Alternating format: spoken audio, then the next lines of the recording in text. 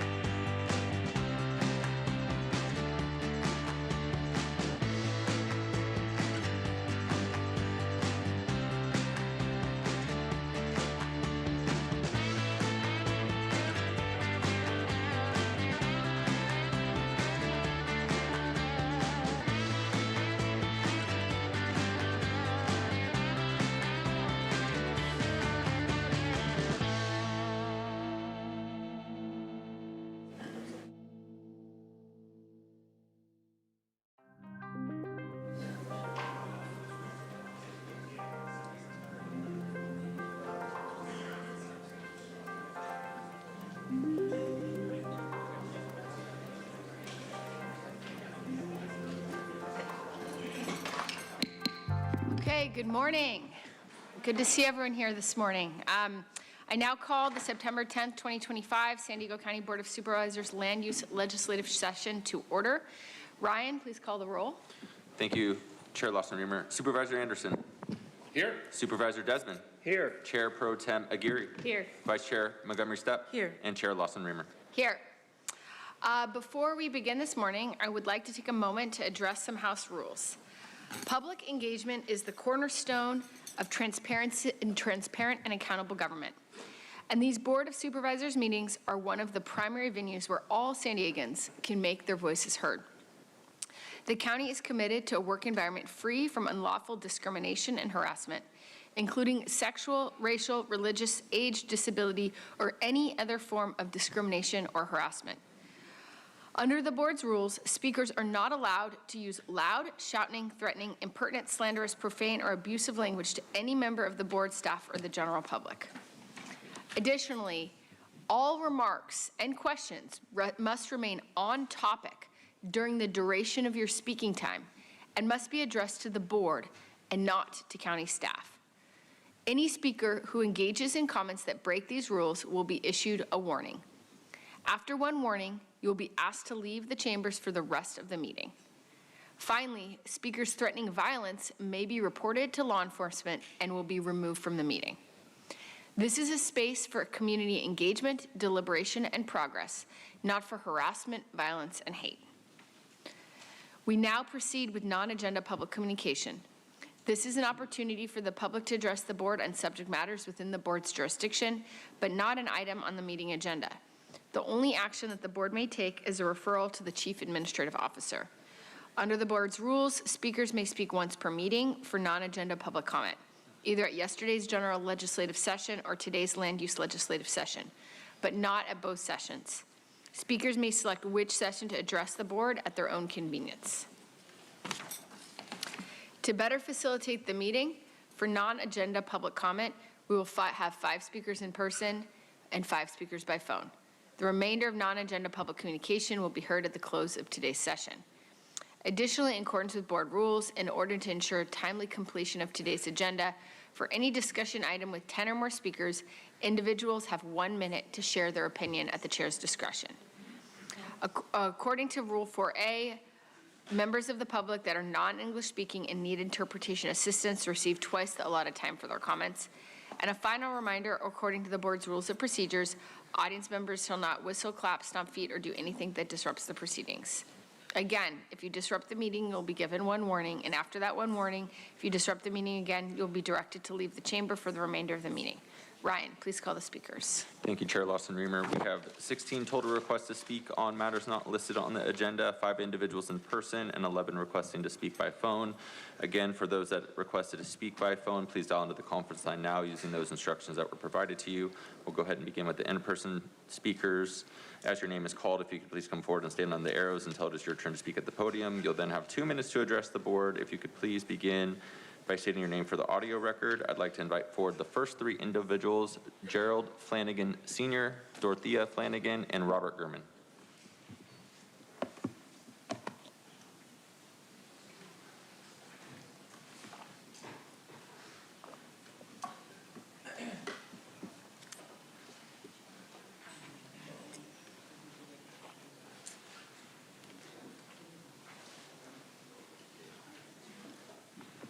Yep, you can come forward in any order.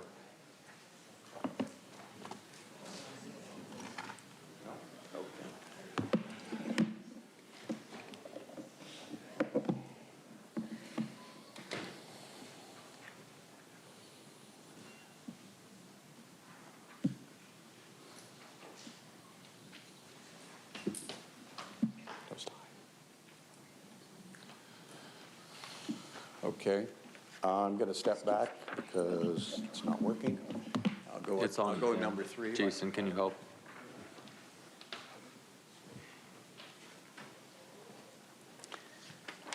Should I begin? Go ahead. I'm Dorothea Flanagan, 5th District, North County resident.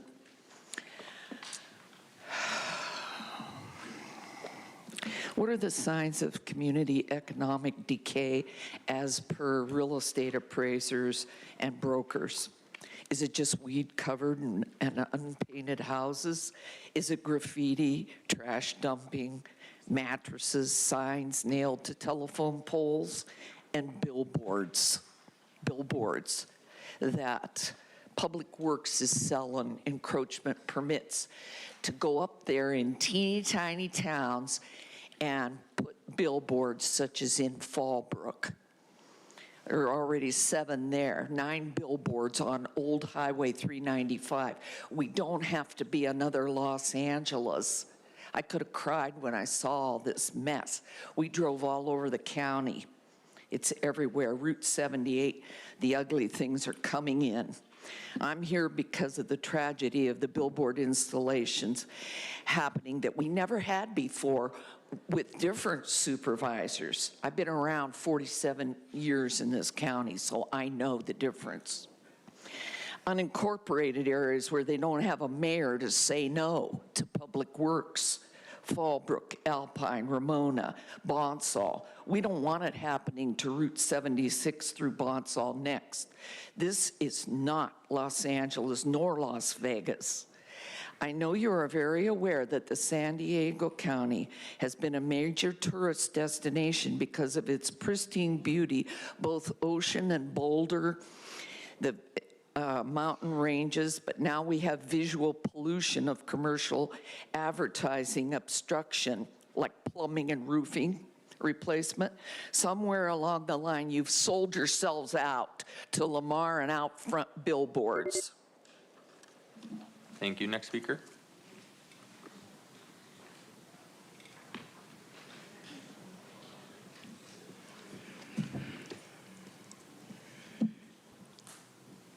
I'm Gerald Flanagan, Gopher Canyon, 5th District.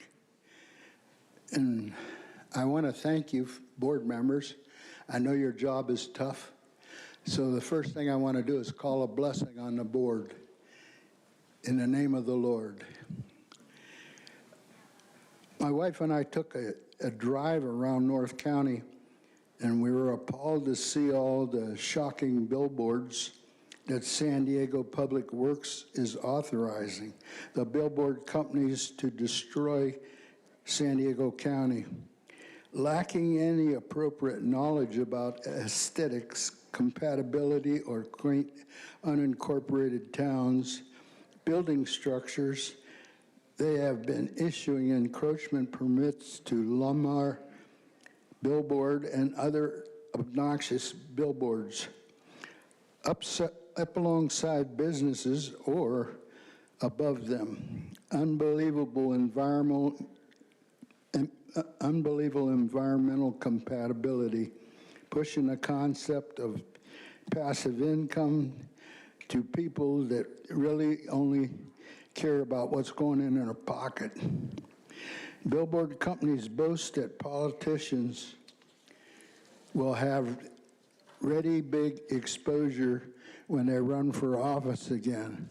This is unscrupulous tactics to get their mugs staring out at us taxpayers. I would be ashamed to destroy San Diego County with my face on there. There are certain things that I would never do and to get money for the county or promote myself to politics. There are some things that you must just don't do to get money. Thank you. Thank you, sir. And as the next speaker is coming up, I'll call the 2 final speakers for the morning session, allegedly Audra and Evelyn.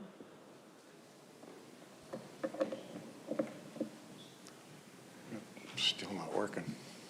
It takes a second anyway. No, let me go.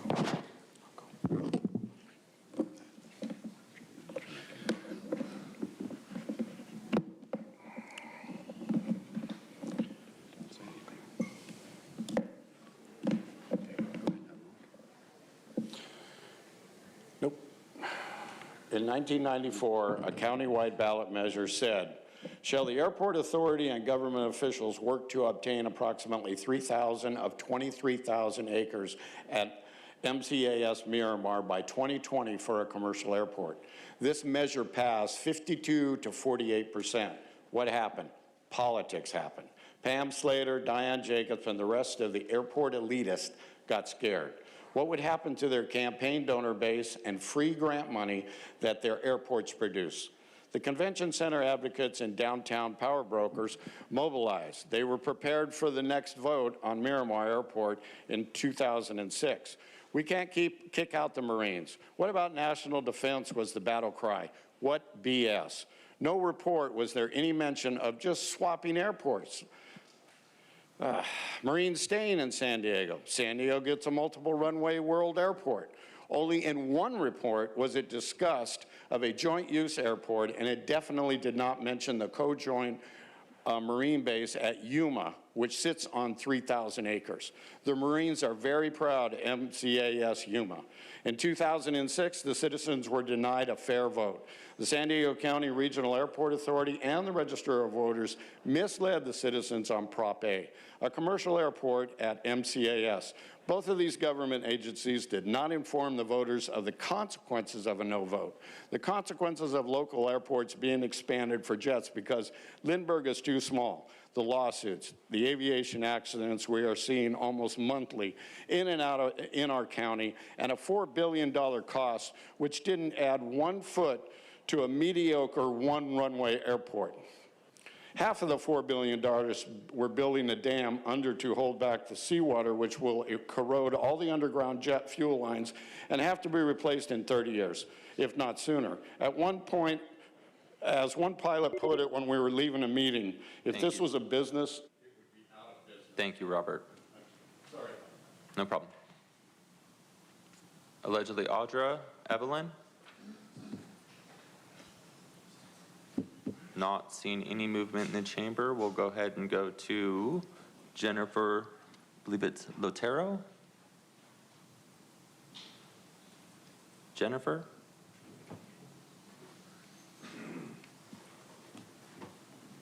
Okay, allegedly Audra and Evelyn.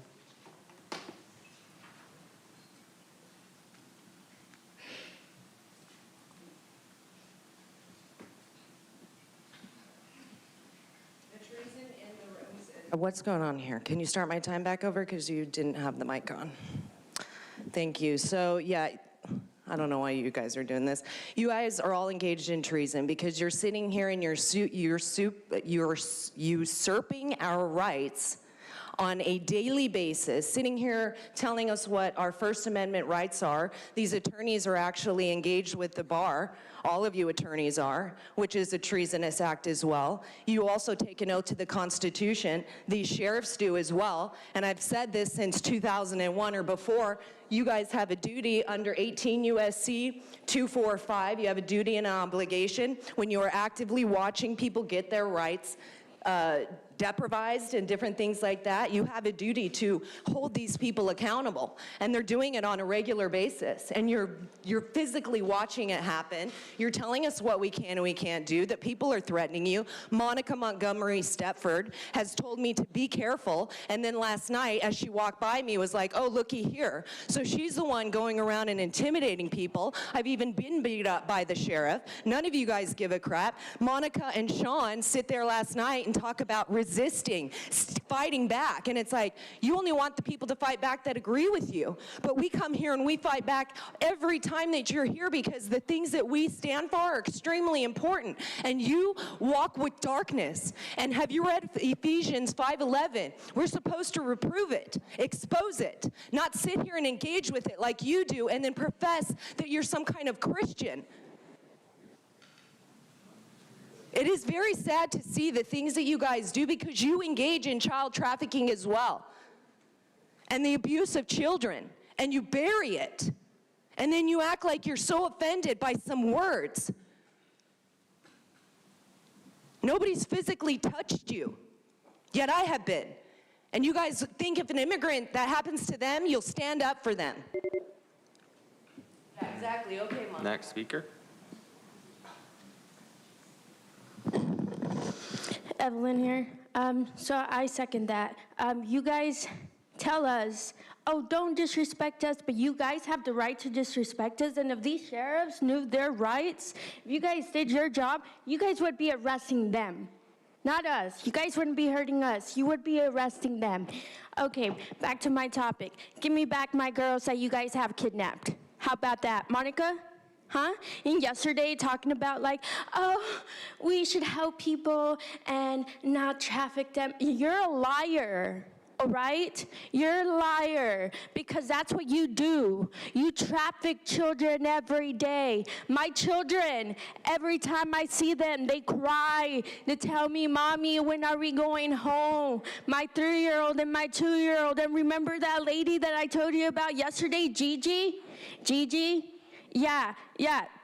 It wasn't a threat to her yesterday. I am going to find her and I'm going to put her in prison where she belongs for touching my 3-year-old.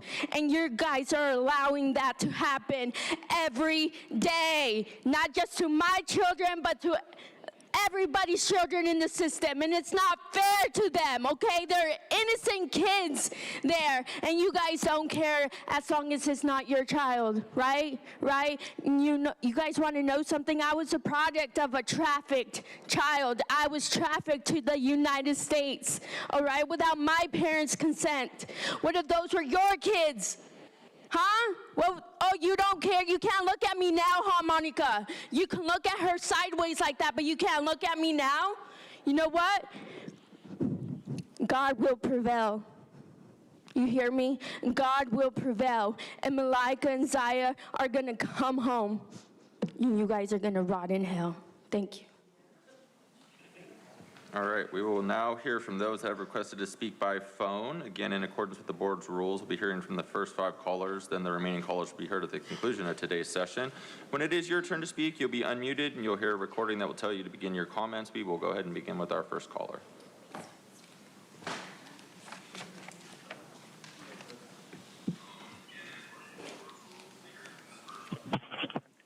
Hi, this is Rod Streeper. I'm the president of the Six Pepper Drive Association. We represent a forgotten small strip between El Cajon and Santee. I grew up here about 50 years ago and went to Pepper Drive School. And we're working to get a better Pepper Drive and put in sidewalks and some other improvements. We've got elementary school children that are walking on the street because there's no sidewalks. About 90% of the area that's around Pepper Drive School has no sidewalk. So we want to do a number of improvements to improve the access to walk and bike in our neighborhoods. The first phase of the improvements are putting in some sidewalks along Pepper Drive itself. We've met with the Department of Public Works and the Parks Department, and based on their input, we now have formed a 501c3 called the Six Pepper Drive Association. We are applying for a neighborhood reinvestment program grant, and it's going to be entitled the Pepper Drive Sidewalk Project. We do want to thank Joel Anderson. He and his staff in District 2 represent us and have been very supportive of our project. So when you review the neighborhood grants, we would appreciate your support. And again, this is Rod Streeper, and I represent the Six Pepper Drive Association. Thank you for letting me speak. Thank you. We'll go to our next speaker.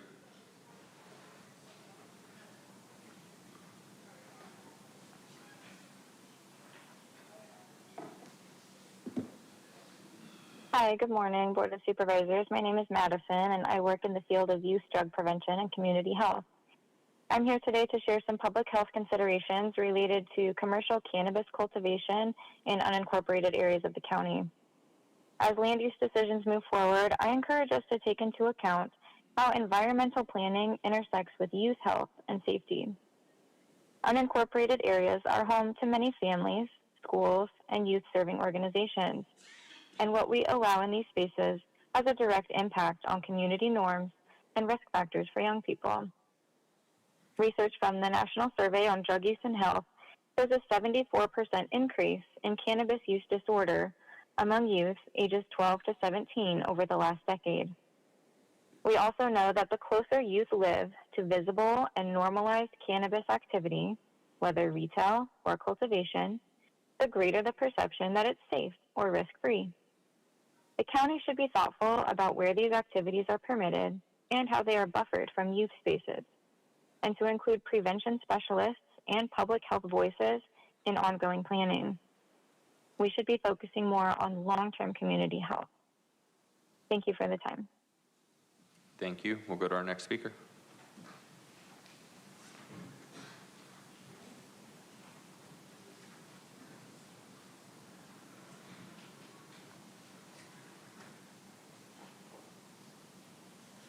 Good morning, board members. My name is Megan Stewart. World Suicide Prevention Day is recognized globally today on September 10th, and I'd like to take a moment today to highlight its importance for our community. This week gives us an opportunity to pause, reflect, and recommit ourselves to protecting the mental health and well-being of our young people. Here in San Diego County, this conversation feels especially urgent as we are seeing the real-life consequences that early marijuana use is having on adolescents, as rates of depression, anxiety, psychosis, and suicide only continue to rise, as well as the tragic loss of 22-year-old Rancho Bernardo resident last week. Science has shown us time and time again that early marijuana use can increase risks for depression, suicidality, and long-term challenges that prevent young people from reaching their full potential. Research from Columbia University, published in JAMA Open Network, found that teens who use marijuana recreationally are 2 to 4 times more likely to develop psychiatric disorders, including depression and suicidality, than their peers who do not use marijuana. Even casual use without signs of addiction was strongly tied to poor academic performance, risky behavior, and worsening mental health. Adolescents' brains are still developing, making them especially vulnerable. A different study showed that youth with a history of marijuana use have at least a 50% higher likelihood of developing suicidality in adulthood. When we talk about suicide prevention, addressing marijuana use must be part of the conversation. As we approach World Suicide Prevention Day today, let us honor those we have lost by not only remembering their lives, but also by taking meaningful action. That means confronting the widespread misperception that marijuana is harmless, especially for our youth. We have a responsibility to ensure our families and communities are aware of these risks, to support education and prevention efforts that equip youth with the tools to make healthy choices, and to commit to policies that truly safeguard their future. By doing so, a message is sent that the well-being of our young people matters. Thank you. Your time is up. We'll go ahead and go to our next speaker.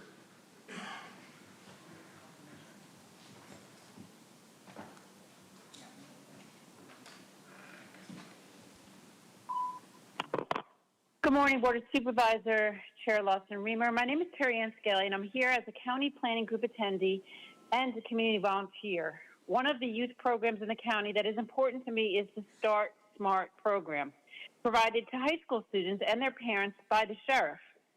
Alcohol and drug use are a nationwide roadway safety concern, as almost 1 in 3 traffic deaths involve an impaired driver. As you can imagine, insurance companies care a great deal about teen driving. Included in the Start Smart presentation is the Teen Parent Agreement from AAA, Southern California Automobile Club, and information from UCSD and from California Department of Traffic Safety, the OTS, regarding marijuana impaired driving by youth adults, which shows that it is increasing in communities that permit marijuana stores. Their studies show that driving while under the influence of marijuana negatively impacts attentiveness, perception of time, and memory. Impaired memory can affect the ability to draw from past driving experiences, especially in emergency situations. Marijuana-impaired drivers react slower to traffic lights and unexpected obstacles and are less aware of their speed. Studies show that drivers with only a small amount of THC in their blood can feel the effects and increase their risk of getting into a crash by 25 to 35%. Perhaps it's time for a closer look at marijuana businesses' impact on the health and safety of our county residents. Thank you. Thank you. And we will go to our final speaker for the morning session.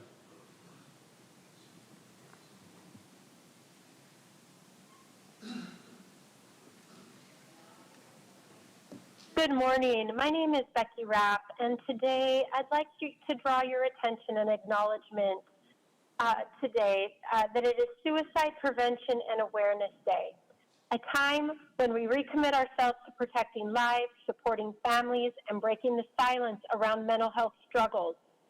I want to highlight the important work of an organization titled Every Brain Matters, a community dedicated to sharing critical public health information about how marijuana use impacts mental health, especially among young people. Too often, marijuana is portrayed as harmless, yet the science is telling us a very different story.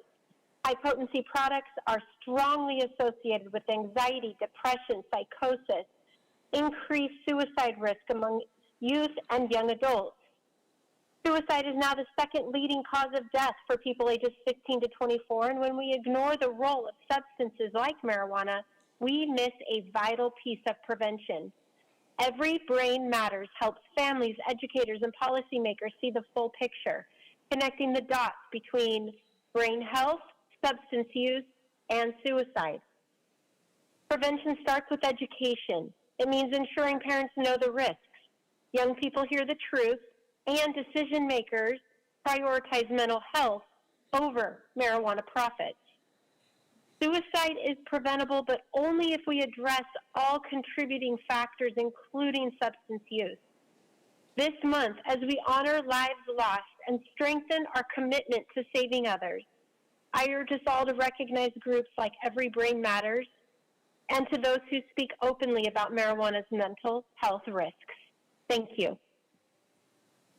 Thank you. And Chair Lawson-Remer, that concludes the request for non-agenda public communication this morning. Again, all remaining speakers will be heard at the conclusion of today's session. Okay, thank you very much. So we now proceed with the formation of the consent agenda. That's items 1 through 4 and 8 for today's meeting. All of the items on the consent agenda are routine and will be acted upon with one motion. Individuals can comment on the consent agenda after the supervisors pull the items they will like to pull for discussion. So would any of my colleagues like to pull any items for discussion or have any comments on anything? Supervisor Montgomery Stepp. No need to pull. I'll move the consent agenda. Okay, thank you very much. Supervisor Gary. I'll second. Okay, thank you very much. Supervisor Anderson. Nothing to pull at this time. Supervisor Desmond. I have nothing to pull, but I do have a comment and appreciate moving item 8 into the consent agenda. This is, item 8 is to explore opportunities for youth baseball fields in the unincorporated community of Fallbrook. Last June, the county, we began the purchase process of surplus land from the North County Fire District, North County Fire Protection District, for the purpose of building affordable housing. The North County Fire Protection District has historically leased this land out for youth baseball. So I think the county, we need to be proactive and search for replacement fields for the youth baseball community there. The residents of Fallbrook have strongly voiced their desire for replacement and additional youth baseball fields. So this item directs county to search for youth for the baseball fields and to engage with the community. So respectfully ask for my colleagues' support and moving this item forward. So I guess you've already got a first and a second, so I don't need to do that. Thank you. Okay, thank you very much. I just want to make a comment on item 8, and I will be abstaining on item 8.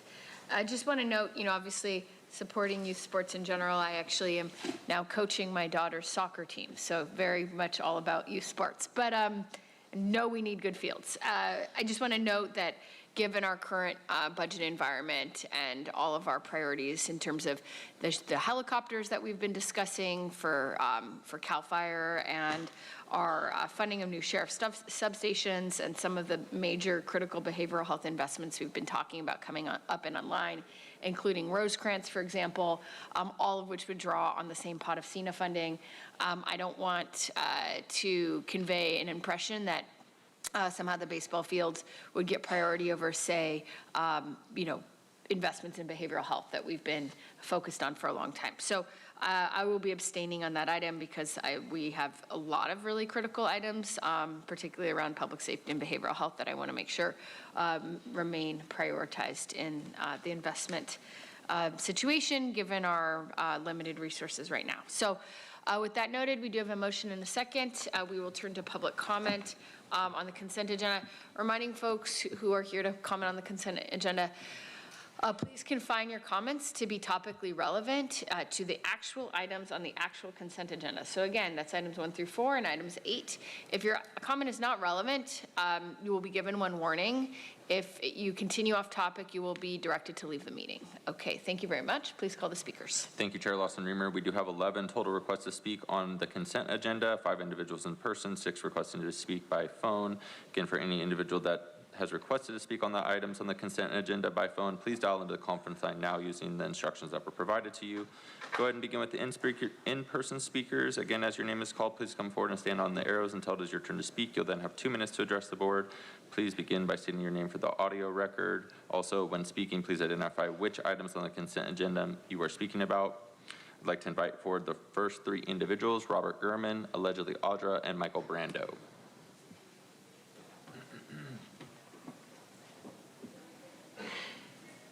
Try it again. Shit. Well, it worked. I don't know what's going on. It did come up? Yep. Too quick to pull the trigger here. Oh, wrong one. There's that. Boy, it's not working today. What's next? Yep, this is it. That's the other one, okay. Robert Gurman, Citizens Against Gillespie's Expansion Low-Flying Aircraft, and I don't know when it's showing council now. We would like to be considered the same as the Tijuana River as far as posting. We'd like to see the airports with a California Prop 65 sign posted on around the airport. The area within 1 kilometer of the airport. Can you pause this time? Apologies, sir. Can you just indicate for the board which item you're speaking to? Oh, I'm sorry, number 1, Okay. Tijuana River. If you post a sign for the Tijuana River beaches, you should be able to post a sign for Prop 65. The area within 1 kilometer of this airport contains lead, a chemical known to the state of California to cause cancer, both birth defects and other reproduction harm. Lead is contained in the aviation fuel avgas that is used by small piston engine aircraft and takeoff and land at this airport. People living, working, or traveling near this location will be exposed to lead as aircraft take off and land. For more information, the law firm CEAH, who has successfully sued airports and is on the way here to San Diego County to do it all over again, org.avgas. I just think it's common sense that if you're going to post the beaches where people have an option of going in and out, you should post the airports with a Prop 65 sign, especially for the people that are going to school, the kids going to school, and the people that live there. They can't go anywhere. At least with a beach, you have the option of getting wet or not. I mean, okay, that's it. And I apologize. Well, I don't know why this isn't working. I honestly try every time to get this to work right. It must be my aura. But anyways, thank you very much. Thank you, sir. Could I actually pause for a moment and ask Davia whether that's something we could feasibly explore, posting signs? Chair Lawson-Remer, we can absolutely look at that. I'm not particularly familiar with the specifics, but we can look into that further. Okay, sir, we will be looking into that suggestion. Thank you. Thank you, Davia. And as the next speaker comes up, I'll call the 2 final in-person speakers, Brian Woods and Jennifer Latero. Michael, first, for the record, let it be recorded that Paloma Aguirre, Tara Lawson-Remer, and Monica Montgomery Stepford walked into the meeting 18 minutes late. Can you please pause this time for a moment? What item are you speaking to? I'm speaking to all of them. But Please indicate which item. Okay. If you don't tell me which item and you don't have a clear nexus, you will get a warrant. Which item? All of them. Okay, then go ahead and make sure your topic is, your comments are immediately relevant. Okay, but Tara, listen, you want to see all of them, is that there's a theme involved here, and you're violating the Brown Act when you say that we can't say certain things that are undergirding the entire consent items. Then go ahead and say it. You have 5 seconds to get there, or you're getting a warning. Okay. first of all of these items are violating the Brown Act because you're not telling people what's undergirding these items. I looked at the sustainability impact statements on all 5 items and what the items were about.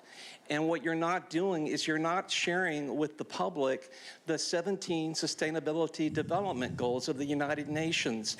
I share this about these items, and that's why I'm against them. Now, I would be for a baseball field. Who wouldn't want children to enjoy baseball? But you're not being transparent and you're not being accountable by not bringing this forward explicitly. I've talked to a number of people here who are confused about that. I'm not going to talk about this because I know this is not on the agenda for this part, the Cottonwood thing, but it goes back to that. The whole idea that you're not presenting clearly to people about what's going on because they come here and they think that you're their representative and that you're... Okay, again, sir, please confine your remarks to the item. If you want to talk about the sustainability impact statement, go ahead. Okay, I'll do that. First of all, the one on the first one talks about preserving the natural environment for residents, visitors, and future generations to enjoy. But again, you're ignoring what's undergirding these plans that you have. The next one has to do with promoting health and well-being of all residents. And everything that you've done, which dovetails into this for the last 5 years, goes against that. I want to encourage people, how good can it get? Because all of this can turn around on a dime. Thank you, Tara. So we have 3 final speakers, allegedly Audra, Brian Woods, Jennifer Latero. You can come forward in any order.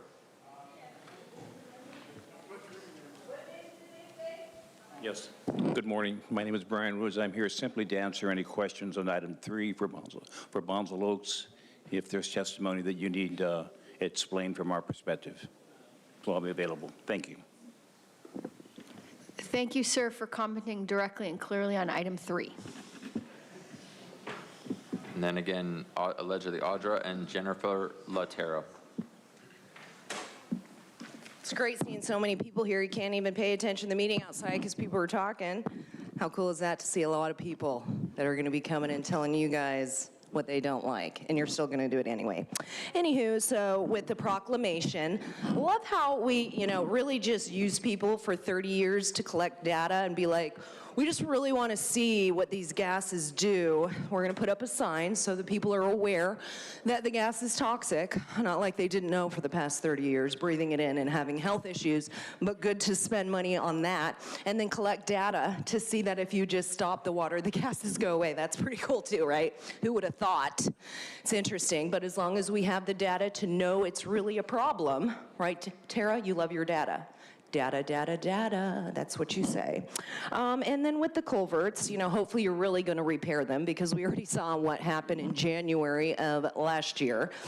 A lot of people lost stuff because you guys are negligent. And then I like how you guys say that you're doing improvements when in fact everything you do is inverted. So we know that that's not true, right?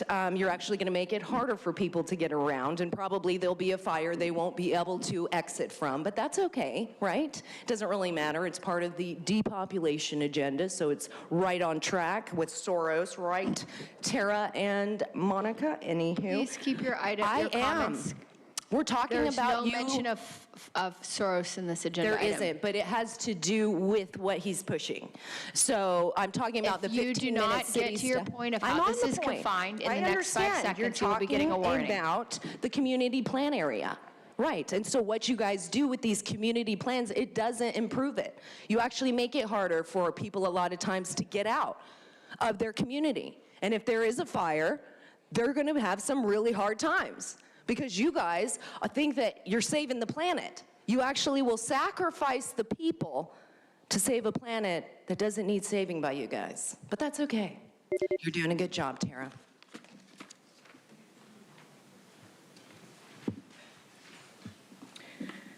Hi, my name is Jennifer Lotero, and I'm here to just talk about God because God is in every agenda and every situation. A lot of people have turned from God because certain situations have happened in their life. A lot of people look at my life and think, how can you even love God? Ma'am, sorry to interrupt you. Please pause your time. please indicate which specific item you're speaking to and how your comments are directly pertinent. Thank you. I'm talking about God, and He's in every thing that every decision that we make, it pertains to them. So you can pause her item again. Air is also in everything, so is water. Like lots of stuff is everywhere, but we need to speak directly to the item. Directly to the item is that you guys have a position and the obligation as to public, our well-being, and I'm not seeing that. I'm seeing my child being trafficked, a beautiful child. Okay, this is your first warning. If you continue off topic, you will get a second warning and will be asked to leave the meeting. God is about everything, and I want to speak about God, and you're taking away my First Amendment by telling me I can't sit up here and talk and ask you guys to use God in your decisions. I'll pause your time. I would like to turn it to County Council. Is there a sufficient nexus to be considered on topic for any of the items 1 through 4 or 8 on the consent agenda? Yes, the nexus likely would just be referencing specifically any of the items on the agenda, and I'm not seeing that during these comments. Okay, just to reiterate. The environmental pollution of your guys' decisions. No, it's okay. She can go ahead. Yeah. Do I go? Yes, you can go ahead. The environmental pollution of what you guys are doing, your decisions, it all consists of money, never God. We ask that you take, I pray for all of you in the hearts of the evil to make these decisions that actually help. You can go ahead and her time is forfeited. Thank you, ma'am. That was I've given you multiple opportunities to be on topic. Your time is forfeited. Thank you. You can call the next speaker. Thank you. We will now hear from those that have requested to speak by phone. When it's your turn to speak, you'll be unmuted, and then you will hear a recording to tell you to begin your comments, and we'll go ahead and begin with our first caller. And God's going to prevail. Understand that. You all think that you rule the world. You don't rule the world. With all these interruptions, it sounds like it will be a long meeting. Recreation and Fallbrook. Recreation has benefits for both adults and children, like exercise for both and socializing for all. It's absolutely logical that if you take a baseball park away, you should replace it. TJ stuff. The basic problem here is control. Can you please pause this time? Sorry, sir, could you please repeat? I did not hear, and if you said it, I didn't hear which item you are speaking to and make sure that your comments are specifically relevant to one or more of the items on consent. You can go ahead and continue this time. Are you referring to the baseball fields, which I addressed, or the TJ emergency stuff? That's fine. Go ahead. You can speak to those. Okay. The basic problem here is that, as Consuelo and others have suggested over and over again, is that this is an emergency to the people directly affected, but less so for the politicians and industries who have more motive or profit motive to keep it going. That is why I keep calling for a local solution. If only we had handheld portable meters to zero in on this stuff, as I suggested, it would be greatly reduced by now.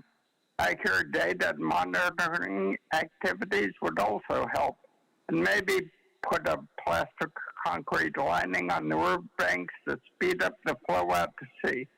Beaches from Imperial Beach up to North County are being affected. The air pollution is spreading out beyond District 1.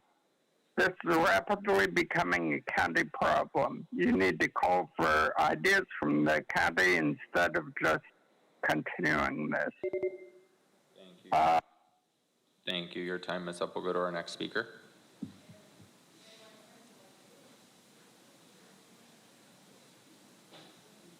Okay, Consuelo here. Tara has lost control, acting like a tyrant, a spoiled brat. Drunk on power, huh, honey? You're drunk on power, right? Okay, here's my item. Please pause your time. Please make sure you're clear. All your comments need to be directed to items on the consent agenda. Thank you. Go ahead. Drunk on power. Here we go. So let's see. The sewage pouring in from Tijuana is not a new crisis. This has been going on for decades, just like the issues in Bonsall, just like hundreds of other local disasters. Government takes decades to even address the obvious. Yeah, that's on purpose. That's failure. We don't need more studies or more excuses. We already know the solutions. Expand wastewater treatment, capture the sewage. Oh, wait, hold on. I lost my spot. Hold on really quick. Pause my time. Just kidding. Okay, and let's see. Okay, we already know the solutions. Expand wastewater treatment, capture the treat sewage before it crosses the border, deploy modular plants that can be installed in months, and restore wetlands as natural filters. It's not rocket science, it's technology, and the technology exists. The money has already been allocated many times over, so why is nothing changing? Because this government, in a nutshell, they like to drag things out. They don't work. They drag it out for decades, shuffle money around, keep people distracted and sick, and then come back asking for more. Meanwhile, people are getting severely ill from the stench, the toxins, and the contamination of our ocean. This is why people are waking up to the bigger question. Why do we even need government if it only fails decades after decade?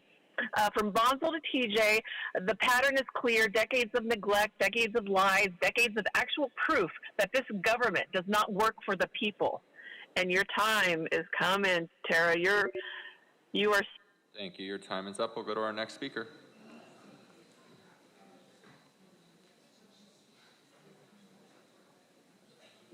Asking for more. Meanwhile, people are getting severely ill from the stench, the toxins, and the contamination. Kathleen, it's your turn. Of our ocean. You need to mute your device. To the bigger question.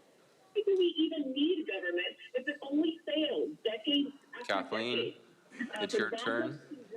The pattern is clear. Decades of neglect, decades of lies. Kathleen, one more opportunity to speak. And your time is coming, Not Tara. seeing response. Yeah, her time is forfeited. Thank you. And, excuse me, Chair Lawson-Remer, that concludes public comment on the items on the consent agenda. Okay, thank you very much. We've had opportunity for public comment. We have a motion and a second to pass the items on the consent with myself abstaining from item 8. Please call the vote.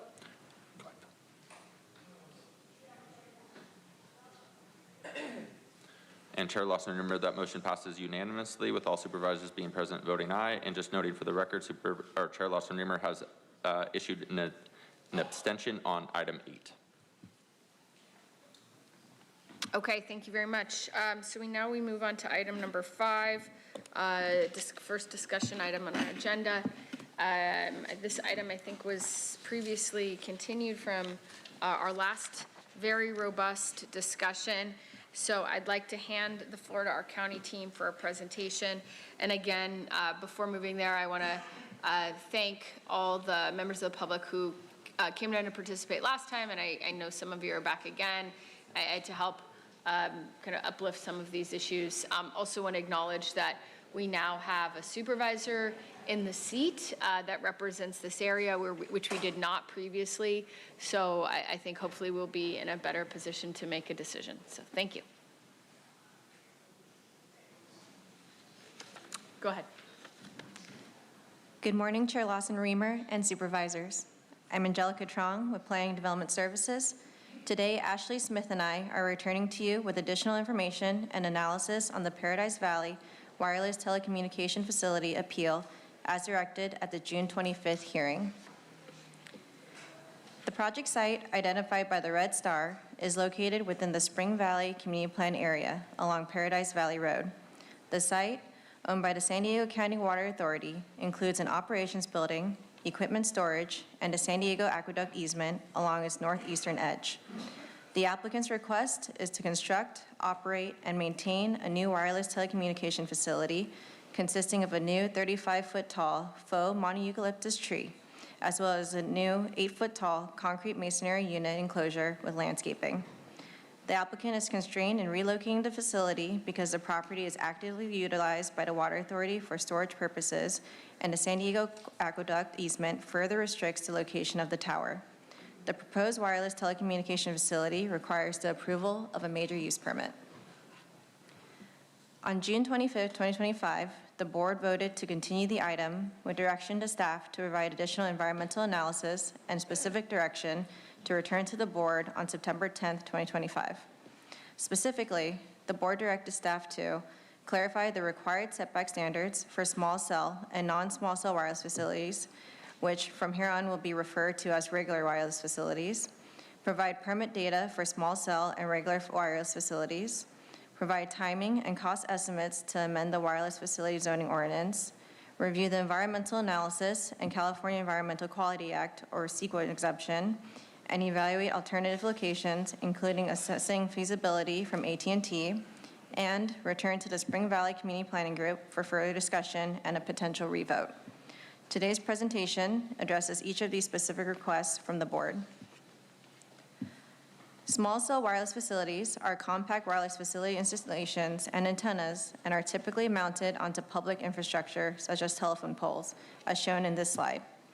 Under FCC regulations effective January 14, 2019, local jurisdictions must process small cell wireless facility permits within 60 to 90 days. This mandate limits local discretion and requires a ministerial permitting process. Because these permits are ministerial, small cell wireless facilities are not subject to environmental review, public input, and cannot be appealed. Staff must verify compliance with all applicable requirements, and if those standards are met, the permit must be issued by law. Following extensive stakeholder outreach and Planning Commission input on small cell wireless facilities, the board adopted a 300-foot setback from schools, child care centers, hospitals, religious facilities, fire stations, and sheriff stations.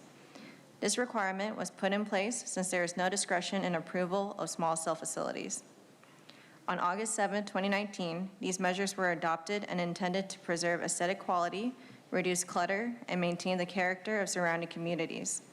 Small cell wireless facilities in the public right-of-way are not subject to property line setbacks, but if placed on private property, they must follow the minimum zoning setbacks. Regular wireless facilities are defined as any facility that transmits and/or receives electromagnetic waves, including but not limited to antennas, dish antennas, telecommunication towers, equipment buildings, and accessory structures. This definition applies to the proposed Paradise Valley wireless facility and is distinct from small cell facilities. The zoning standards for regular wireless facilities were first adopted in 2003. Unlike small cells, these facilities go through a discretionary permit process, meaning they are reviewed on a case-by-case basis, require environmental review, and are subject to public input and potential appeal. Regular wireless facilities are required to be set back from the nearest residential property line by a distance equal to the height of the facility or 50 feet, whichever is greater. There is no specific setback for sensitive receptors like schools or child care facilities. Small cell wireless facilities typically serve densely populated urban areas due to their limited coverage range of up to 1,600 feet, while regular wireless facilities such as faux wireless tree towers have a much greater signal range of up to 20 miles. Small cell wireless facilities would not be appropriate for this proposal, where the goal is to provide broad coverage along the nearby freeway and surrounding community. The setbacks were not established based on the signal range and were developed based on the type of facility and the type of permit process. Over the past 3 years, the county has permitted 33 regular wireless facilities. The last appeal of a regular wireless facility was in 2019, approximately 6 years ago. Over the past 3 years, we have not permitted any new small cell wireless facilities, but have processed 5 upgrades to existing wireless facilities. The board requested staff to return with information regarding a potential update to the county's wireless ordinance for regular wireless facilities. In evaluating a potential update, staff has determined that the proposed project would not be subject to any new regulations since this application was submitted prior to the adoption of the ordinance. As a result, the proposed project is subject to the current ordinance and requirements. In addition, A proposed update can analyze distant requirements from sensitive receptors, but would not be able to take into account health concerns from radio frequency radiation as mandated by the Federal Communications Commission, or FCC. Staff has determined that an update to the county's wireless ordinance would provide a one-time estimated cost of up to $600,000 to $900,000, depending on the option selected by the board. Funds for an update are not included in the fiscal year 2025-2026 operational plan for planning and development services.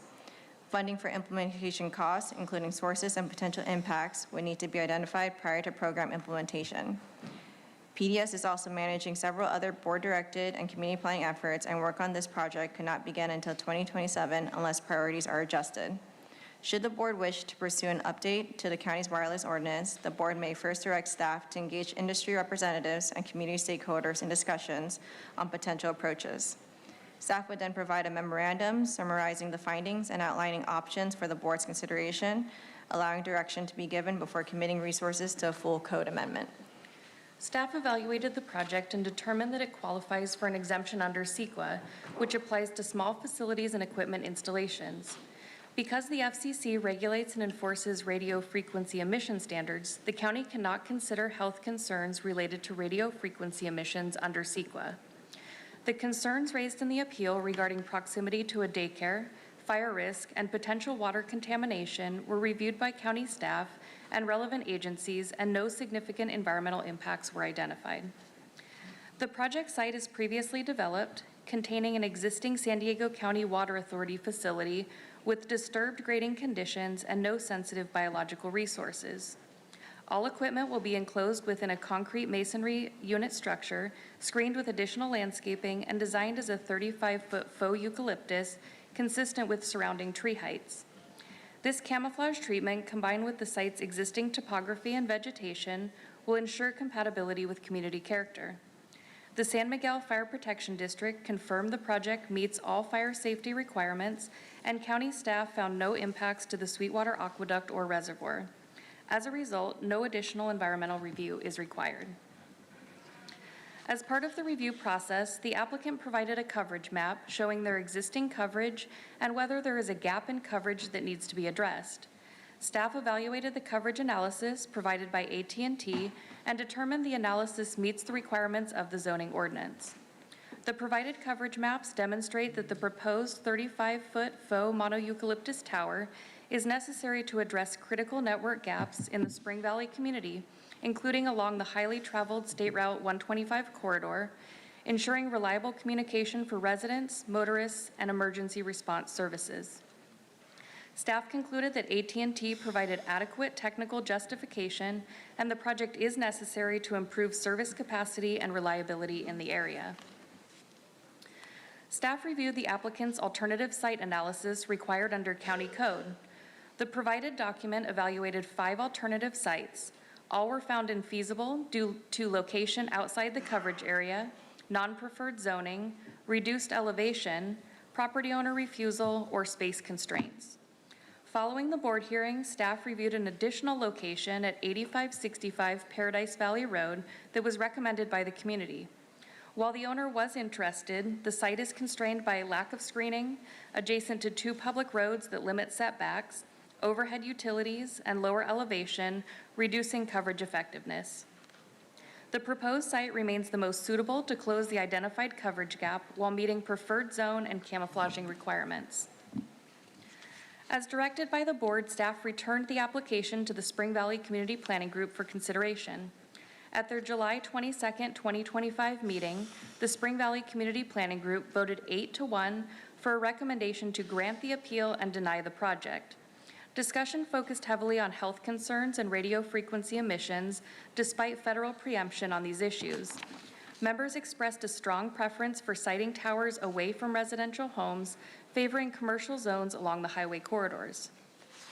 The applicant provided detailed explanations on why potential alternative sites would not meet the project's coverage objectives and confirmed FCC compliance.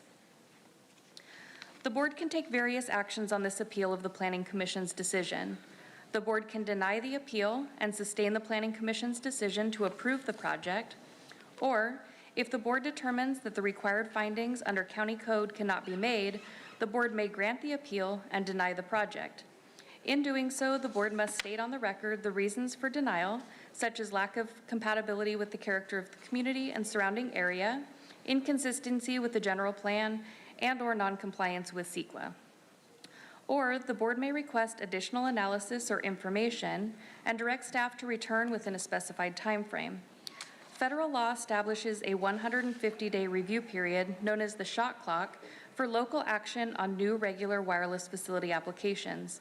That time frame has lapsed for the current application, and any further continuance should take this into account. Based on staff's analysis, we recommend that the board take the following actions.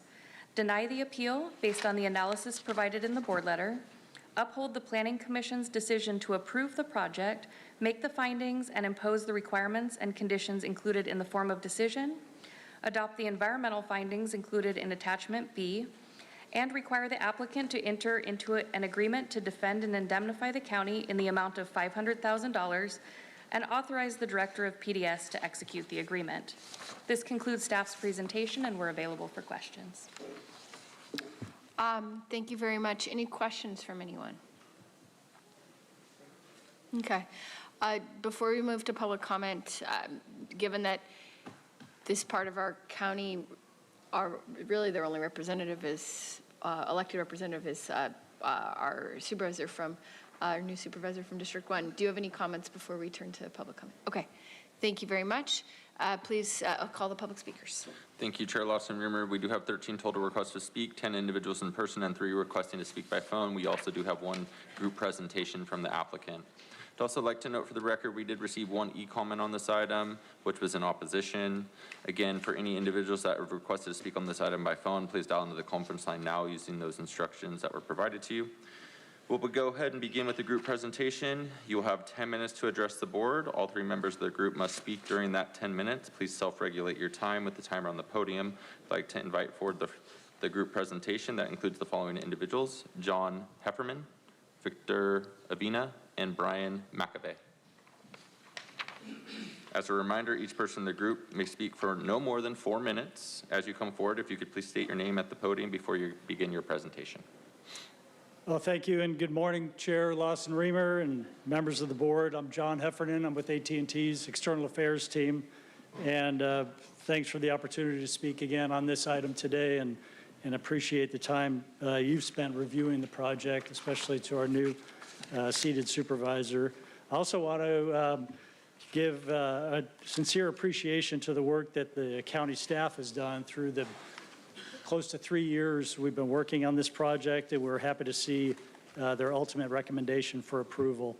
As you know, AT&T is committed to enhancing the wireless connectivity throughout the county. More and more people we're using our smartphones day in and day out to stay connected with friends, the workplace, family members, as well as healthcare facilities.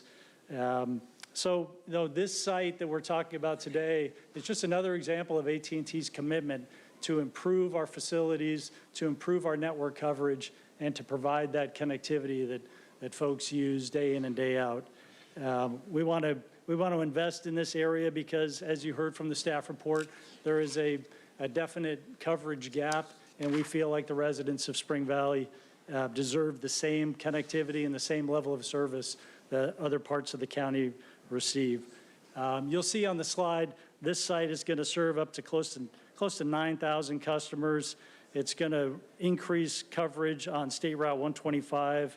And, we've got a presentation for you today that's going to reiterate a lot of what you heard from the staff presentation, but we wanted to make sure that we were thorough and available for any questions. And now I'll turn it over to Victor Avina from our consulting team to walk you through some of the site characteristics and some of the work that's gone on over the last few years as this project has evolved. Thank you. Thank you, John. Good morning, board. For the record, Victor Avina with Ironwood Public Affairs. We're going to go quickly through these. I've seen a lot of this, but we want to make sure that you have a good grounding as to what this proposed project is. If we could go to the next slide, please. We want to orient ourselves as to the proposed site. Here you can see a view from Paradise Valley Road looking up the hill.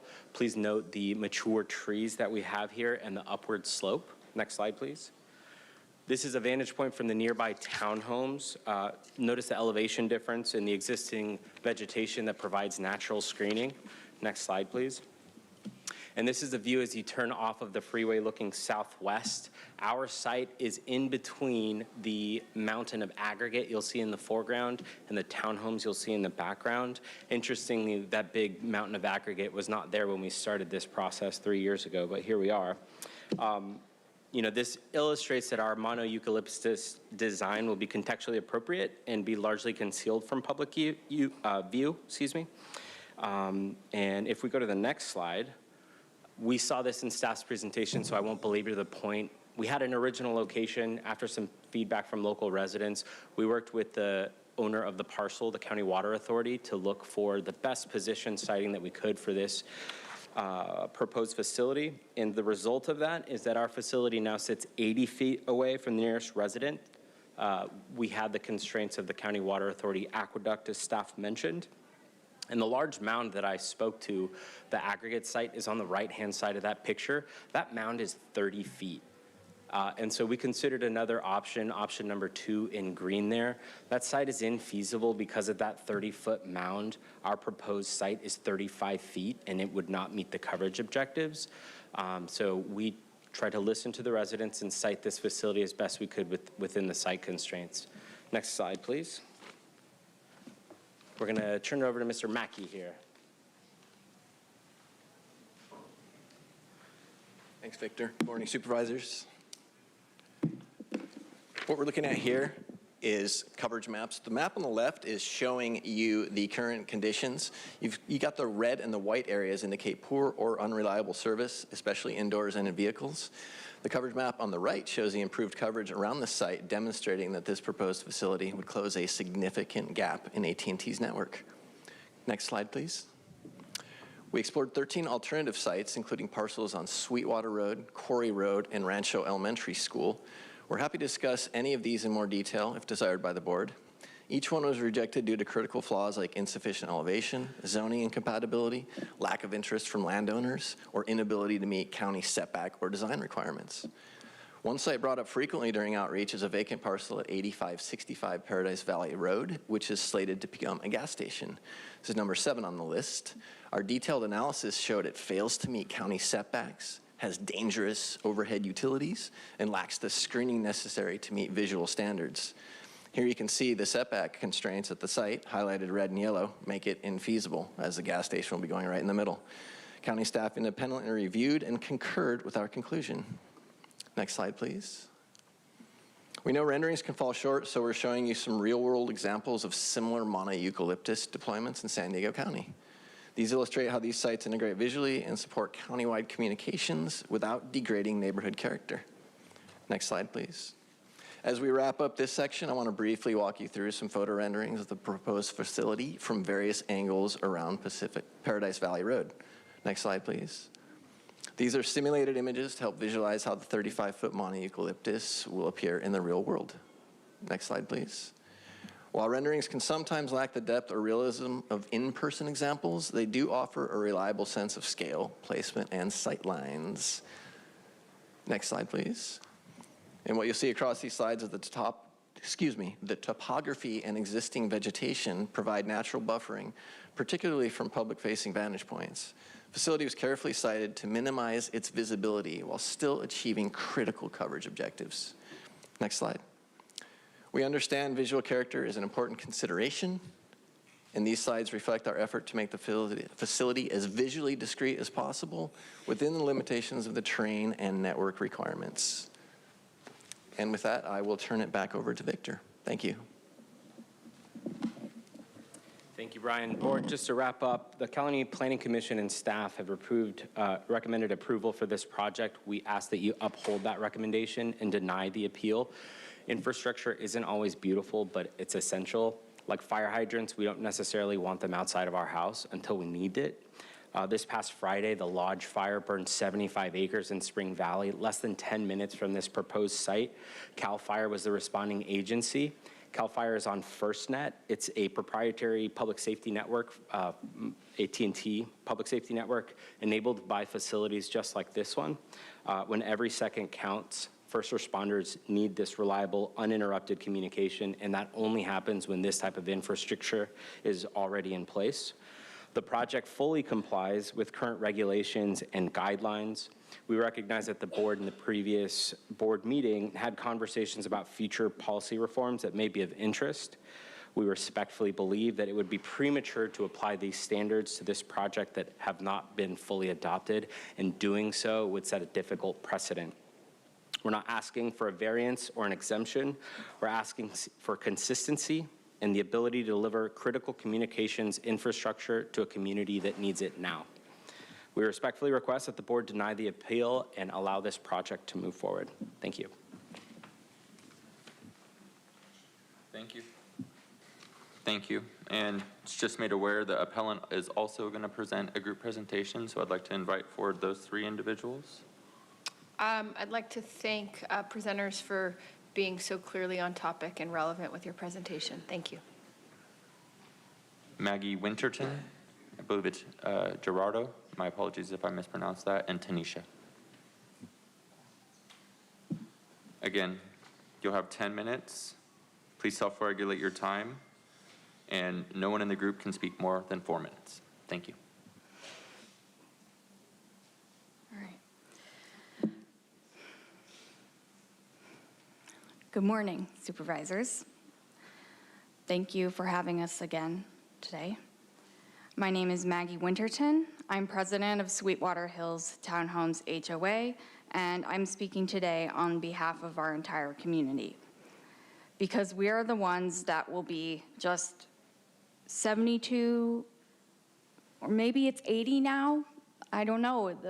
The feet that it is away changes a lot, and AT&T doesn't update with that. So I thought it was 72 feet away, but I guess we're 80 feet away from this proposed project. We are the ones that raised the money for this appeal. We fought for 3 years against this. I want to be clear, Spring Valley does not consent to this project. Our community planning group has voted against it. And no, that discussion at that meeting, in my opinion, didn't focus heavily on health effects, and I think that's a gross misrepresentation. I was there, and Kathleen Fawn was there, and another resident, and AT&T. That's who was there, and then the rest of Spring Valley. I purposefully do not talk about the health effects because I know that your hands are tied with the FCC rules. I talk about the CEQA exemption. In my opinion, what the discussion actually heavily focused on was this one simple principle. The site doesn't make sense. The proposed tower would just be 80 feet or so, whatever it is, from family homes, from structures. It would be nice if AT&T would update about this stuff with us or try to work with us on this, but they've never talked to us directly. So whatever distance it is away, when small cell facilities require 300 feet of separation from a daycare, how can a larger 35-foot cell tower be allowed closer to where children live? I understand that you're not allowed to consider RF exposure. I'm not here to argue that. I'm here to show you that there's many other legally sound reasons that this project should be denied, because you can say no. In La Jolla, the city of La Jolla had a similar project by AT&T on a bike path, not near homes, on a bike path. Residents voiced their concerns and La Jolla listened. Spring Valley is unincorporated, and thankfully we at least have a supervisor now. The county planning staff is kind, but I disagree with them on their determination to give this project a CEQA exemption. There are several unusual circumstances here. We are in a very high fire hazard zone. We've had 2 fires directly across the road in the last year. Just last month, I watched plumes of smoke, and I packed our evac bags. I just don't think it makes sense to put this equipment right there, right next to structures. Supervisor Lawson-Remer explicitly requested environmental review and/or reconsideration at the last hearing. And I have to ask if that actually occurred. It feels like it didn't get true reconsideration. You guys asked for more information, and I want to ask if you felt like you got it today. Is this justified? We don't think enough review has been done. We would like that. There are unusual circumstances, and CEQA should not apply. There's the issue of aesthetics, but please use common sense. Please deny this permit. I'll let my neighbors speak. Thank you.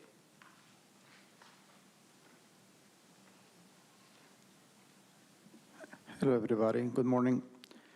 On July 22nd, the Spring Valley Community Planning Group voted again on this project and overwhelmingly voted to recommend against approving a permit. If you override that recommendation, you're not just overruling a vote, you're overruling the people of Spring Valley. In our quest for justice, we've been told so many times that we're fighting a losing battle because 5G is needed. This implies that large corporations and the government essentially can just do whatever they need to do for the good of San Diego County, or what I should term what they believe is the good of the county. This is an important moment to show that San Diego County does have oversight and will protect its residents when they are so vehemently opposed to do something that is supposed to, quote, unquote, help them. We don't want help if it comes at this cost. We're not the last resort. We're not a dumping ground. Today's questions is not whether the Spring Valley area needs a cell phone tower from AT&T. The question on the vote today is simply, does AT&T need a cell tower right at this spot, so very close to so many family homes? Is it even legal under the California Environment Quality Act? And does it even serve Spring Valley as AT&T purports to desire? Would you supervisors be serving us if you vote today and approve this major use permit when Spring Valley itself asks you to vote no? The answer is no. This is not the right thing to do to us. Supervisors, do what you promised to do and serve the residents of San Diego County. That's all we ask. Thank you.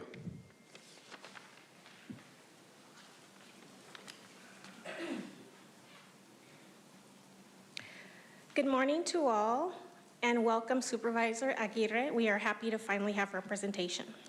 San Diego County is falling behind when it comes to protecting residents from non-small cell towers like this one. AT&T is leaning on loopholes and minimum standards to push this project through, but the bigger problem is that our regulations just haven't caught up with today's reality. The FCC's safety standards were set back in 1996, almost 30 years ago. That was before smartphones, before 5G, before constant around-the-clock wireless exposure became part of daily life. Then in August 2021, the DC Circuit Court of Appeals ruled that the FCC's decision to keep those 1996 limits was arbitrary and capricious under the Administrative Procedure Act, but the FCC failed to adequately explain why those standards still protect us, especially considering long-term exposure, technological changes, children's vulnerability, and environmental impacts. The court ruling was a red flag. Federal judges said the FCC failed to provide a reasoned explanation. The science has moved on, but the regulations, unfortunately, still have not. At the local level, it's the same thing, applying outdated, arbitrary, capricious standards. Daycares are considered sensitive receptors, but the kids who live in these homes, including the foster children in our community, don't count? How does that make sense? Other counties like Los Angeles have already updated their codes to reflect modern wireless infrastructure like these macro or non-small cell facilities. San Diego deserves the same protections. We're not asking you to overreach. We're not even asking you to consider health effects. We're asking you to recognize that the regulations are outdated, both federally and locally, and that residents deserve a safety net.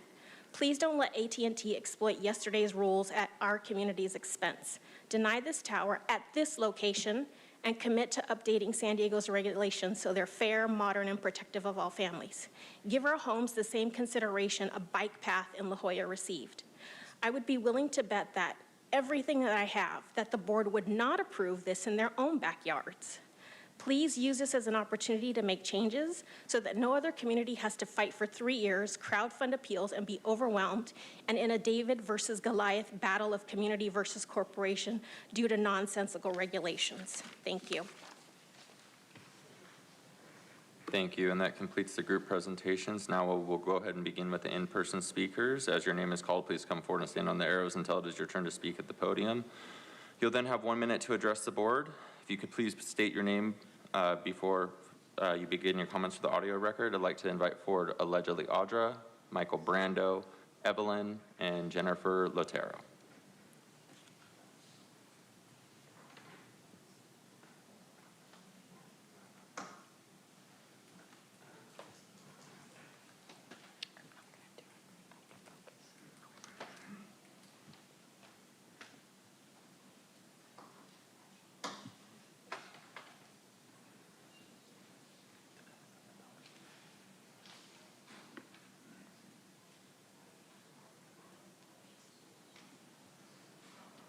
We're just giving them a moment to come from the balcony.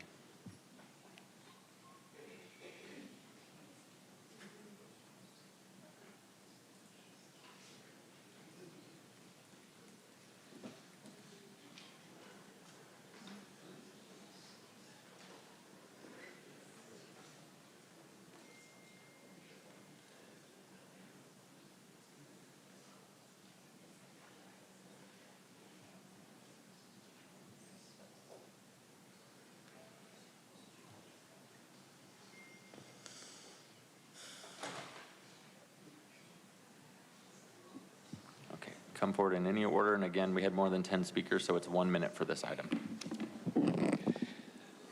Ryan, please make sure my vote was to grant the appeal and deny the project. For the last 5 years, we've heard the phrase, trust the science, follow the science. It applies here too to the EMF effects of 5G, and we're rolling into 6G and 7G.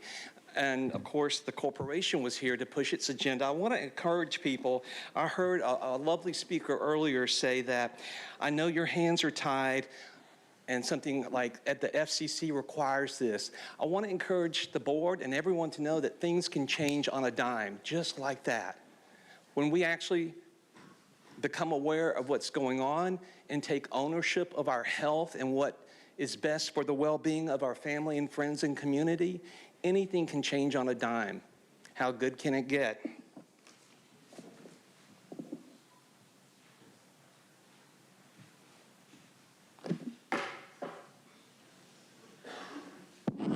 So it's interesting when suits come in to see what you guys do. You love to ignore what the people really want and go ahead and push what the agenda is because, you know, regulations are intentionally behind. It's like with the way technology advances, there should be, you know, new policies and procedures that come forward with every new technology instead of waiting 30 years because then you can bring in and implement all of these things.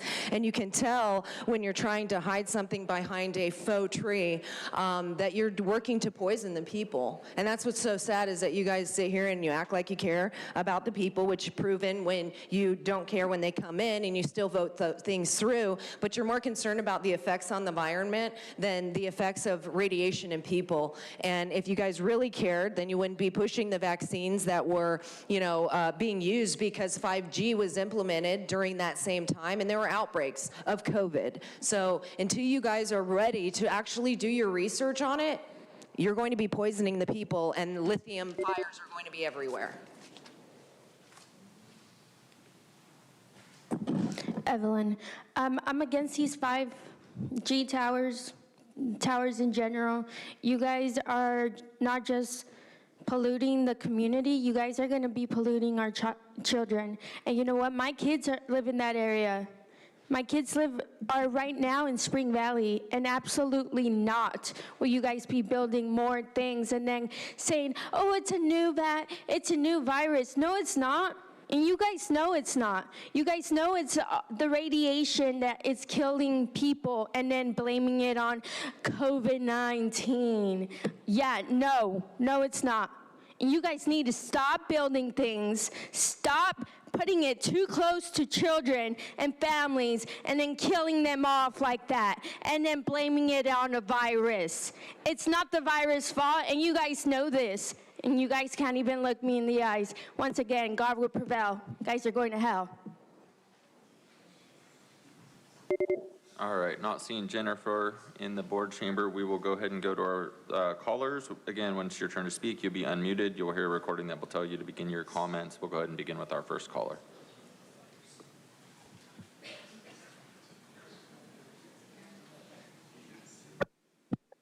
All bold. It is not true, as has been suggested, that the county has to accept this installation.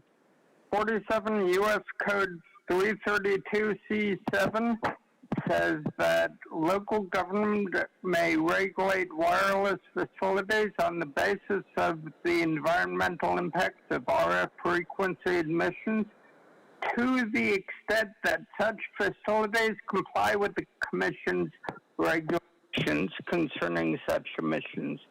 For cell site transmitters, the FCC's RF regulation guidelines, exposure guidelines, recommend a minimum permissible environmental exposure limit to the general public of approximately 580 microwatts per square centimeter. Look it up. Has there been any tests to show that this limit is not exceeded? I didn't hear. Thank you. Your time is up. We'll go to our next speaker.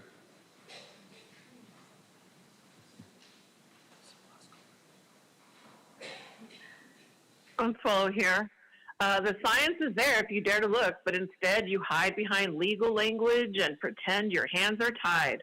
As Paul mentioned, under 47 U.S. Code Section 332C7, exactly what it states. I mean, it's just, look it up, as he mentioned. So the question is actually,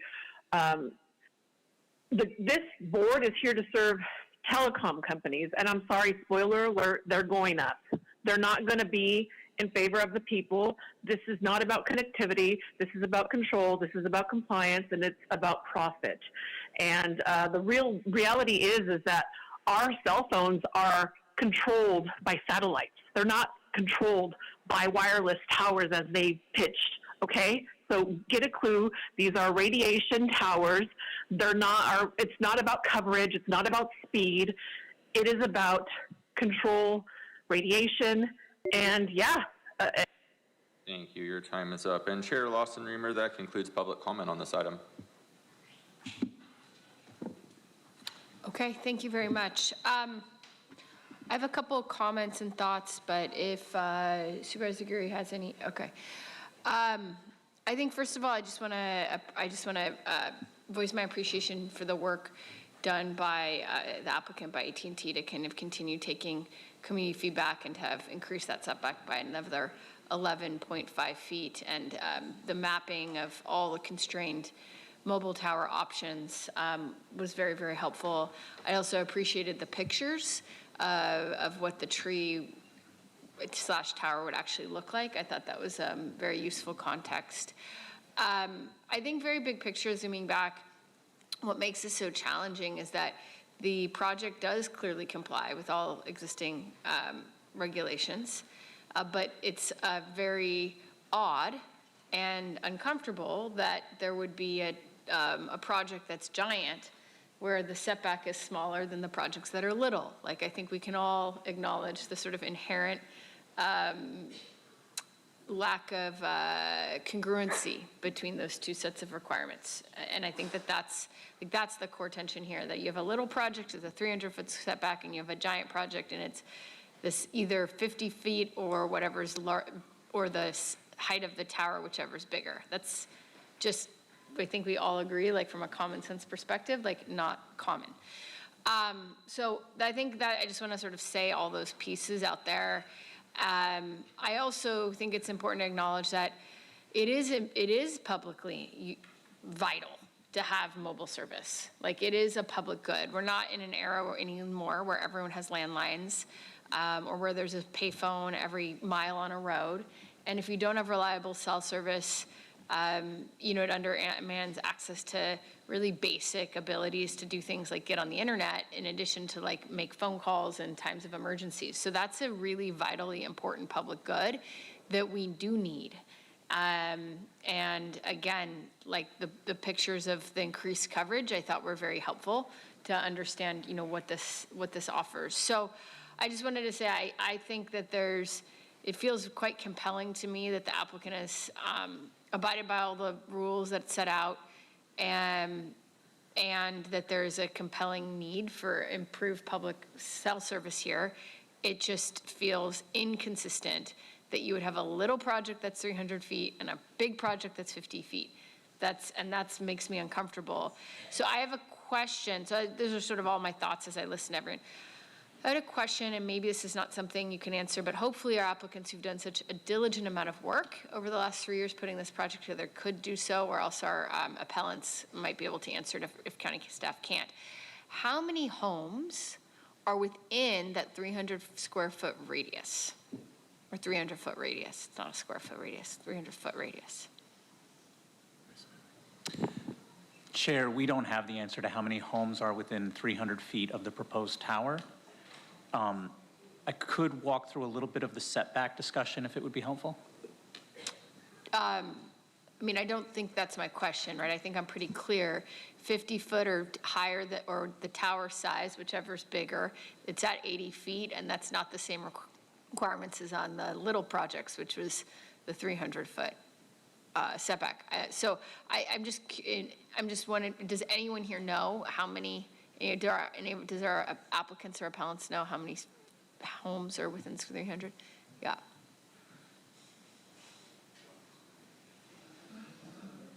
Thank you. Thank you for just even listening and asking questions. So yeah, I should have said in my speech, our little HOA is 57 townhomes, and that's the closest ones. So you have that, and then you have the other side, that's the like mountain, the quarry, the sand, which is also going to be investigated and taken down apparently. So there's that aspect. Right across the street, it's all homes. If you look at the satellite, it's all homes.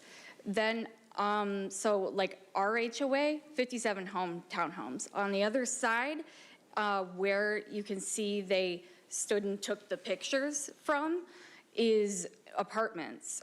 So literally like hundreds. What exact radius of, were you seeking the 80 feet or?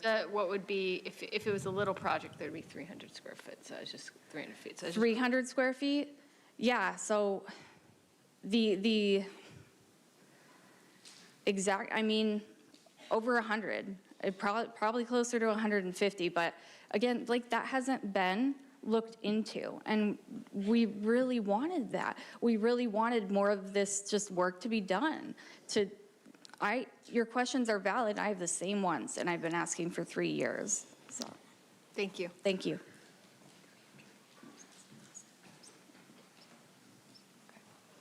Okay. Yeah, please. Hi, Victor Avina with the applicant for the record. I would just make note that we did extensive alternative analysis. Staff mentioned a few that we provided in a report. We did more than that. We did 13 sites. And I would say that this site is bounded on the south by the SR 125. It's one of the coverage alternatives that we have for the 66,000 people that travel that every day.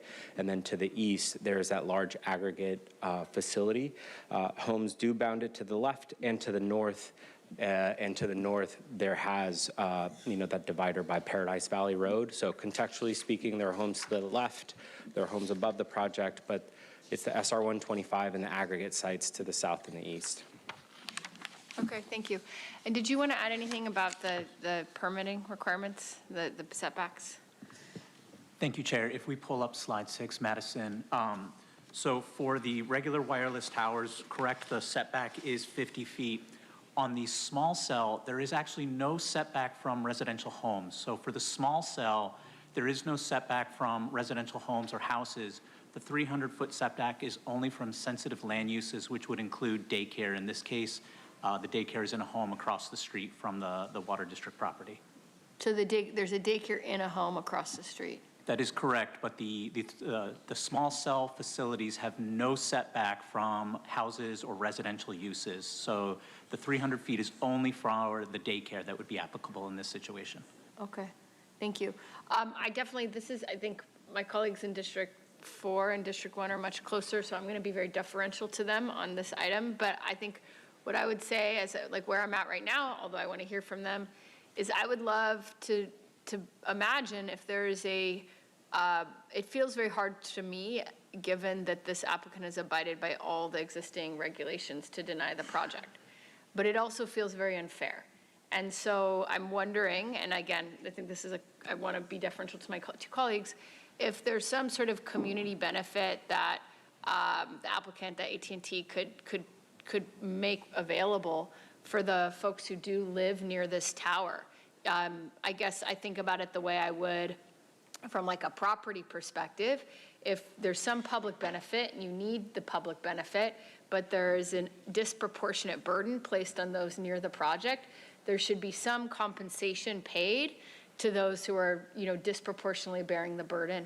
I know that's not what our appellants want. I fully acknowledge that that's what they want.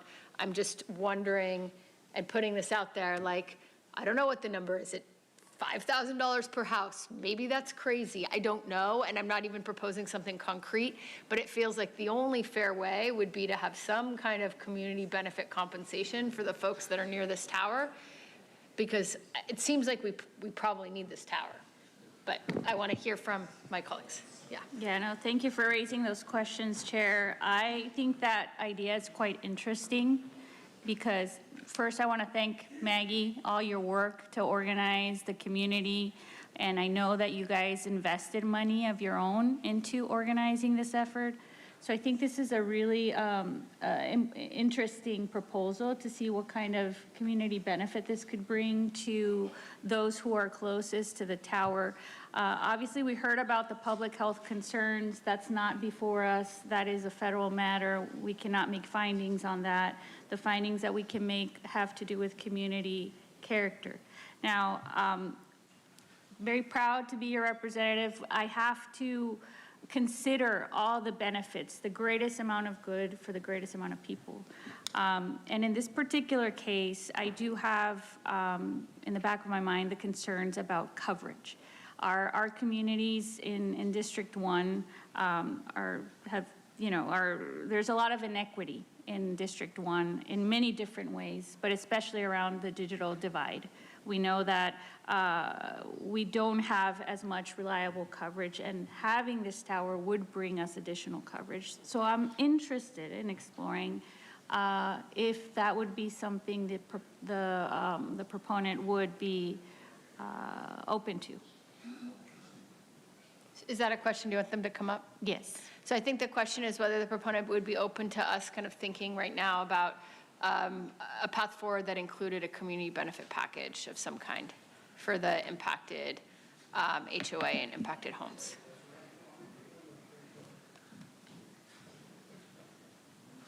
Thank you, Supervisor Aguirre and Chair Lawson-Remer. The benefits that this macro tower presents to the community are inherent in the infrastructure. Through the course that we've worked through with staff, we worked through them as to what the requirements would be for this site. I agree with Supervisor Aguirre that this benefits not just those people adjacent to the property, but you saw the reach of a macro tower, number one. Number two, the benefits that this tower has to public safety in our partners on FirstNet like CAL FIRE. And so from AT&T's perspective, we're not at a position at this moment to negotiate a package like that on the dais. I just want to clarify, I do agree that there's a broad public benefit, but there's also a narrow cost being imposed on those that are closest to the tower. And this is often the case in many kinds of projects, right, where there's a broad public benefit and a narrow cost. And I think the appropriate and fair way of engaging in circumstances when you have a broad public benefit and a narrow cost, is to provide some kind of compensation or community benefit to those who disproportionately bear the cost and the burden, even though they don't gain a disproportionate share of the benefits. So I think that that's what I'm most interested in right now is figuring out if there's some path forward in that vein. I see our appellants in the back, but I see you all raising your hand. Let me give some space for my colleagues to discuss on the dais, and then if there's an opportunity, I'll call you up. Thank you. Go ahead, Supervisor Aguirre. Yeah, I mean, I understand the concern of negotiating this at the dais, but I'd like to hear if at least you're interested. Yeah, thank you, Supervisor, and I'm happy to comment. So, you know, when AT&T as an applicant launches a new project to address a coverage gap, and we get our engineers working, we get our program managers working, we partner with our trusted vendors to find quality candidate sites, and as you've heard in this case, sometimes it's years in the making. So there is a huge investment prior to approval, prior to the receipt of the first permit where we can put shovels in the ground. So there is a kind of a commitment on behalf of AT&T long before we receive approval. What I would share regarding community benefit is that outside of, and just to be frank, when we hear words like compensation and things like that, for when we've met all of the compliance guidelines, when we've met the regulations, when we've complied and made sure that our application was complete and we adjusted design, we feel like we are a good faith partner. But what we do as it relates to community benefit, we have a massive effort nationwide and here in San Diego County addressing the digital divide. We partner with Boys and Girls Clubs and other nonprofits to help deliver digital literacy programming. We partner with senior citizen groups to help provide digital literacy programming. We partner with nonprofits to distribute laptops, refurbished laptops. Actually, I have one that I'm scheduling for the fall in National City and Barrio Logan. So there are lots of efforts, there are lots of investments that deliver community benefit to the residents of San Diego County outside of a specific project that could be termed compensation for folks that had to potentially pay a elevated appeal fee, because that varies by jurisdiction. So hopefully that helps you understand how AT&T is committed long before we receive a permit approval. Supervisor Montgomery Stepp. Yeah, I had a couple questions for staff in this around the regulations. What I'm struggling with also is that there has been compliance, but that our regulations are not, I think, consistent with creating these expectations up front, right? And so you indicated in the presentation and acknowledged that our regulations are outdated. What would be the timing for us to update our regulations to make them more consistent and I think more taking into account the sacrifice of community members that have to deal with this type of, I guess, development that near their residential properties? Through the chair, vice chair, until this appeal, we have not received input from communities about concerns on the regulations for wireless telecommunication facilities. What we could do is, following this, engage with our community planning and sponsor groups as well as the telecommunication industry to get feedback on any interest for updates in the future. Yeah, and I mean, again, the regulations, they're old, right? And so, and as we continue to increase the amount of usage that we have, I think we'll hear more and more from communities, frankly. I mean, so again, to to ask the question again, when would we be able to begin a process of updating our regulations? Vice Chair, through the chair, if I could answer that. In addition to what Ms. Nicoletti noted in terms of the importance of community engagement on this effort, as noted in the presentation, we could begin that effort in 2027 based on our existing work plan. We would also need to return to the board to look for funding for that effort, and of course engage with the community as well to ensure that we are addressing all of the issues discussed today. Community benefits aside, we would probably need to look at that separately based on past work on that issue. Okay, thank you. Thank you all. I'm going to just put some ideas out there. I think we all want to see how to figure out how to path forward. And again, that would be very deferential to Supervisor Geary, whose district this is. And so this is just food for thought. I think there's, from my perspective, two paths forward that I think I'd feel comfortable with. One would be to continue this item with the stipulation for staff to work with the applicant and the appellant to come back with sort of a community benefit package for us to approve at the next hearing, hopefully as soon as possible. The other would be to move forward with approving this today, as long as there's a commitment on the part of the applicant to work with homeowners within 300 feet of the tower to put together some kind of community benefit project of a value up to $50,000. So those would be sort of two paths that felt like we could find a way through this impasse, but I'm just putting this out there for food for thought. Have not talked about this with anyone, and we'll turn it over to Supervisor Geary. Yeah, thank you, Madam Chair. I think I'm open to that idea. I think we should continue the item. I think that the applicant should have that conversation with the appeal proposals, and I'm open to it. So, Supervisor, you look like you want to talk. So you haven't put your name up, but you look like you want to talk. So go ahead. Well, I was going to hit the next button, but I guess I'd ask our county council, can we even do that at this point in time? Yes, that was part of the recommendations. Well, if that we can put that additional condition on the applicant, or it can even, continue it on and put that additional requirement on the applicant. For this board or for the county to add a permit condition, there needs to be a nexus in the record linking the condition to the impact from the project that sought to be alleviated.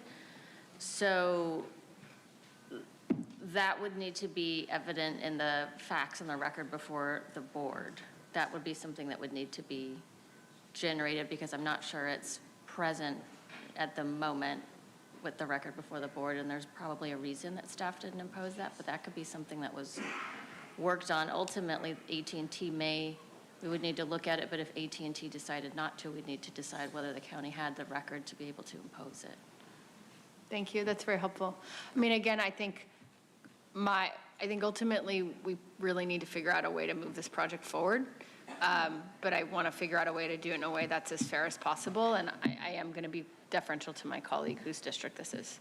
Yeah, no, I mean, I've heard the comments from the residents loud and clear.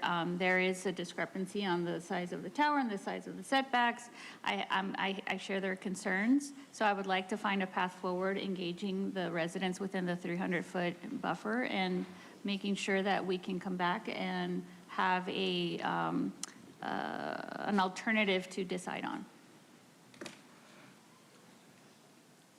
Staff, any thoughts if this is a feasible, if Supervisor Geary formulated into this formal motion? Chair, we'd also look to council for some guidance on this particular issue, but there is the shot clock that we are dealing with. There is a requirement that we process these permits within 150 days from the time in which they submit. We are beyond that at this point. I'd look for council for guidance, but my thought would be we would need the applicant to agree to a further extension of or continuance of the item today.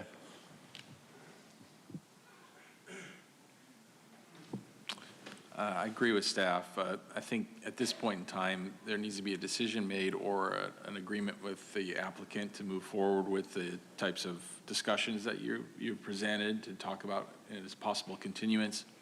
If not, there's an issue of a shot clock, which the FCC requires on this permit within 150 days that we make a decision.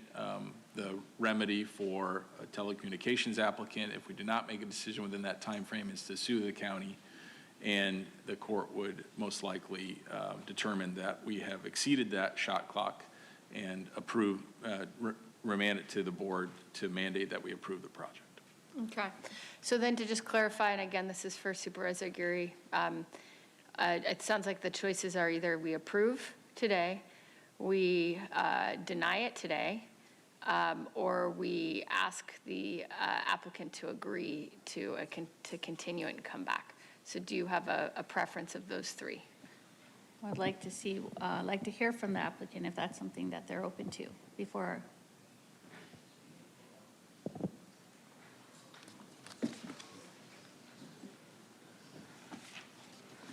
I'll just add that we're trying to make this work. My apologies, it's a long corridor, I need to do it a couple times. Victor Vina, for the record, we appreciate the offer, supervisors, and for the thoughtful discussion here. If I can just, excuse me, reiterate what I think I heard from County Council is that the board's desire to add some sort of community benefits package must have a clear nexus based on the record that's provided in front of them, and that it is County Council's opinion that that nexus does not currently exist. We've been working on... That's correct. I think that's why, that is absolutely correct. So that's why, to be clear, that's not on the table. I think that the choices are either the board will deny this today, it will get approved today, or there will be a continuance to come back in a few weeks. But in order to move forward with a continuance, y'all would have to agree to that. Can I ask a clarifying question? What would the intent of the board be for a continuance to happen? From my perspective, it seems to me that a continuance would only serve to try to reach some sort of community benefit agreement. We are well beyond the shot clock afforded to us by the FCC. We submitted this in November of 2022, and it's our position that we'd like to find resolution today based on our compliant project presented before you. Again, we're deferring to Supervisor Geary, but my understanding is that the intent would be for you all to work with the applicants to find some kind of community benefit framework that you all are comfortable with and can move forward with, and that they, acknowledging that the core of their concerns are not going to be heard, but that they can certainly know that they're not being disproportionately impacted by something that has a broader public benefit. I appreciate that. I think I heard staff say that the last facility that went before you was 6 years ago. In your discussion today, you mentioned that we're only going to have more of a need for these types of facilities. Like I said, we've been in this process now for 3 years. We believe that we've brought forward a project that is suitable for approval based on your sitting regulations, and we'd like to find resolution today. Okay. If I could as well, just to add, I think maybe there's a fourth alternative there. It's, vote to approve the project with the commitment that AT&T will partner with the community to bring some of those public benefit programs to Spring Valley. If they haven't seen or heard of them previously, if there are local either youth development, nonprofits, or other groups in the area that need some of that digital literacy support, or to include them in the broader corporate citizenship and corporate engagement efforts that we have, I'm happy to commit to that. Thank you. I appreciate that commitment. I see our applicants, our appellants raising their hand. If you would all like to come up and respond to that.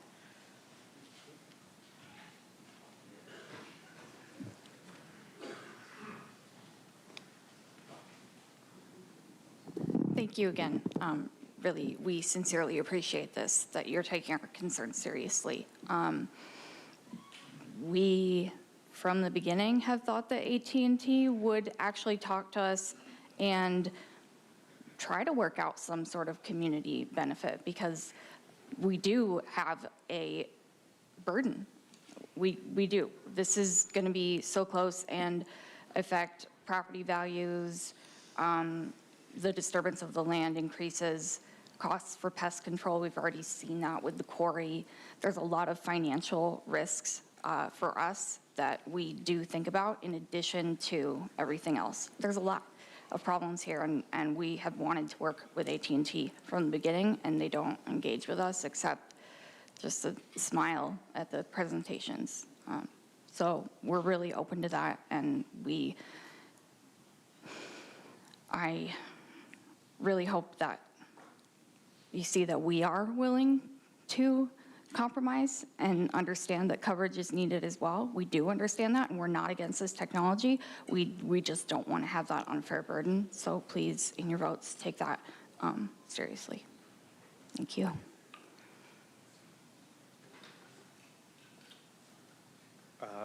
My name is Leonard Blevins. I am a resident in the neighborhood, actually Maggie's neighbor. I've been fighting along with Maggie against this project the entire time.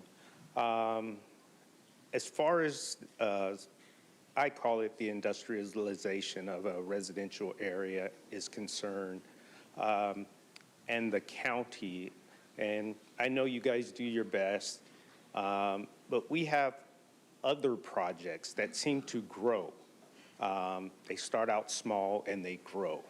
And I just see this as another one of those incidents. We have neighbors that have 40 unit ADUs going up next door to their houses. You know, something that was solving a problem, but ended up being a bigger problem. And I just see this in our community happening. You know, this starts out small with a few amendments. This thing grows bigger than what you intended or what we agreed to. Maybe, I don't know if we have a choice. It doesn't seem like it sometimes. So I really wish the board would really consider denying this request, and we can start all over again. Our community, our Spring Valley Planning Committee did deny it at one point. Also, as far as this is concerned, we haven't, like Maggie said, had any engagement from AT&T with, I would say, our community. Thank you.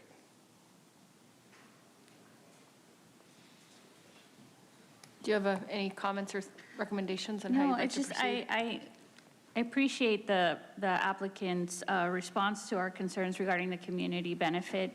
What I would like to hear is specifically a community benefit that would deal with the people that are most impacted within that 300-foot zone. Is that something that you can commit today to if we deny the appeal?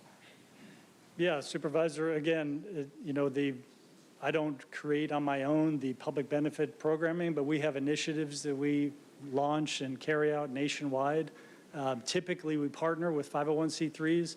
So if the HOA has an established nonprofit tax ID, that I can partner with them to provide digital literacy training. I can partner with them to include them in sort of the on the radar with future programming that delivers public benefit.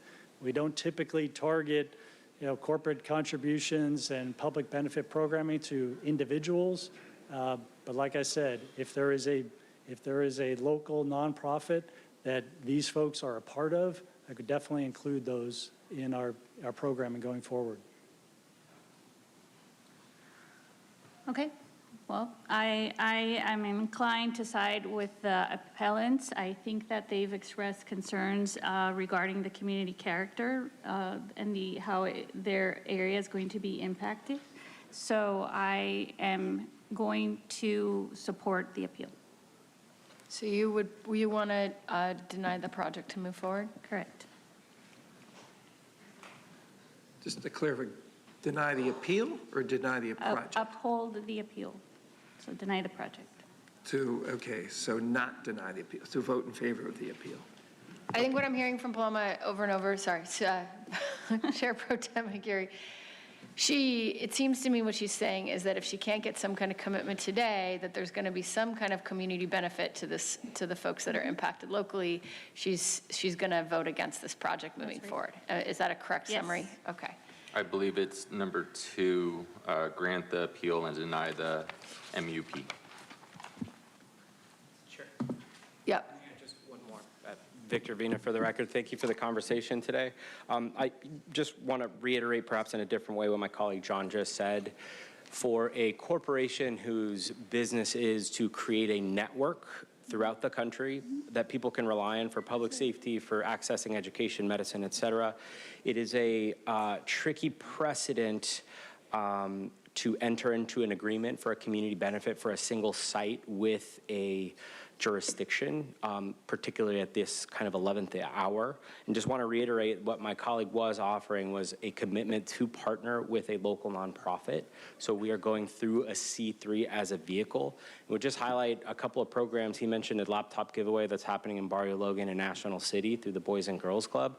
We've also done digital literacy initiatives with folks to educate them on how to access this network for their children and how to safeguard how they access the internet. So just want to reiterate that you do have a commitment before you to partner with a C3 as AT&T moves forward with implementing its community benefits program. Okay, I apologize to all of our folks who are here for other items, and I know there's a lot on our plate today, but I also see our folks talking over there in that corner. And I wonder, this is a question for County Council, is it possible, and you can totally tell me no, that we can continue just our vote on this item, move on to another item, come back to this vote in the afternoon, and maybe by then they will have worked something out? Since they seem to be chatting. Yes, if this board wants to sort of shelve this item and take the other items in the interim and give a little bit of extra time, that is something this board can do. I feel like it's been really unfair even in this forum here. Like AT&T has had a lot more time to speak than we have. And I'm not sure if we are in agreement as a community. I think we need time to discuss, or I just feel like they've had opportune times for rebuttal after rebuttal after rebuttal, and we haven't been given equal time to speak, and I think that's very unfair. Okay, thank you. So just to summarize, we have a motion on the floor currently to deny this project, and so it won't go forward. It has not received a second. I've now asked County Council whether we could move on to our next item and come back to this specific item in the afternoon to continue consideration with the hope that there would be agreement between the appellant and the applicant regarding what kind of commitment could be made today. So those are neither of these have a second. But these are the two Madam options. Chair, I'm willing to withdraw my motion so that could take place and we can continue the item to a later moment. I would love to hear from our other supervisor who lives very close by. Yes, I live very close. I think I may be, actually. I'm on the hill by the park, one of the parks that was listed on one of the 13 proposed sites. Yes, I agree with that. I'm inclined to support the motion that was put on the floor. I know it didn't get a second, but I would like to see more conversation. My only issue I understand the commitment from AT&T, but there's nothing that ties you to that, right? And if it's not a regular practice, which I understand that it's not, then my concern would be that we end up nowhere. We end up without a community benefit agreement. Understanding the AT&T's larger goal of building out the network. As I said, I live in the area. I know that AT&T service is very slim in the area. I understand that. We do have to start facing the fact that these projects do have a negative impact on residential homes that are close. Some we know that are in the record, and some that we don't know. And so I would say to have this recess for them, not for us, but for them to talk about that. would be helpful, would be helpful for me to come back with that. Okay, thank you. Given that, I don't know exactly how to make this motion, but I think what I propose is that we move on to our next item on the agenda. I don't know the procedure. Yes, so we do need a motion to table the item, Okay. and then with the specification of when we will come back to revisit the item. So it could specifically be after item 6, after item 7, and then the board would need to vote to adopt it. Okay, hold on, let me look at the rest of our agenda. You already did. And just to note for the record, Pro Tem Chair Aguirre withdrew her motion. Okay, item 6 is going to be long, so you all have a ton of time.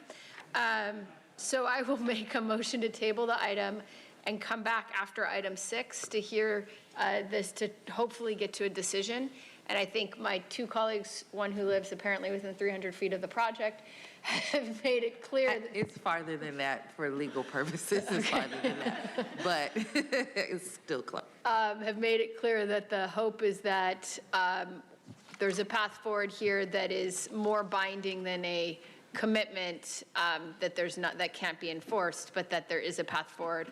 I'll give a final word to you, and then we will take a vote on the motion. I appreciate that. My concern is that I'm just a stay-at-home mom here, and I am president of the HOA, but I'm not comfortable. Like, I feel a little outgunned without an attorney here. AT&T's asking me questions about nonprofit IDs, and I'm a little uncomfortable with moving forward on something like today without our attorney, our HOA attorney, and I at least wanted to say that. I don't know if there's anything you can do, and I appreciate the current motion, but yeah, please understand that. Thank you. I appreciate that. Okay.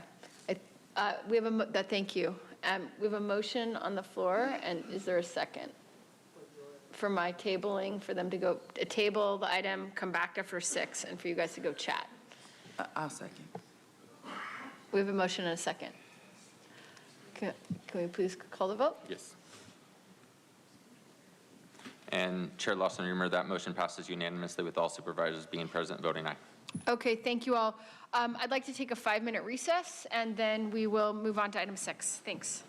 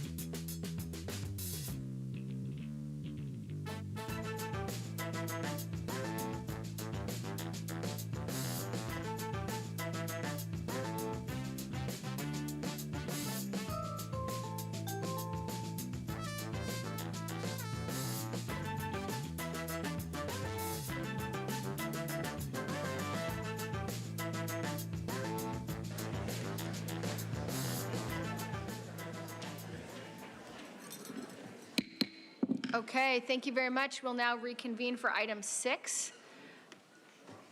Do we have a staff presentation? Yes, Chair, we do. I'll turn it over to our Planning and Development Services team.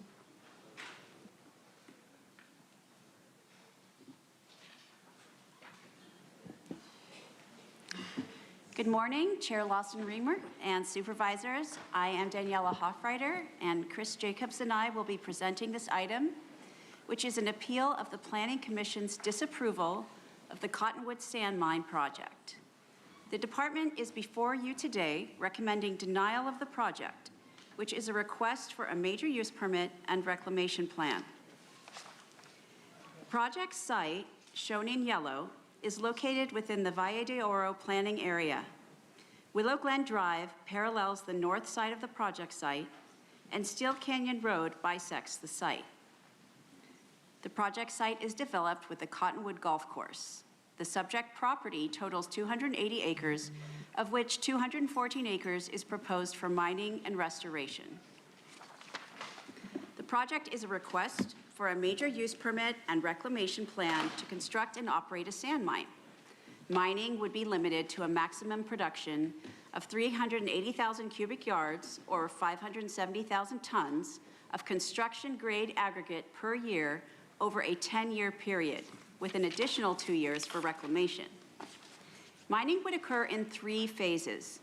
Each subphase is 30 acres or less in size, and mining will take approximately 1 year.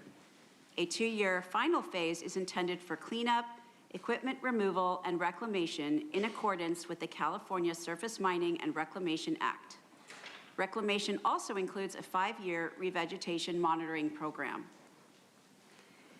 A processing plant will be installed where the current Cottonwood Golf Course clubhouse is located. Sand excavation and processing plant operations would occur Monday through Friday between the hours of 7 a.m. and 5 p.m.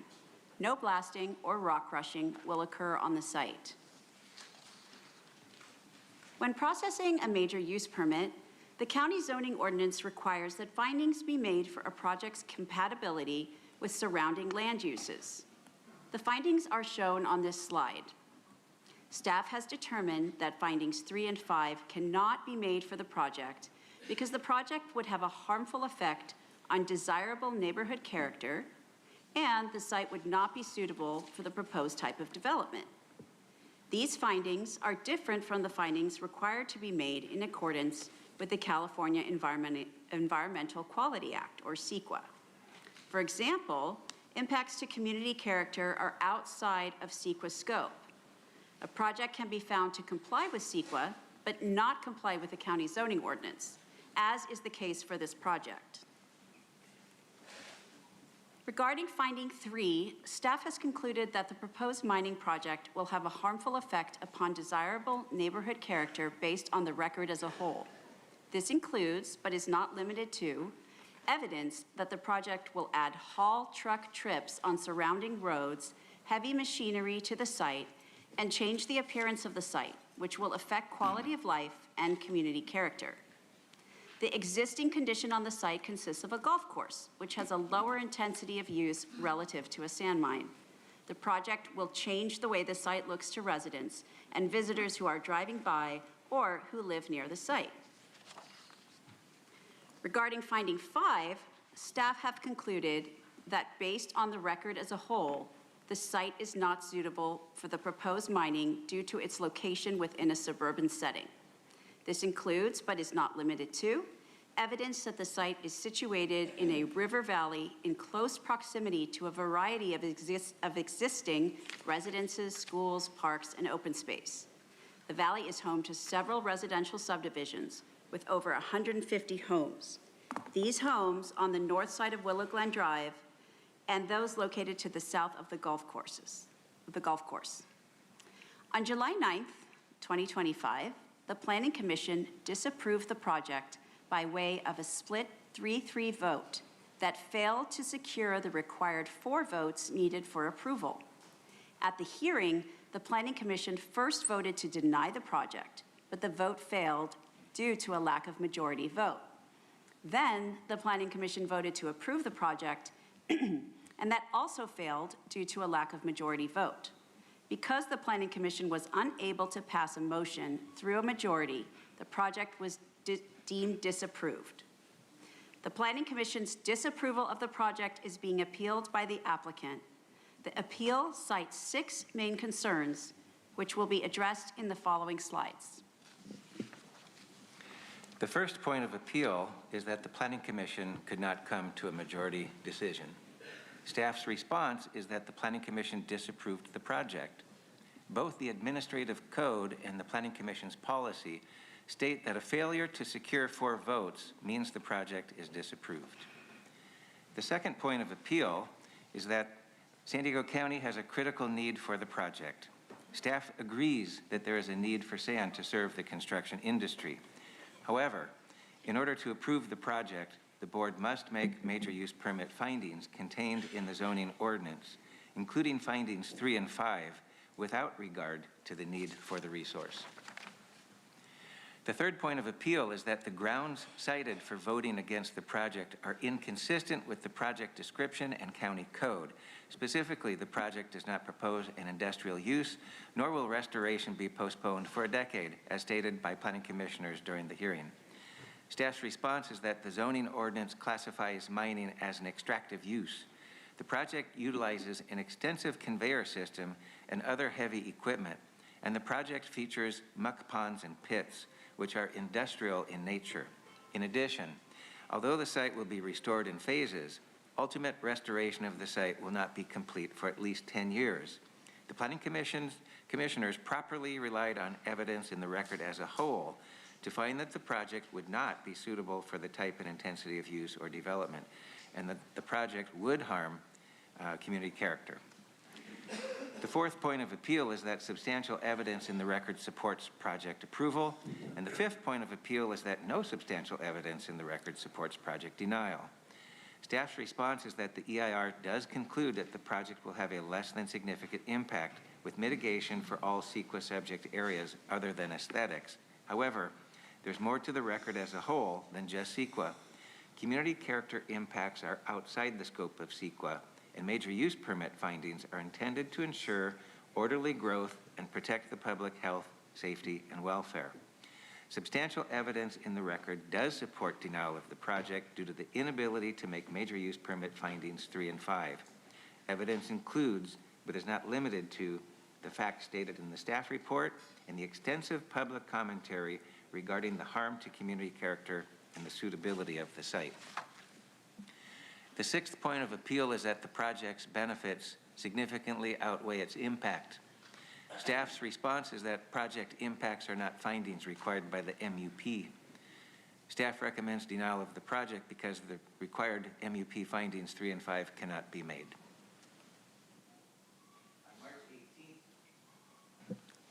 On March 18th, 2025, the Valle de Oro Community Planning Group, or CPG, reviewed the project and recommended denial of the major use permit and reclamation plan. In the same meeting, the CPG voted to recommend denial of the applicant's request for a design exception to waive the requirement to underground an existing AT&T overhead line along Willow Glen Drive. On August 13th, 2025, a letter was received from the Valle de Oro Community Planning Group to uphold the Planning Commission's disapproval and deny the applicant's appeal. Letters were also received from the Spring Valley and Hamul Dolzura planning groups recommending denial of the project. An environmental impact report was completed for the project. A notice of preparation of the EIR was issued on October 2019, informing the public that the county was going to prepare an EIR for the project. Once completed, the draft EIR was circulated for public review from December 2021 to February 2022. The EIR was later recirculated in July of 2023 in response to concerns from the public. The finalized EIR that is before you today includes all written comments as well as the responses. Most comments addressed topics including traffic and road damage, noise, fire safety and evacuation, air quality, health concerns, and cultural resources. Staff responded to these concerns, and the EIR complies with CEQA should the board approve the project.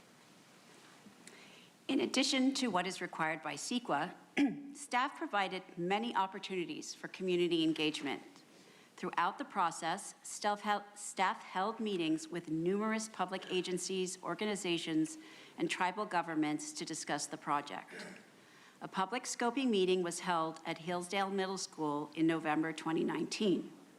During the pandemic, in January 2022, a virtual meeting was held, and then in July 2023, an in-person public meeting was held back at Hillsdale Middle School. All these meetings had over 200 people in attendance, and everyone was given an opportunity to share their concerns and ask questions regarding the project and the EIR. The project was also discussed at over a dozen community planning group meetings. The board can take various actions on this appeal on the Planning Commission's decision. Option 1 is for the board to deny the appeal and sustain the Planning Commission's decision to disapprove the project. Option 2 is to grant the appeal and approve the project with an agreement to defend and indemnify the county and certify the EIR. For option 2, the applicant has provided a package that sets forth their reasons for approval. PDS has reviewed their documents, which may be used should the board wish to approve the project. Option 3 is to send the project back to staff for additional analysis and return to the board within a specified time period. Based on staff's analysis, we recommend the Board of Supervisors take the following actions. Uphold the Planning Commission's decision to disapprove the project based on the analysis provided in the board letter and the record as a whole. Find that this action is not subject to environmental review under CEQA because CEQA does not apply to projects which a public agency rejects or disapproves. This concludes staff's presentation, and we are available for any questions. Okay, thank you very much. Do we have any questions from any of my colleagues or comments? Well, I don't know if this is an appropriate time, but I need to disclose that I visited this site with county staff on August 5th of 2025. And we viewed the property from different viewpoints and, on that date. Thanks. Thank you for the disclosure. Is that sufficient from County Council? Yes, that's a sufficient disclosure. Okay, thank you. Okay, we'll go to public comment. Thank you, Chair Lawson-Remer. We do have 94 total requests to speak, 74 individuals in person, and 20 requesting to speak by phone. Also like to note for the record, we did receive 68 e-comments on this item. 66 of those were in opposition, none were in favor, and none were neutral. For any individuals that requested to speak on this item by phone, please dial into the conference line now using those instructions that were provided to you. We do have, I believe, 4 group presentations. 5 group presentations, so we will begin with those group presentations. You will have 10 minutes to address the board. All 3 members of the group must speak during that 10 minutes. Please self-regulate your time with the timer podium, and I'd like to invite forward the first group presentation that includes the following individuals: Jennifer Lynch, James DeCarlos, and Maddie Kilkenny. As a reminder, each person in the group may speak for no more than 4 minutes. As you come forward, please state your name at the podium before you begin your presentation.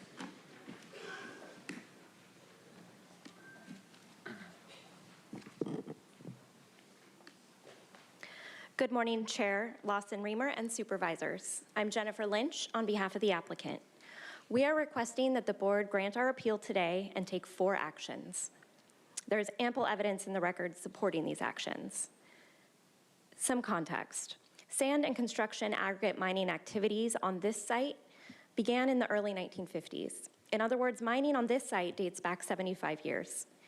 In 1962 came construction of the golf courses. As part of that construction, the Sweetwater River was narrowed to a confined artificial channel, and mining activity was ongoing.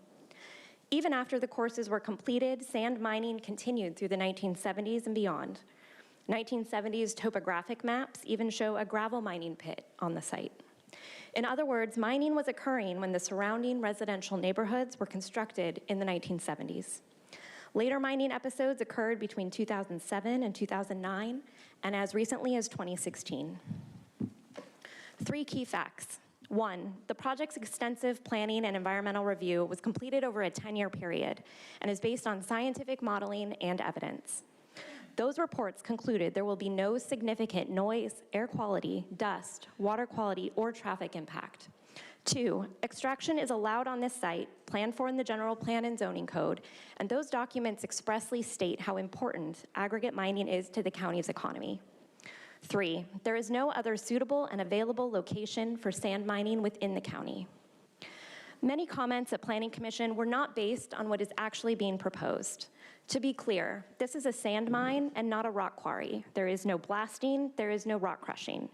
This is a phased project. No single residential area is adjacent to mining activities for more than 1 year. No mining is proposed within the river channel. Modeling shows the project will not impact the channel's ability to convey water, and there is no evidence of any significant cultural resource located on the site. In 10 years, there can be no doubt that this site and the region will be better off. From day 1 of extraction, the region benefits from reduced VMT, as a result of a local source of sand and less dependence on imported sand from Mexico, LA, or the Inland Empire. As a result, construction costs fall, county sales tax revenues increase, and the site will be using significantly less water as compared to maintaining the golf courses. At project completion, the county gains 148 acres of protected, pristine open space. A degraded golf course is transformed into a biologically rich and functional ecological corridor. Flood protection and water quality is improved.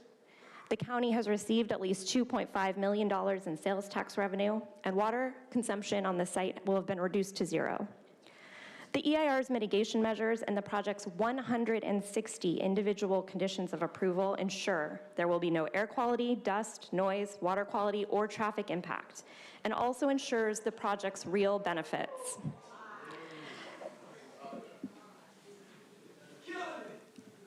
Key conditions of approval include those implementing the land donation, those allowing only for 10 years of mining, those requiring bonding and financial securities for the reclamation and biological enhancements, and those ensuring that the applicant will repair any roadway damage associated with haul trucks. Good afternoon, members of the board. My name is James D. Carollis of EnviroMine, Inc., and I will be addressing a key element of the project, the phasing and subphasing plan. On this map, you can see the 3 main phases, each identified in its own color.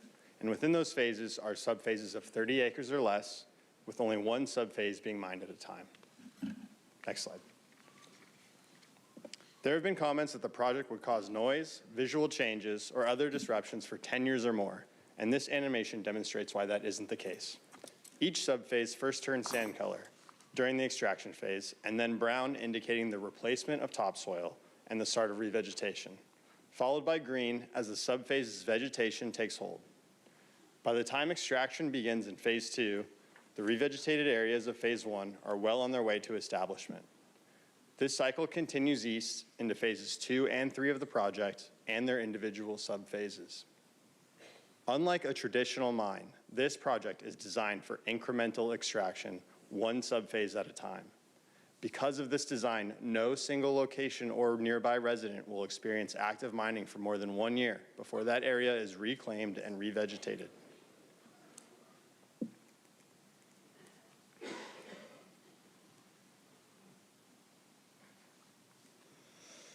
And finally, the animation ends with an example of the natural wetland and riparian habitat that will replace the existing golf course turf and disturbance. Next slide. Now let's talk about why a local sand source matters for San Diego County. Sand is heavy and transportation quickly becomes the biggest driver of costs, with trucking costs estimated at 15 cents per ton per mile. As you can see on the map, the closest alternative source outside the county is in Lake Elsinore, about 112 miles round trip, which is roughly $17 per ton in trucking alone. From Riverside to Los Angeles or even Mexico, with round trips reaching over 200 miles, the cost of trucking jumps to over $35 per ton. For comparison, the current price of sand is $25 per ton undelivered. That means in many cases, the cost of importing sand is more than the sand itself, driving total costs up by over 100%. Here are some examples of local projects that depend on high-quality sand. Recent projects like Snapdragon Stadium and Airport Terminal 1 use large amounts of concrete, and the county's own 5-year capital improvement plan includes projects like roundabouts, bridges, and road reconstructions. All face higher costs without local sand. And it's not just infrastructure. Concrete is essential for building the homes our region continues to need. With San Diego facing a housing shortage, every extra mile hauling sand from distant sources drives up construction costs and makes housing less affordable.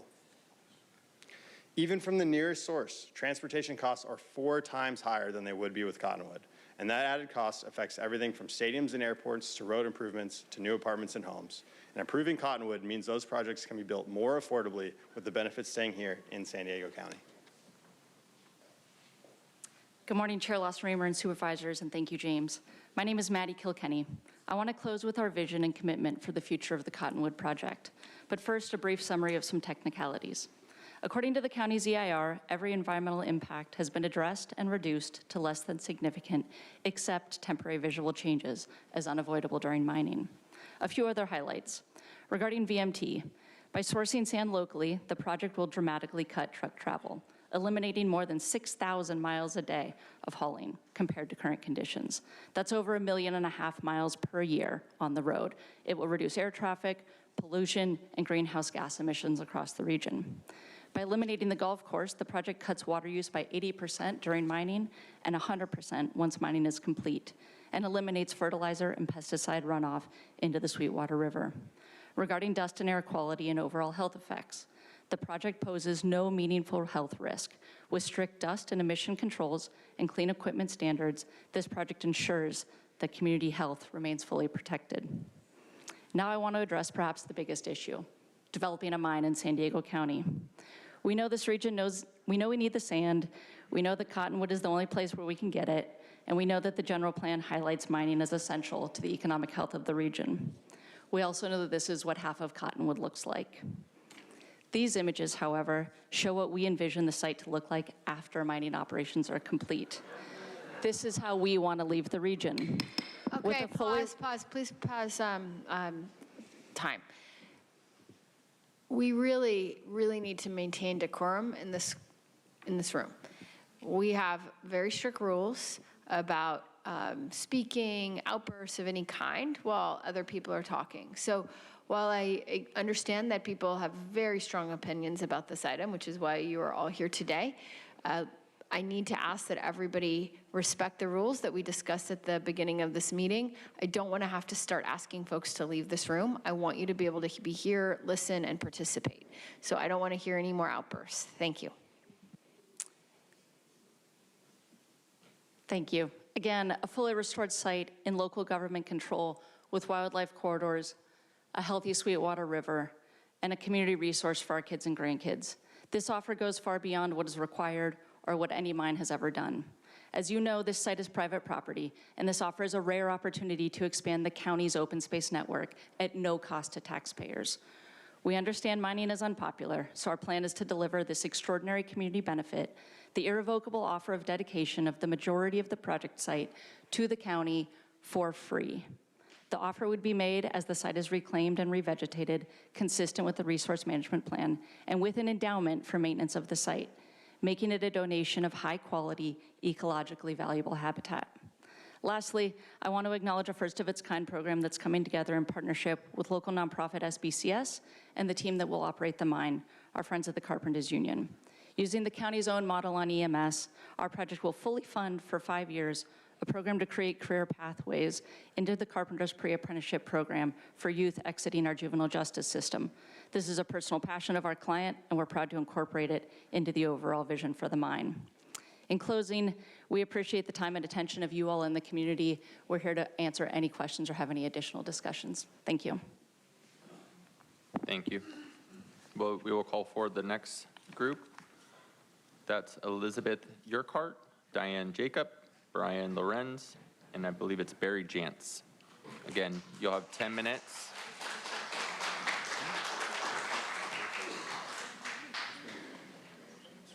Okay.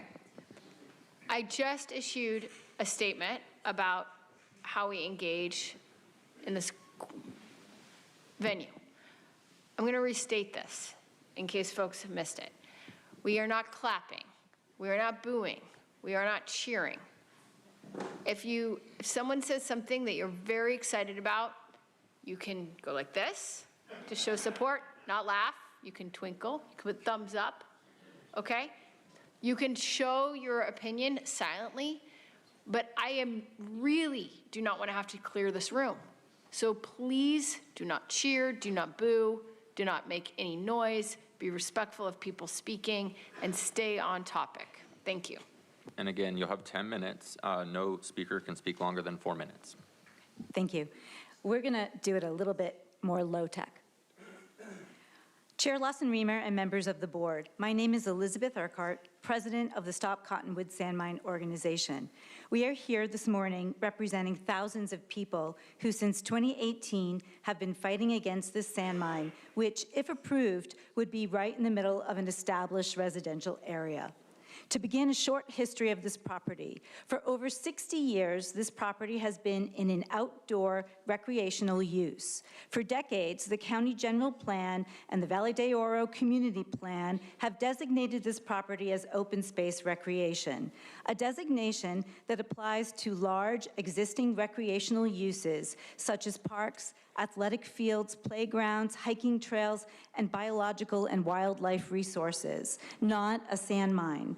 We ask that you join thousands of residents, the Sequan Band of Kumeyaay Nation, Sierra Club, 3 community planning groups, community organizations, the San Miguel Fire Protection District, county planning staff, and the Planning Commission in denying the appeal and denying this project.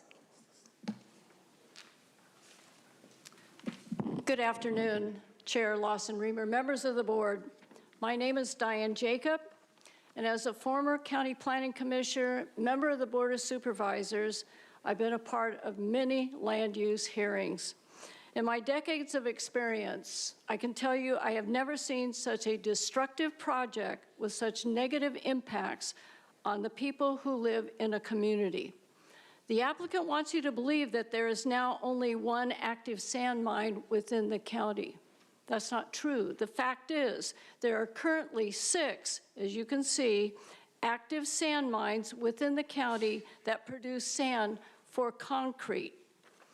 And according to the most current California Geological Survey from the Department of Conservation, there are 9 undeveloped locations with 1 additional location in the permitting process for a total of almost 2,500 acres with PCC grade sand potential, as you can see on the graphic. In addition, the applicant argues that there's a need for PCC grade sand, that construction costs will be lower, housing will be more affordable, $2.5 million in sales tax revenue, and a gift of open space, which is exactly what we already have in the county general plan. The fact is, there is no evidence to support these arguments, and most important, none of these arguments matter because none of these arguments relate to the required legal findings your board must make to approve this project today. And county staff has correctly concluded that 2 of those legal findings cannot be made, and I will not reiterate that.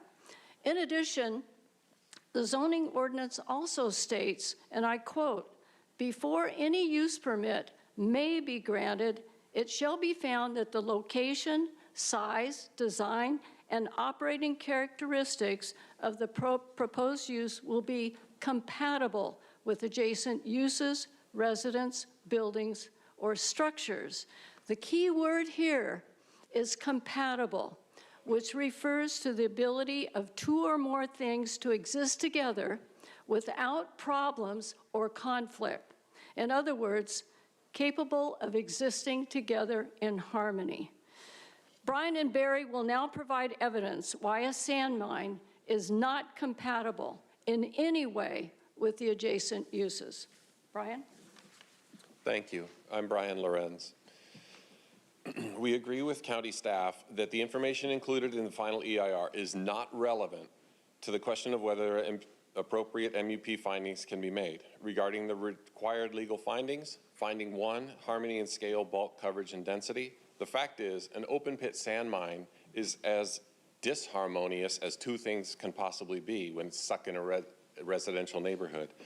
Rancho San Diego and the surrounding area have a population of over 100,000 people that would be affected. The applicant acts like phasing the project could make it acceptable. They want to strip the site in 12 phases, of up to 30 acres each at 40 feet deep in the middle of a residential neighborhood. That's a crater 4 stories deep, the size of 23 football fields, and that's just one phase. This cratering would repeat over and over and over again for at least 10 years. It's far bigger and far more dangerous than they want you to believe. Finding 3, harmful effect on desirable neighborhood character. In addition to the visual impacts, the mine would create significant noise and air quality impacts, and as if decibels and dust simply fall to the ground within a few feet, the applicant is adamant about and a laughable 100-foot setbacks from residences and schools. Like that could stop the ripple effect of destruction. Well, it can't. Silica dust is the most harmful component of particulate matter and a known human carcinogen. Why? It's easy to understand when you realize that asbestos is also a naturally occurring silicate. Silica dust and asbestos are virtually the same thing. The silica dust carcinogen does not simply fall to the ground. Studies prove it can remain airborne for up to several days and can drift over a mile. 1 mile, not 100 feet. Silica dust is a significant public health risk, and a neighborhood where carcinogens are pumped into the air all day, every day for residents, children, and the elderly to breathe is not a desirable neighborhood. And regarding aesthetics, this is a significant impact that everyone, including the applicant, acknowledges cannot be mitigated.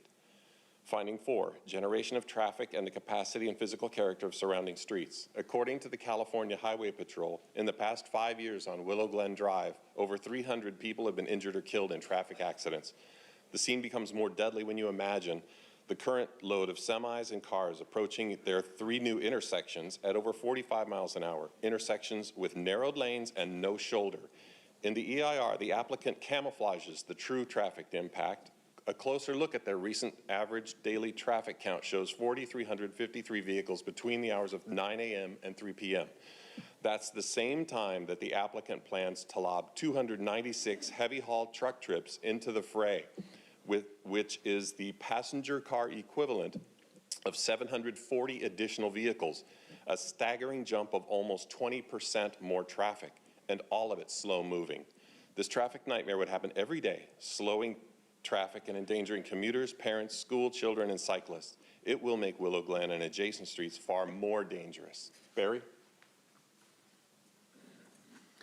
Good morning. I'm Barry Jantz. Hi. As a former union labor and retired union journeyman carpenter, I stand in opposition to this project. That's because my colleagues and I are focused on the facts and the legal findings that cannot be made. Finding 5 is the suitability of the site for the type and intensity of use proposed. County staff is spot on. This site is definitely not suited for a sand mine. The site is designated open space recreation in the general plan. It's part of the county's biological resource core area, which is a high-value habitat corridor. The sand mine would fragment, destroy, and degrade these important areas, further threatening the viability of the region's wildlife and natural habitat. Over 485 homes, 14 apartment complexes, 4 restaurants, 3 parks, an ecological reserve, and an elementary school, all within a quarter mile. They would be directly impacted. And rest assured, the devastating effects of an open pit industrial mine operation will reach far beyond a quarter mile. No guarantee the project lasts only 10 years. The site is located within the floodplain of the Sweetwater River. That's intended for conservation, not an industrial type development. The Sweetwater Authority depends on the Sweetwater River watershed, serving and providing drinking water to approximately 200,000 people living in Chula Vista, National City, and Bonita. Concerns include water quality, hydrology, groundwater recharge, Increased risk of flooding and water pollution. The authority relies on the ability to transfer water from Loveland Reservoir to its water treatment facilities and capture runoff in this river. Sweetwater has clearly documented its concerns about this project since 2018. Yet, the project has gotten this far while the authority says its concerns still exist and remain unresolved. The bottom line is this. The fact is, no argument the applicant makes overshadows or supersedes the required legal findings. The fact is, the required legal findings to approve this project cannot be made. We ask the supervisor to deny this appeal and to deny this project. Thank you, and I have, for the record, 10 handouts of our presentation and some backup, which I'll provide right here. Thank you very much. Thank you. Go ahead and call for the next group. Lisa Ross, Ron Asplin, Michael King, Charles Relay, and Peter Anderson.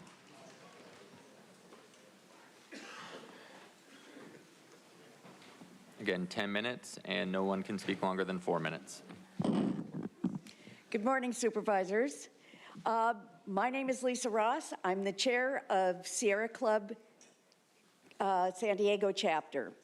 Thank you so much for allowing us the time for an organized presentation on behalf of our 12,000 members and 26,000 supporters in San Diego and Imperial counties. Next slide, please. Our message is simple today. This is the wrong project in the wrong place. I have with me today our chapter staff and conservation leadership, who will outline the environmental reasons why Sierra Club is so strongly opposed to the Cottonwood Sand Mine project. Next slide. Simply put, destroy to restore is not a very good conservation strategy. Phasing habitat restoration over 12 years, even if it's successful, can never replace what has been lost over a decade of wildlife corridor destruction. And I'm going to introduce Ron Asplin, no stranger to you guys this week, our conservation chair. Good afternoon, supervisors. I'm Dr. Ronald Asplin, conservation chair of the San Diego Sierra Club. In our response to the draft EIR for the Cottonwood Sand Mine, Sierra Club raised concerns about the proposed sand mine's impact on the nearby McGinty Mountain Ecological Reserve and the San Diego National Wildlife Refuge. The final EIR does not address these concerns. While the biological technical report mentions the reserve 17 times, it fails to discuss any impacts at all. The final EIR lacks analysis or the mention of environmental effects on this significant area. The 411-acre McGinty Mountain Ecological Reserve, which is located downwind from the proposed project, harbors numerous rare and endemic species and was purchased as a reserve to maintain and protect rare plant populations and the unique form of coastal sage scrub and chaparral vegetation present. The 12,000-acre San Diego National Wildlife Refuge supports an extremely diverse assemblage of habitat types and species. More than 14 species are currently listed as threatened or endangered, including some species addressed in the San Diego Multiple Species Conservation Plan. This refuge is home to such endangered birds as Leesville's bolero, California gnatcatcher, also a rare butterfly, the Quinone checker spot, and the San Diego horned lizard. Together, these areas serve as a key wildlife corridor connecting core biological resource areas through a highly fragmented and constrained area. The proposed sand mine would drastically alter this critical wildlife corridor. Please approve staff's recommendation and deny this project. Handing over to Michael. Thank you, Ron. Chair Lawson-Remer and supervisors, my name is Michael King, and I am a staff conservation organizer with the Sierra Club San Diego chapter. Thank you for this time. This mine threatens already endangered habitat right in the heart of the project footprint. This land is not vacant land. It is a living habitat supporting native plants, reptiles, migratory birds, amphibians, bats, and butterflies. As Ron mentioned, threatened species such as the two-striped garter snake and the western spadefoot toad occupy this space. These species rely on quiet, connected open space to survive. Once the web is fragmented by digging, truck traffic, and dust, vulnerable populations are pushed towards decline. and those declines are often irreversible. The mitigation plan offered is simply unworkable. You cannot relocate ecological relationships or replace a migrant path with acreage on a map. The truth is, the only effective mitigation here is avoidance. Once the habitat is destroyed, no amount of offsets can restore the intricate connections that make these ecosystems function. This is ultimately a question of values. Will San Diego County trade long-term ecological integrity and community resilience for short-term extraction?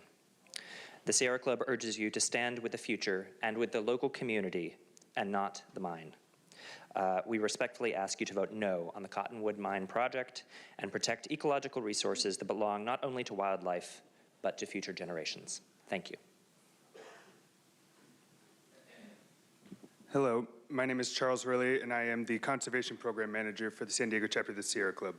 I am here as well to urge you to vote no on the Cottonwood Sand Mine because of its serious and long-term impacts on air quality, noise, and community health. The EIR determines that the project would result in unmitigated impacts as well as sustained noise, vibration, and dust impacts throughout the project's duration. Hearing damage occurs from sustained noise way below the state or federal guidelines. A recent study has found that decibel levels of over 50 result in cognitive impairment. This sand mine is being proposed in a community with lots of schools, hospitals, and residents who will hear unsustained levels of noise with no mitigation. The county's own environmental impact report acknowledges these dangers, stating noise impacts from mining activities to exterior use areas of noise-sensitive land uses are conservatively assessed as potentially significant. This project is also in close proximity to several schools and community residents that will have major ear damage from sustained noise over this decade. On air quality, the final EIR refers readers to the appendix with data from 2021 and 2022, but as the draft EIR comment letter noted, it provides only a summary of modeling conclusions, not the full revised data sheets needed for independent review. The lack of transparency prevents a real assessment of the accuracy. Even more concerning is that there's been no soil study conducted to evaluate the risk of valley fever, a dangerous disease linked to disturbed riverbed soils. Without this data, the county is asking families, school children, and seniors to accept unknown health risks from the dust cloud, diesel, exhaust, and heavy equipment. Supervisors, your own documents acknowledge these impacts as significant and unmitigated. The noise, air pollution, and health risks are unacceptable, and no Band-Aid mitigation can protect these communities. On behalf of the Sierra Club and our members, we strongly urge you to vote down the Cottonwood Sand Mine and reject this project.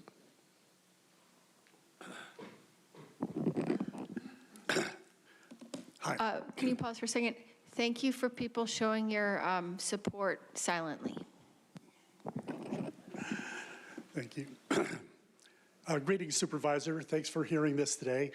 I want to address the substantial environmental damage that will be caused to the Sweetwater River.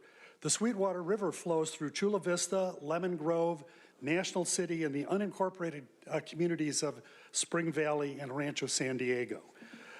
Don't believe the Sierra Club, believe the EIR, which states, and I quote, a sizable portion of the Sweetwater River floodplain would be altered within the project boundaries.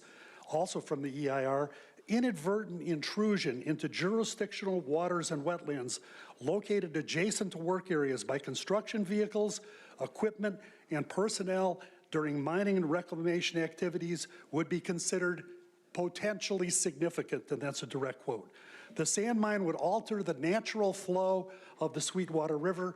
It would carry sediments down to the Sweetwater Reservoir, and it would be even worse during times like this. These are actual pictures from the site from large inundations which have occurred in the Sweetwater River. Additionally, transfers occur periodically when water is transferred from the Loveland Reservoir to the Sweetwater Reservoir. They pass right through this site. I have seen people kayaking in that river during those water transfers. That is going to wash any sediment, any mine residue, and whatever down the river. The entire floodplain is sometimes inundated.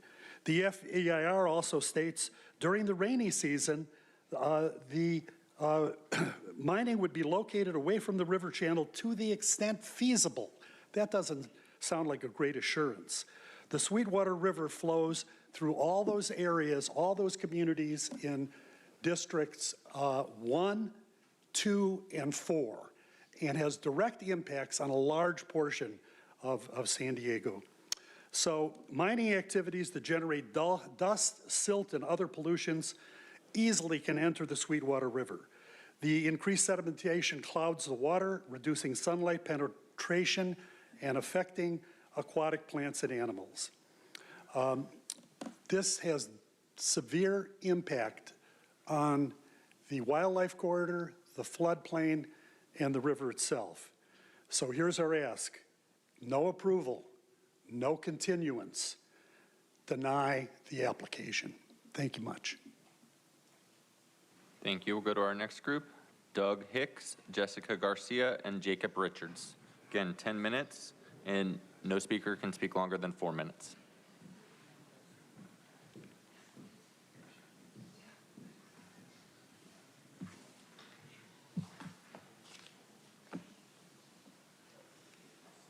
Good afternoon, board members, and that's Jesse Garcia, for the record.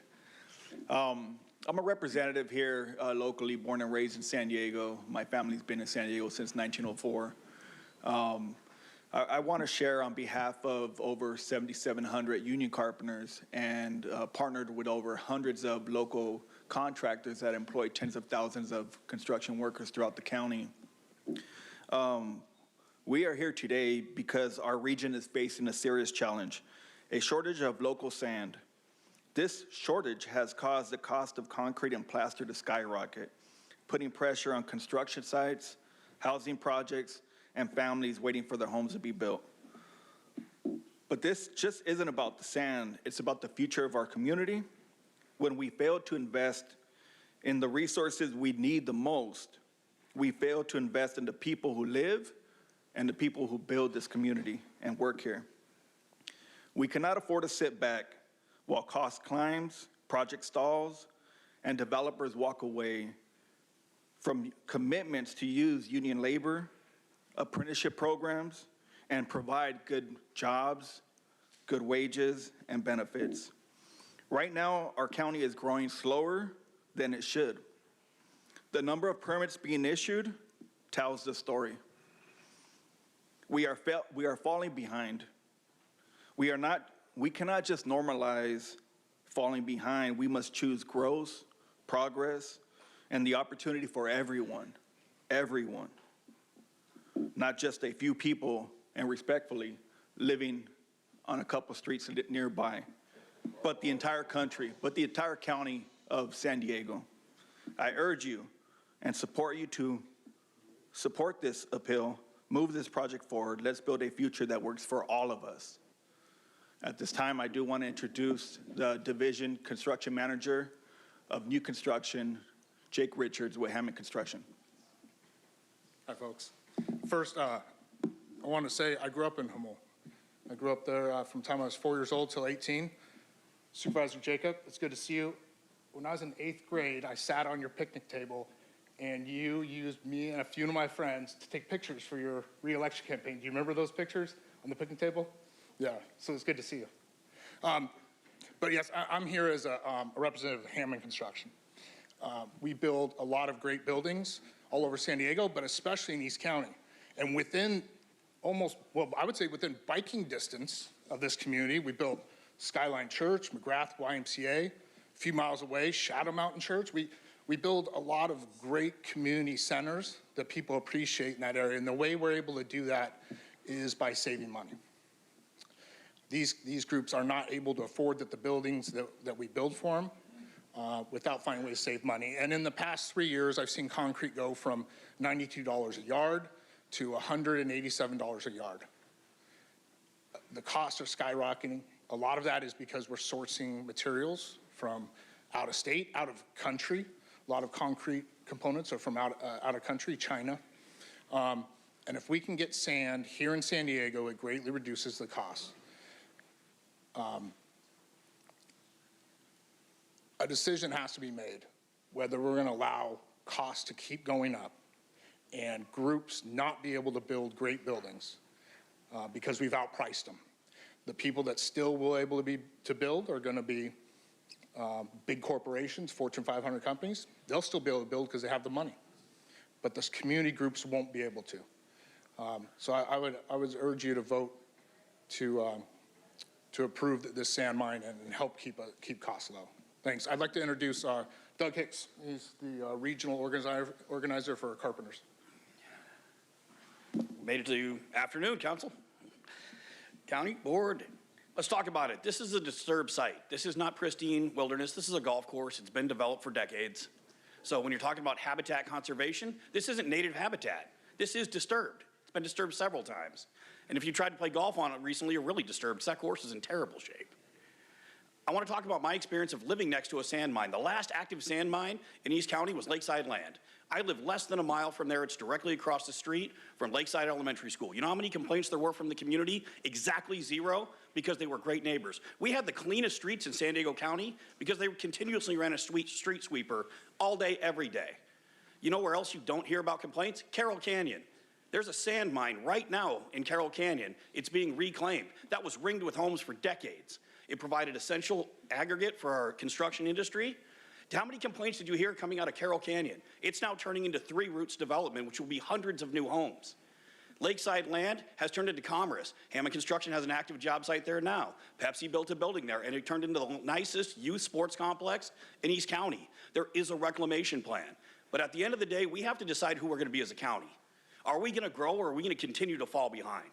Because as you look at it today, if we say no to construction aggregate, that's fine. LA, Orange County, Inland Empire, they will eat our lunch, and they're currently doing so. We pay the highest sand prices in the state. You think that doesn't affect our ability to go to work or produce housing? Every CIP project that the county does involves concrete.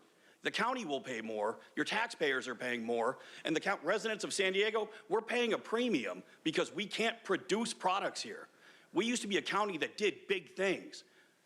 Are we that anymore? If we're not going to make the commitment to grow, then people are voting with their feet, and the next generation is leaving.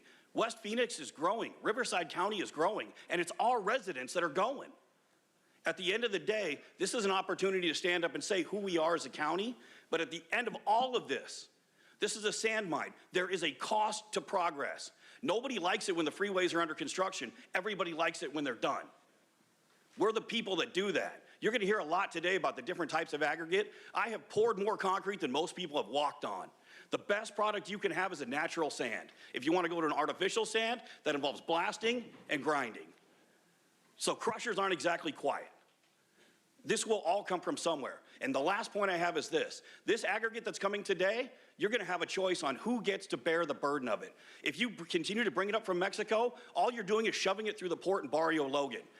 I've heard this board talk about the disparate impact that one community has of all the trucking through there. We have an opportunity to spread that load out through the county. But the question is, where's everybody from Barrio Logan? They're working. They don't have the luxury to come into a 9 o'clock meeting. You know where my members are today? They're working. I have the privilege to be their voice. And if we're going to look at this, let's talk about every community within the county bearing their fair share of this. Or are we going to say, hey, if you have a low enough AMI, we're just going to shove it through your community?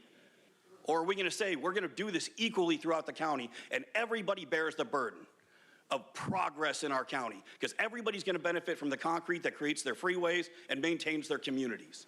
I urge you to move this project forward and remind the rest of California that we can still build in San Diego County. Thank you.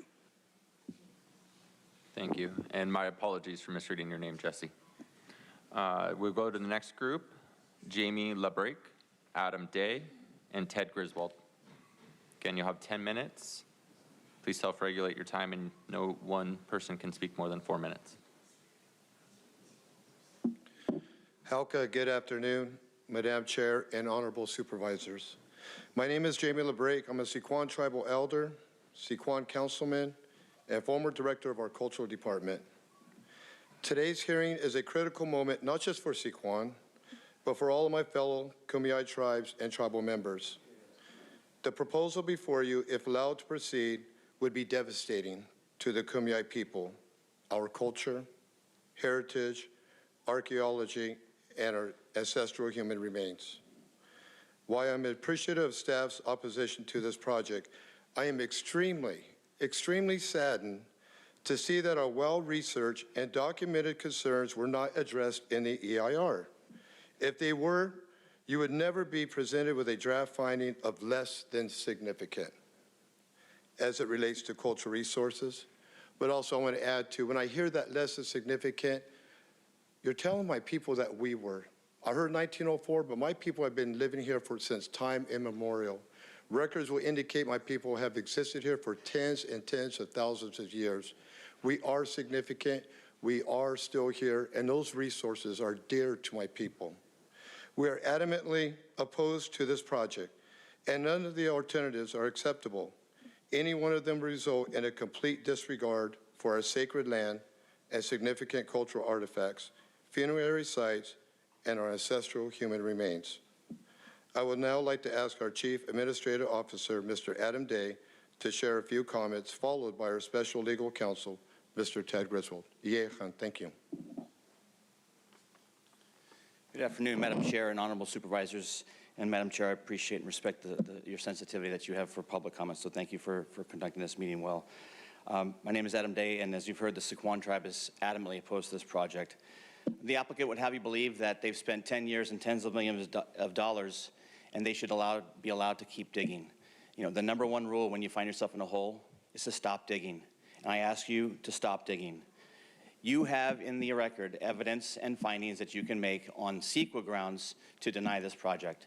Councilman just talked about the significant impacts to human and funerary remains with large subsurface mining. Your staff has also identified at least 2 major use permit findings that cannot be made. We believe there's at least 2 more. That makes 4 findings that cannot be made. The property in question has been zoned open space, S80, for over 70 years, back to when the zoning ordinance was very first adopted. It was designated as such for a specific reason. It is unsuitable for intense development. The S88 specific planning area zoning is only meant for extractive uses when it is secondary to a future use of the site. This proposal is entirely inconsistent with an open space zone. As you heard, the tribe has called the Sweetwater River and adjacent land home for tens of thousands of years. From the mountains to the bay, Sweetwater River and other rivers were the original highways, living sites, hunting grounds, and cemeteries for the Kumeyaay people for well over 15,000 years. There's no way to mitigate the impacts that a decade-long massive subsurface extraction operation will have on their culture and their remains. Sequan has a proud record of partnering with organized labor for many, many years. In the projects that we build, we use union labor. I deeply respect the carpenters, and I appreciate their perspective. I hope we can find a project to partner with them on in the future. But I encourage you to stand with your staff, with your planning commission, with the Sequan tribe, with 3 planning groups, with the broad array of environmental protection organizations, with organized labor through the San Diego Housing Coalition, and tens of thousands of neighbors who ask you to reject the appeal and to deny the project. I now introduce Ted Griswold, our special counsel. Thank you. Thank you, Councilman and Adam. Board Chair and board members, thank you very much for the time to address these important issues. We strongly support the staff recommendation on denial, but we do it on very different grounds, and I think there's a key difference that I'd like to go into, and that is we do not believe that the environmental impacts of this project have been fully reviewed and analyzed. And I think it's a portion of miscommunication, and we're really going to focus on cultural impacts. We submitted over 75 pages of comments on this project. A lot of them were informing staff regarding the cultural resources in this area and provided a lot of citations regarding these areas. This was all pursuant to AB 52. Now, just as a little backup, AB 52 was a state law that came into place in 2015. The state legislature found the wisdom of requiring tribal consultation in AB 52, defining tribal cultural resources as a separate new resource under CEQA, because it acknowledged the fact that prior to that time, and this is in the legislative history, prior to that time, CEQA analysis was being done with a Western viewpoint. Archaeology, history were being looked at, and as only those 2 Western viewpoints on impacts were being addressed, tribal cultural resources were being lost. That's in the legislative history and the preamble for AB 52. So what did they do?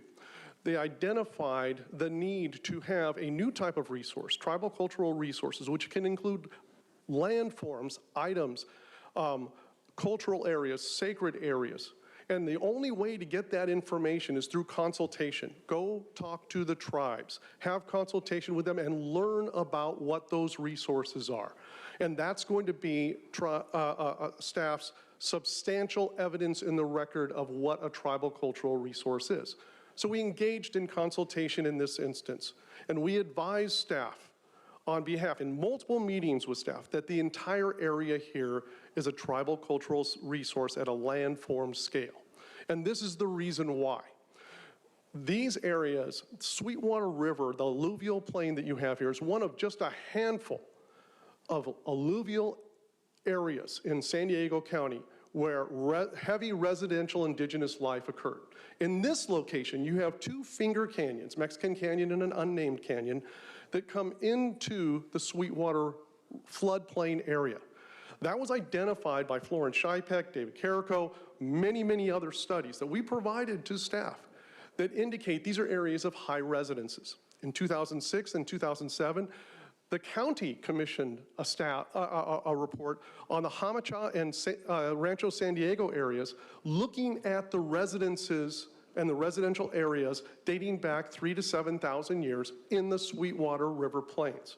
The information is there.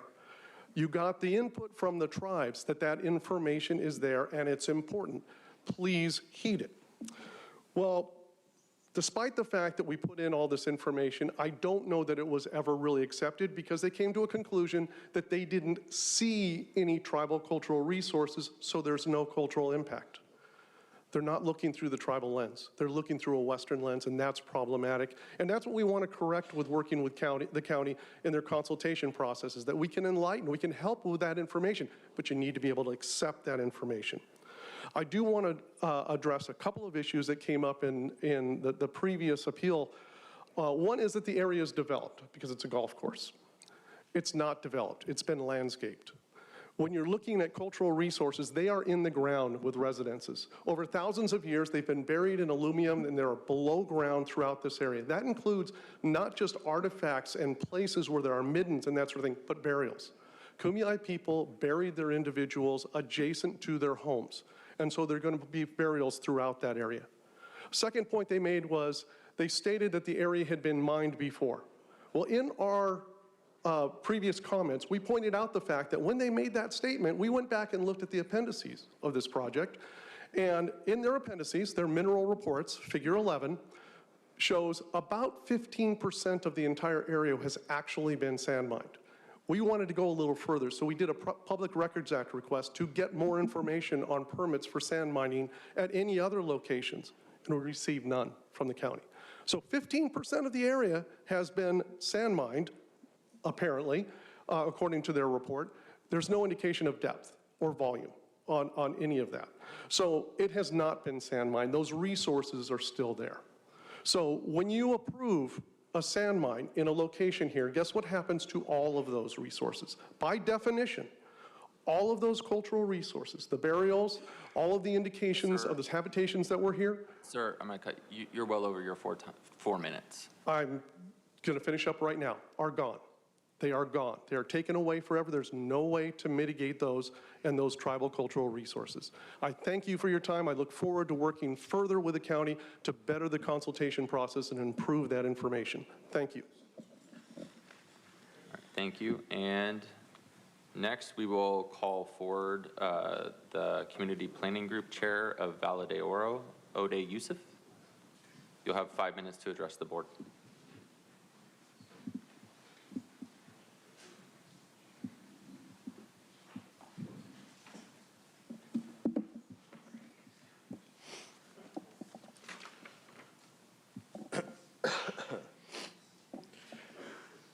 Good morning, Chair Lawson-Remer and members of the board. My name is Ode Yusuf and I serve as chair of the Valle de Oro Community Planning Group. First, I would like to strongly encourage you to review the detailed letter that my group submitted, both as public comment and through the PDS package on this project. The letter lays out in depth why this Cottonwood sand mine cannot and should not be approved. I stand here as a representative of thousands of residents who have participated in this process in the last 7 years. Valle de Oro is a uniquely diverse planning area encompassing the smaller communities of Rancho San Diego, Mount Helix, and Casa de Oro. It also borders the city of El Cajon, the city of La Mesa, and the unincorporated communities of Jamul, Lakeside, and Dehesa. It also includes two supervisors districts, District 4 and District 2, and is very close to District 1. Each with its own character, but all sharing the same expectation that their neighborhoods remain livable, safe, and consistent with the general plan. These are families who live here, parents whose children attend schools nearby, seniors who rely on the quiet character of their neighborhood, and small business owners who would want certainty and stability for their community. This proposal is not just another land use application. It is an industrial-scale mining operation proposed in the heart of a residential community. And when you apply the county's own legal standards under Section 7358, it is clear this project cannot meet the required findings. There's nothing harmonious about placing a sand mine next to homes, schools, and parks. This site is far from adequate public facilities and services, and this project would fundamentally disrupt neighborhood character, generate heavy truck traffic, and impose health and safety risks on families who never signed up to live next to an industrial zone. Now to get to the items that were brought on appeal. The applicant tries to distract from these very real realities by pointing to economic benefits such as road improvements and open space donations. But let's be honest, these so-called benefits only exist because of the harm caused by the mine itself. Road widening is only needed because the trucks on this project will be forced onto our streets. Land dedication only happens after the land has been stripped of its resources and its structure. These are not gifts, they are conditions of damage that is going to be done by this project. The final environmental impact report is equally clear. It acknowledges unavoidable impacts, especially to aesthetics and visual resources. And CEQA is not just a box-checking exercise. Disclosing harm does not erase harm. CEQA requires you to avoid it where feasible and to deny projects where impacts outweigh the benefits. This is exactly the case here. Do not let Rancho San Diego be the site of the next Tijuana sewage crisis, which is certainly what this project will bring to our community. The applicant also argues that there is a critical need for this sand, but there is no guarantee that the material will even stay in San Diego, let alone support affordable housing or infrastructure. That argument is speculative at best. We are led to believe that if this project is approved, suddenly housing will be affordable and every pothole will be filled. That's absurd. The only certainty is that burdens will fall squarely on the residents of Rancho San Diego. There's a lot of also argument about the phasing that comes with this project, how mining will be done at different phases, but the only thing that will guarantee is that children will get sick in phases instead of all at once. And let us not forget the public voice. Hundreds of comments, countless hours of testimony, overwhelming opposition from community groups all point in the same direction. This is the wrong project in the wrong place. The Planning Commission recognized that even with a split vote, the failure to secure a majority is not support. It is disapproval, plain and simple. Supervisors, your general plan and your duty under SECRET require more than just checking boxes. They require you to weigh real impacts on real communities. In this case, the evidence is undeniable. The Cottonwood sand mine would cause long-term harm to the health, character, and future of Rancho San Diego. This project has been in front of the planning group, the Valle de Oro Community Planning Group, for 7 years. In that time, our group and subcommittee have held over 24 meetings and heard thousands of public comments from residents, from business owners, from parents, and even from children. And among those thousands of comments, we've had just one person speak in favor of the project, and that is somebody who admitted they did not even live in the area. So all those who come to support it now, fully within their rights, but I have a question. I would ask that you question supervisors. Where have they been the last 7 years? Why did they not come to us? Why did they not come to the community? We know the voices that we know, and that's the thousands of residents who are against this project. I thank you for your time. I urge you to deny the appeal. Thank you very much to staff and the residents of Rancho San Diego. Thank you. All right, now we will, sorry. Thank you. So it's nearly 1. We have about an hour and a half or so of additional public comment, and then time for board conversation. So that kicks us to about 3 o'clock. So what I'd like to do is just take an opportunity, if any of my colleagues have any questions of the group presenters now or comments specifically on the group presentations, then we'll take a very brief lunch break. We'll break for about 15 minutes so folks can eat, and then we will be back and we will power through. And let them, okay? Or else we're going to be here all night. Jim, is that okay, Jim? Would you like longer? I'm just wondering how they are going to get lunch in 15 minutes. Would we like 30 minutes? 30. 30 minutes? Everyone be quiet. Be quiet. I'm asking my colleagues what they'd like to do. Supervisor Montgomery, step. Would you like a short lunch for 15 minutes so we can hurry, or a longer lunch for 30 minutes? Anyone have an opinion? Well, I have an opinion. Go ahead. You just want to keep going? Yes. Okay. That's fine. Do you have an opinion? Jim would like a 30-minute lunch. Supervisor Montgomery Step wants to keep going. Supervisor Aguirre? 15 minutes. And Supervisor Anderson says everyone should have brought their lunch. I brought my lunch. I knew it was going to be a long meeting. Okay, so we have keep going, 30 minutes and 15 minutes. We're going to go split the baby. It'll be 15 minutes, just so folks can hurry up. Okay. Supervisor Desmond, do you have a comment? You'll be back in 15 minutes. We serve the public better fed, so. Okay. It's in everybody's interest. It sounds like someone needs to eat. We'll be back in 15 minutes. 1:15.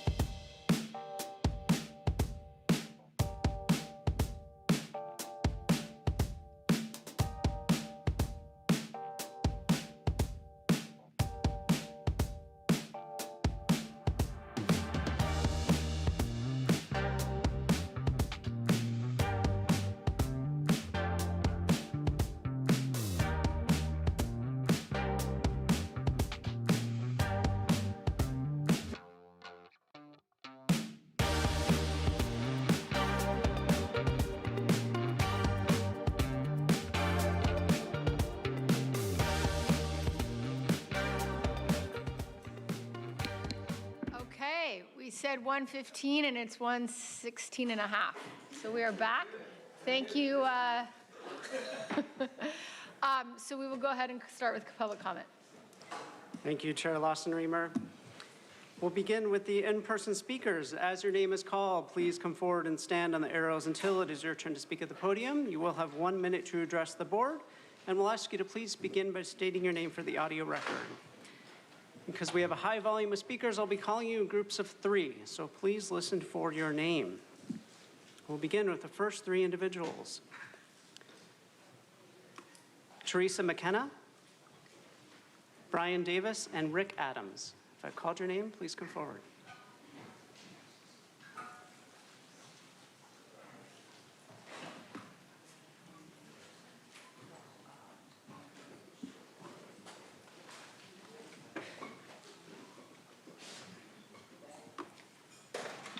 You're welcome to come forward in any order. Thank you.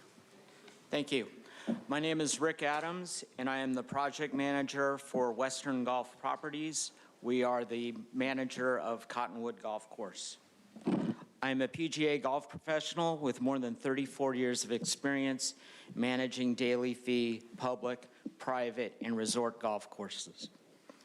Since the economic downturn of 2008, Cottonwood has attracted fewer players, and most of those players we see are from outside of the immediate vicinity. Golf is a difficult business. As a matter of fact, the previous owner lost Cottonwood in a bankruptcy proceeding in 2016. 6 months later, the new owner closed the second golf course to reduce costs and focus resources, including water and labor, on the existing 18-hole golf course. Cottonwood has gone past its sustainability. It needs to be closed and move on to its next purpose in life. Thank you. Thank you. Next speaker, please. I'll go ahead. Thank you. And as the next speaker is coming up, I'm going to call 3 additional speakers just to keep you all moving. Philip Faker, Todd Nadeau, and Chris Vertrees. If I've called your name, please come forward. Hi, my name is Brian Davis. I'm a 31-year resident of Hamul, 50-year resident of East County. And my concern here today, well, first of all, I oppose the sand mine. And secondly, I agree with everything that the people opposing the sand mine have said and gone before me.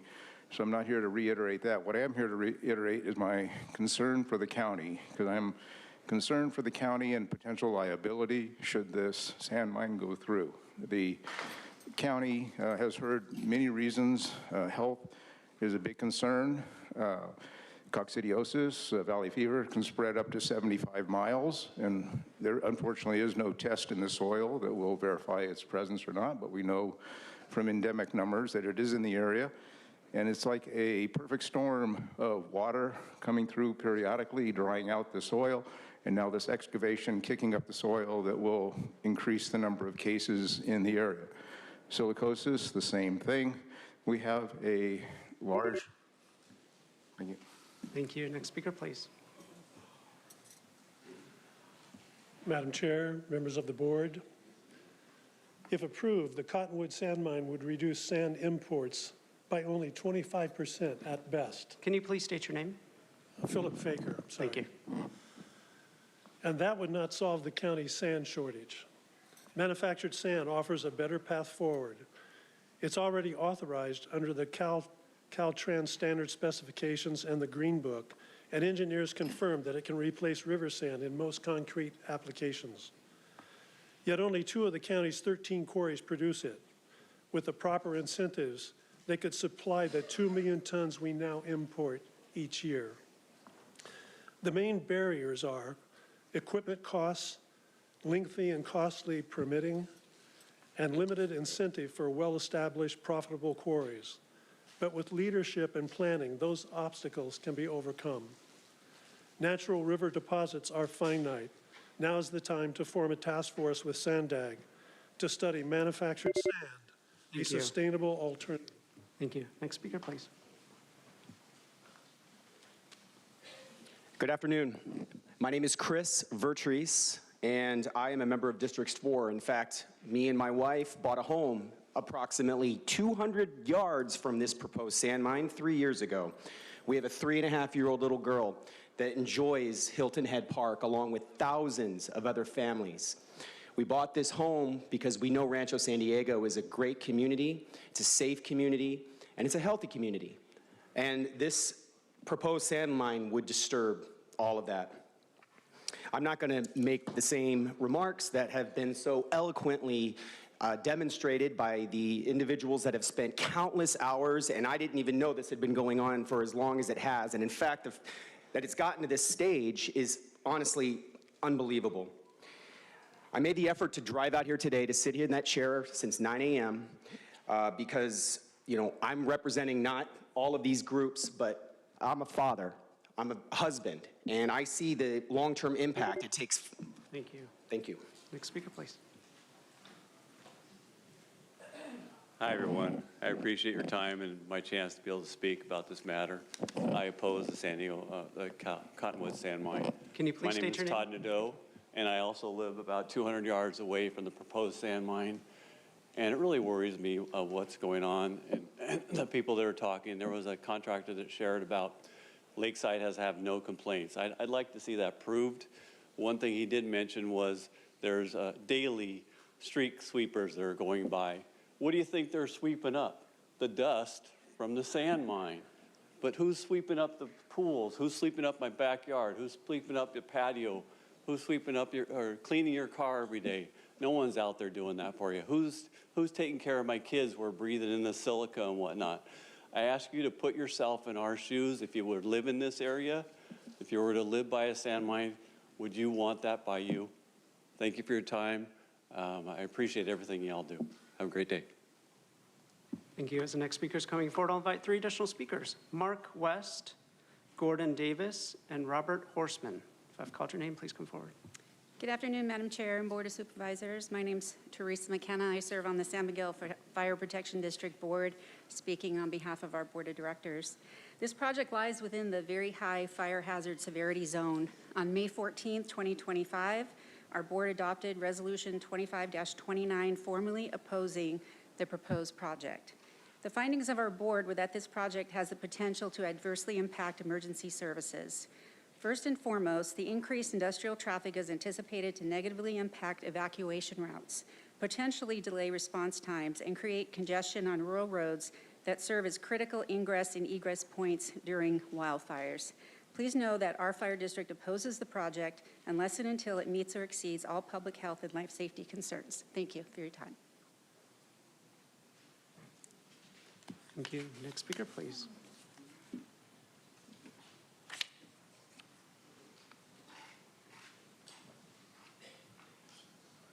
Go ahead and call 3 additional speakers as well: Kalodia Toma, Michael Soloway, and Zachary Sviling. If I've called your name, please come forward, and you're welcome to come forward in any order.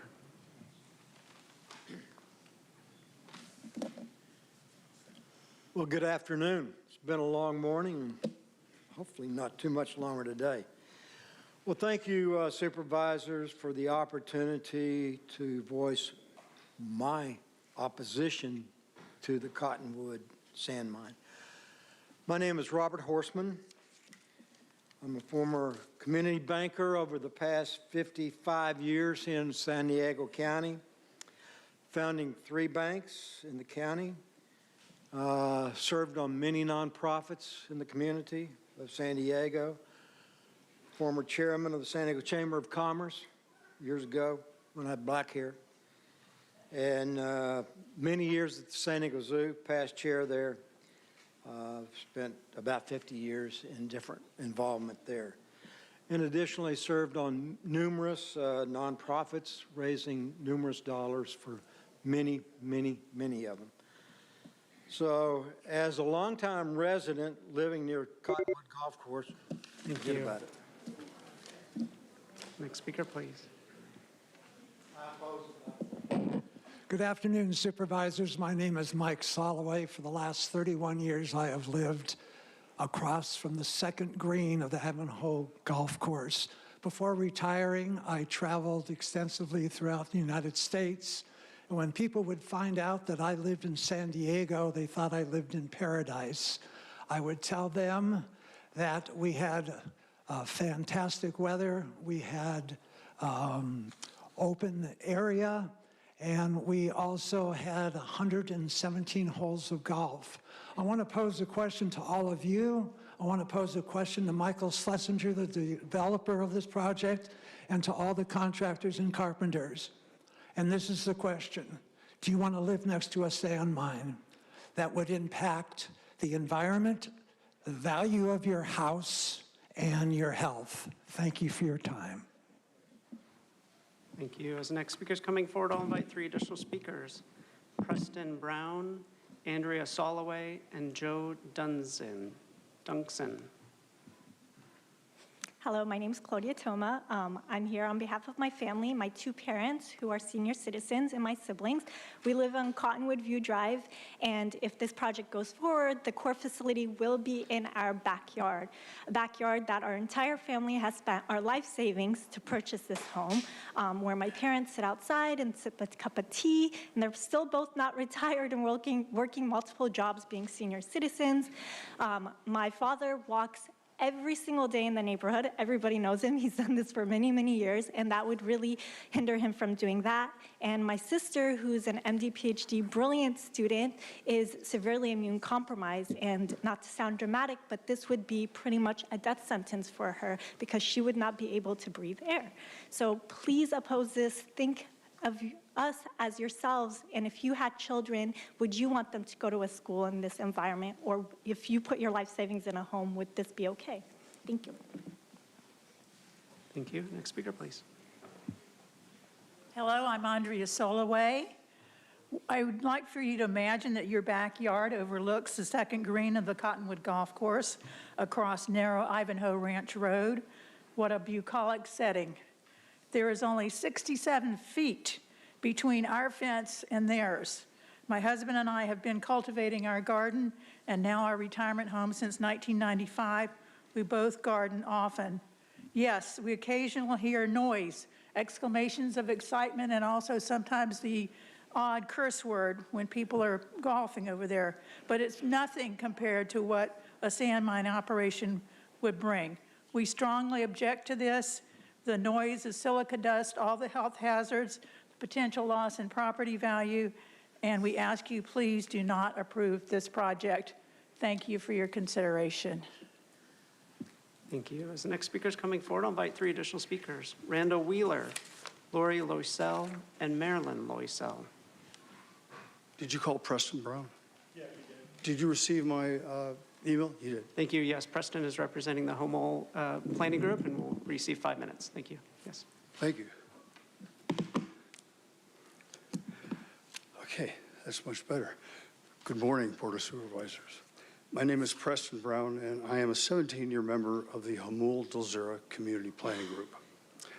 I'm speaking today for the group, and we voted unanimously to oppose this project. We believe there is no way to mitigate the numerous possible hazards that will threaten our communities and region. We also reject the premise that there is an acceptable level of harm. SR 94, Old Campbell Road, is our main route for daily travel and is already burdened past its capacity. Traffic will be impacted by the expansion of truck hauling operations. Hamul Drive is a vital alternative route, and it passes through the heart of the Cottonwood Sand Mine project boundaries. Our community's biggest concern is the threat of fire entrapment. Backcountry residents depend on these 2 routes for emergency wildfire evacuation. The open pit mine will seriously degrade the myriad biologically diverse conserved lands areas to the south. There is no mitigation for the loss of habitat and endangered species in the most protected lands in the continental United States. There is also no mitigation for the long-term negative health impacts from air pollution of silica dust and spores distributed in the soil. Please reject this project and protect to the fullest extent the human communities, the natural communities that thrive here. A dangerous new precedent would be set in prioritizing a singular industrial interest over the health of an established community and the health of the environment. Thank you. Thank you. Next speaker, please.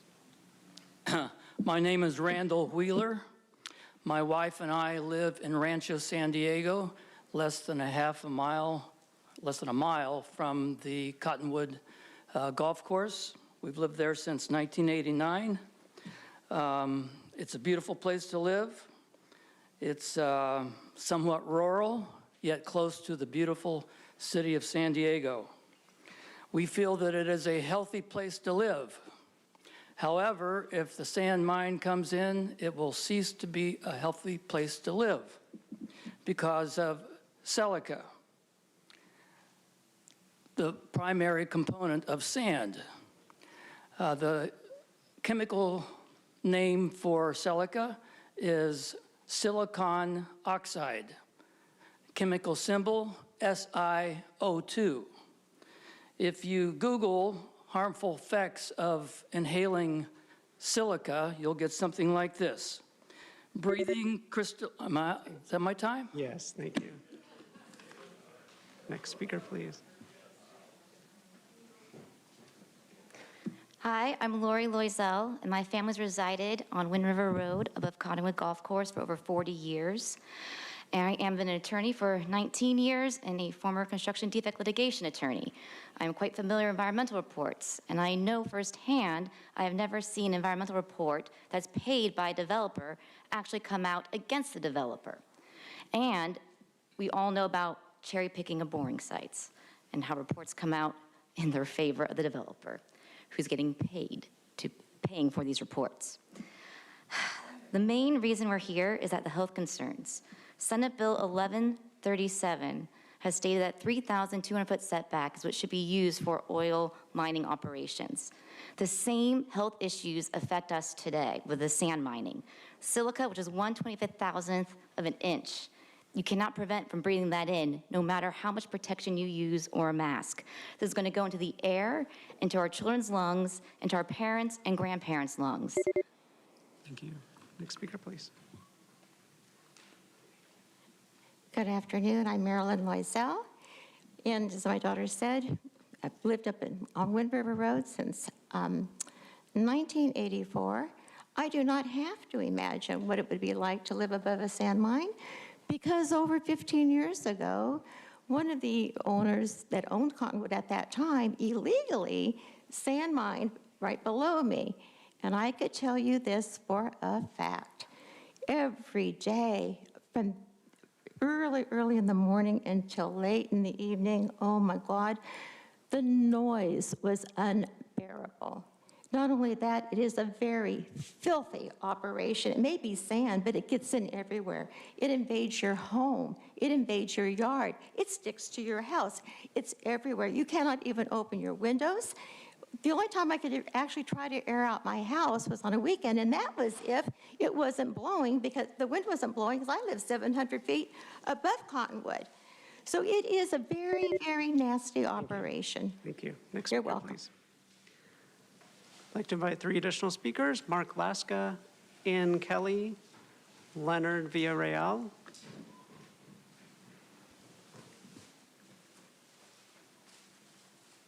Hi, good afternoon. My name is Dr. Mark Laska. I'm the president and founder of Great Ecology. You saw the images that my company produced on the reclamation component of this project.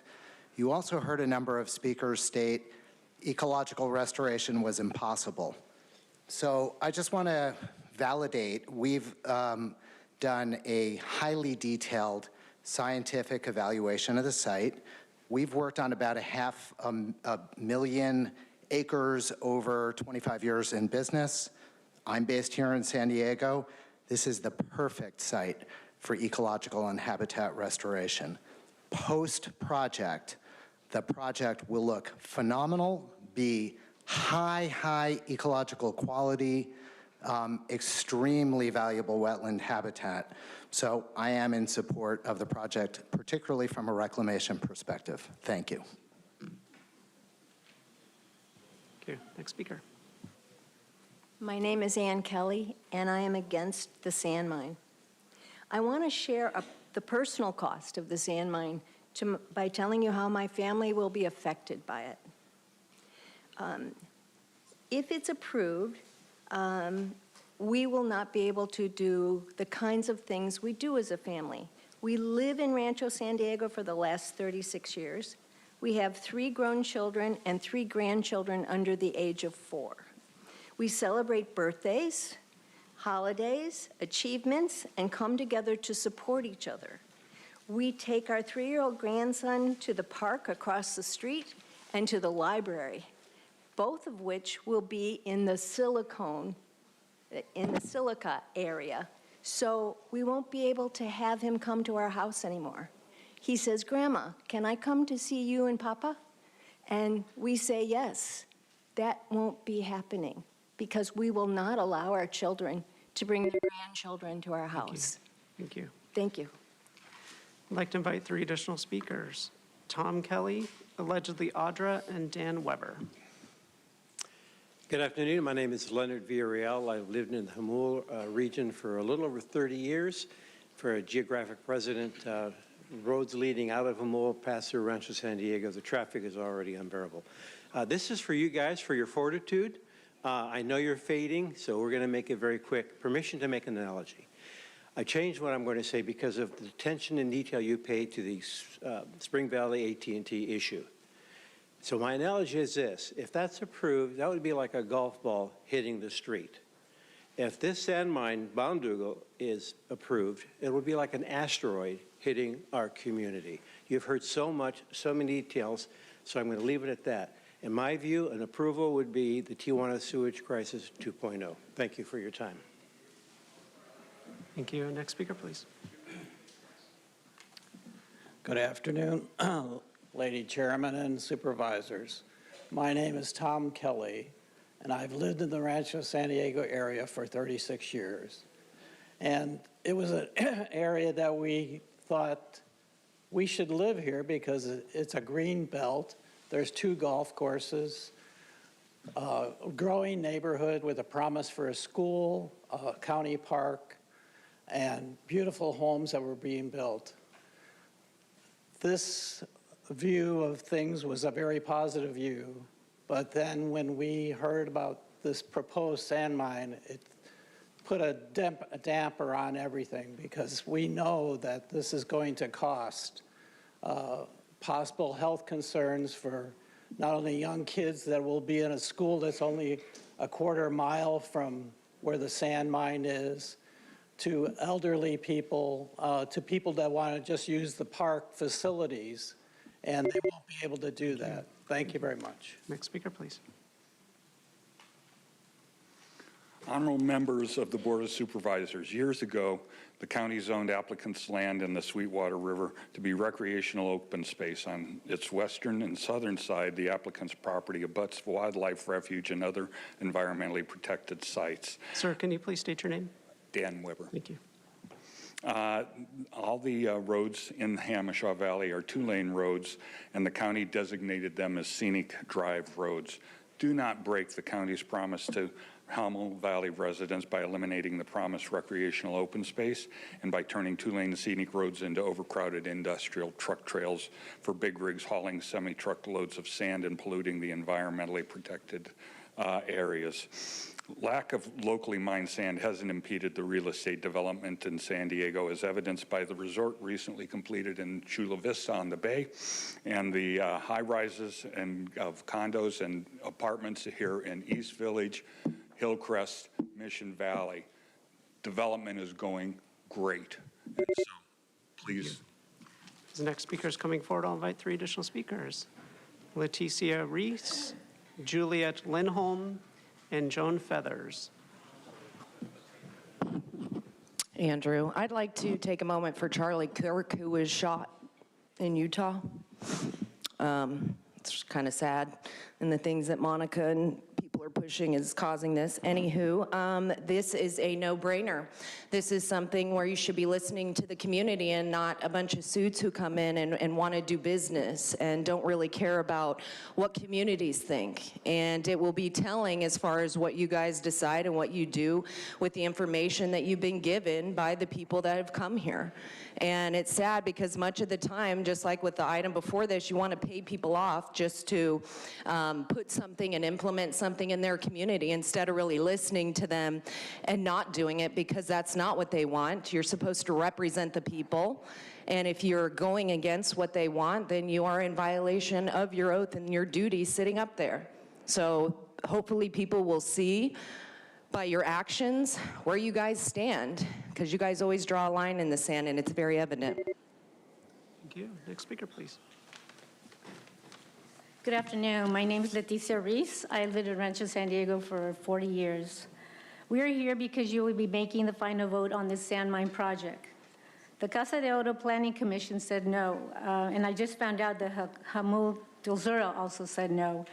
The County Planning Commission couldn't get a majority, so it was a no. So that is 3 strikes. So now you'll be voting, and I pray that you'll be strike number 4.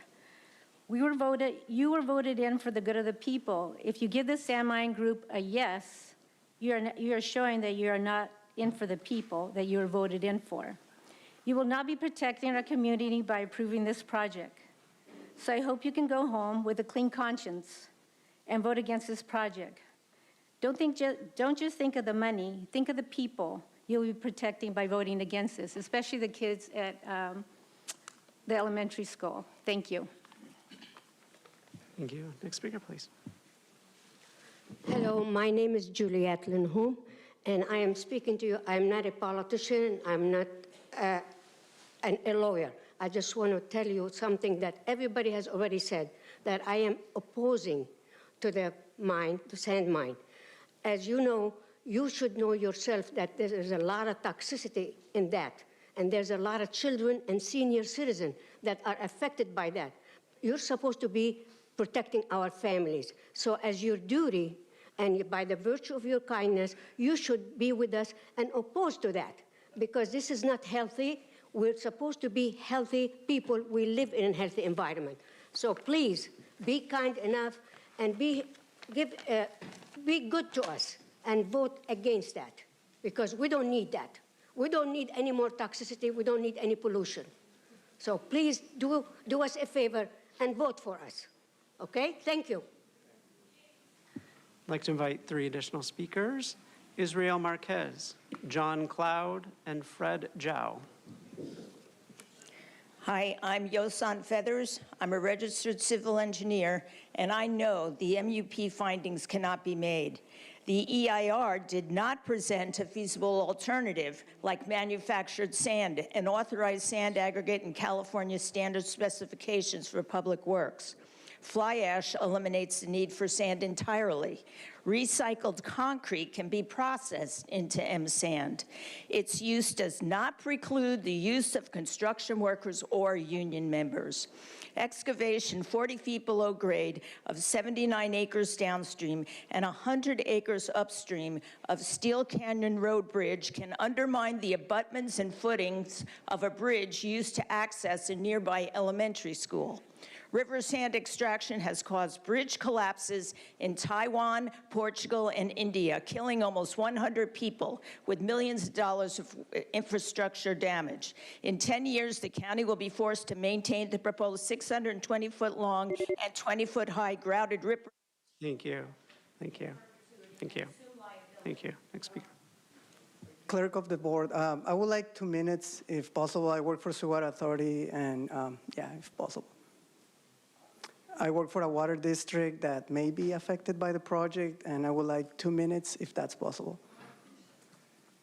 I appreciate you asking. We do have a number of presentations that were initially had asked for longer time, and they were all granted it. They submitted the request in advance. And then there's a standing rule that if you're the chair of a planning group, that you also get longer time. So, you know, everyone here in general has a really good reason for being here, including yourself. So we're just going to have to stick with the time allotted to everyone. Sounds good. Thank you. Good afternoon, dear members of the County Board of Supervisors. My name is Israel Marquez, and I am the Land and Environmental Manager for Sioux Water Authority, a water district that provides potable water to 200,000 San Diegans in the South Bay area and owns and manages 2 reservoirs in the Sweetwater River watershed. I would like to begin by saying that Sweetwater Authority is not in favor or against sand mining. However, Sweetwater Authority has significant concerns with the water quality and hydrology assessments and the drainage study provided in the environmental impact report for the subject project, particularly concerned with site flooding or ability to transfer water between the reservoirs and water losses. Sweetwater Authority respectfully requests that the board does not approve this project as currently presented. Sweetwater Authority is open to continue coordinating with county staff and project proponents to ensure that all Sweetwater Authority's concerns regarding potential water quality issues, hydrology issues, and, well, anyways, thank you. Good afternoon, Madam Chair, Board of Supervisors. To your comment earlier regarding if chair of a planning board, I am the president of the Steel Canyon Estates, which is right next to it. Can I get me another minute? Gosh, you all are so creative. So, no, these are official community planning groups, but thank you. Okay, well, You are a thank good advocate. Can we start it over again, though? Yes. Okay, cool. Well, first of all, thank you for... Can you please state your name? Fred Jaju, president of Steel Canyon Estates, the Homeowners Association. No means no, you know, and it's already been said no several times. At the same time, I've had the pleasure of meeting three board supervisors at different meetings, and be in the meetings and in the hearings, we got I will vote no, and Ms. Montgomery, thank you, Supervisor Montgomery, Supervisor Anderson, and Madam Chair. At different times, we had some kind of a commitment of a no vote. Joe Anderson, thank you for doing the great job in our district.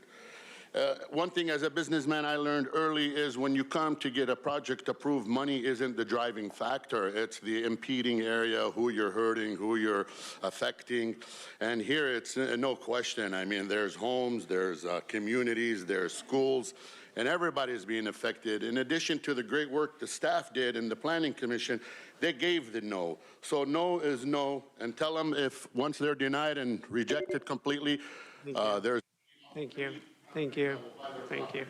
Thank you. Madam Chair, I just need to make a Yes, correction. absolutely. Please. I have never committed one way or another on this project. I've listened to everybody who's approached me. I'm very interested in what everybody has to say, but I want to be absolutely clear. If you commit in advance, then you cannot vote on this. I followed the law. I followed all of it. I've never committed to anybody at any time, not even to my former roommate, Barry Jantz, who's very outspoken on how he feels on this. And before this next speaker begins, I'm going to invite 3 additional speakers.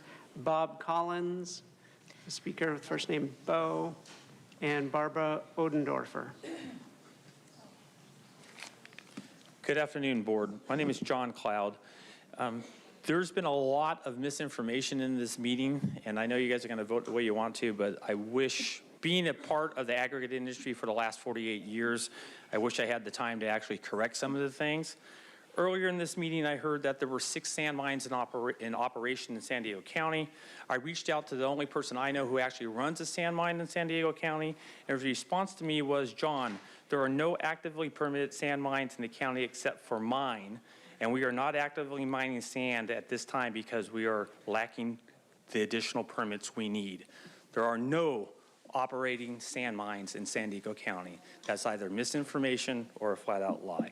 Regarding compatibility with housing, you guys, all you have to do is go on Google Earth or drive on the toll road, Highway 52, and you will see Lennar Homes is building houses 120 feet from the property line of the Otay Quarry, which has 160 million tons of reserves and will be in operation when all...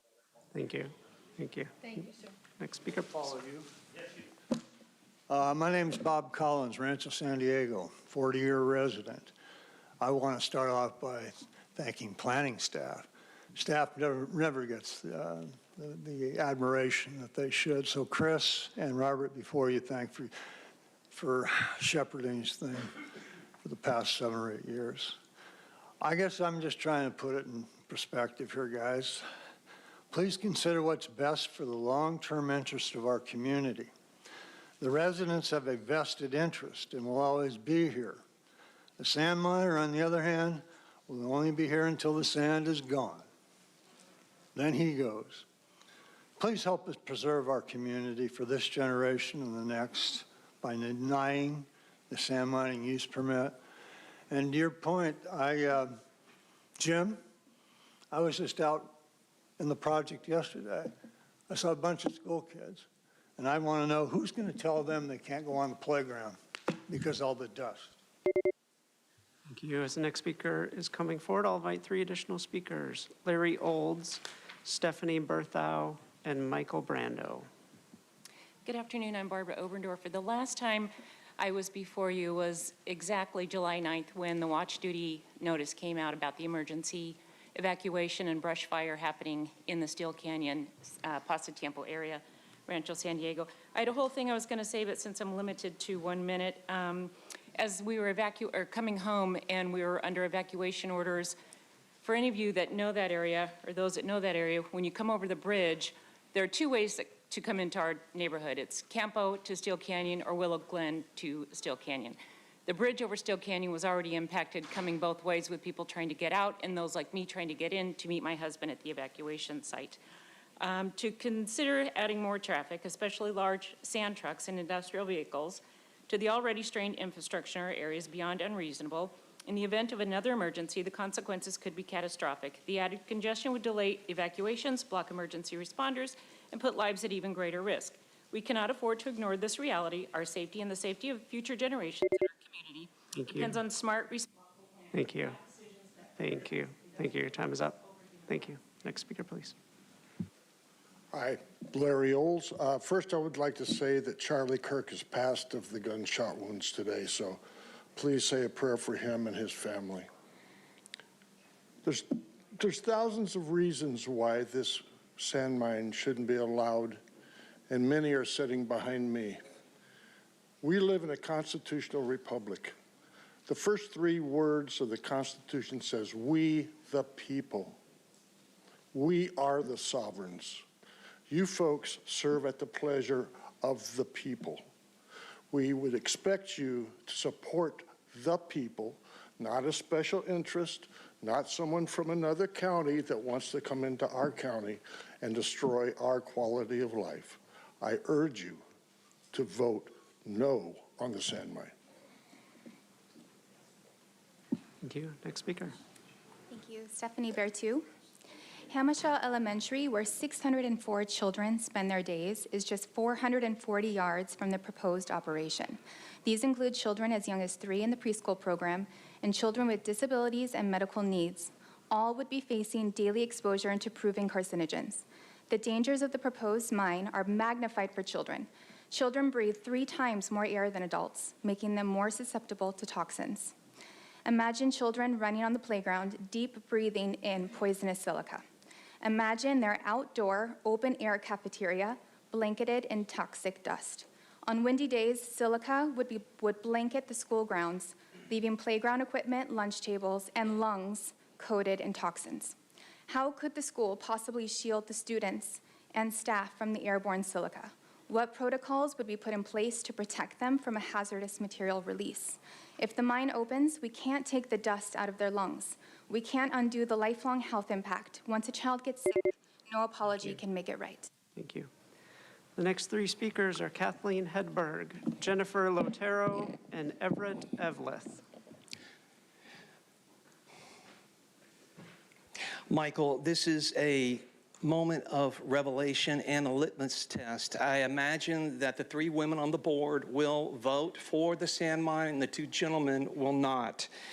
I thank the people for coming to represent their community. The underlying issue with this is many of you may not know that you're actually working for the 17 Sustainable Development Goals of the United Nations. It's not conspiracy theory. All you have to do is do some research on it. There's a great book that all of you can read. I welcome all of you as well to read. It's called Behind the Green Mask, M-A-S-K, Behind the Green Mask. Monica Montgomery Stepford, you're talking while I'm addressing everyone, and this book actually Please pause describes... this time.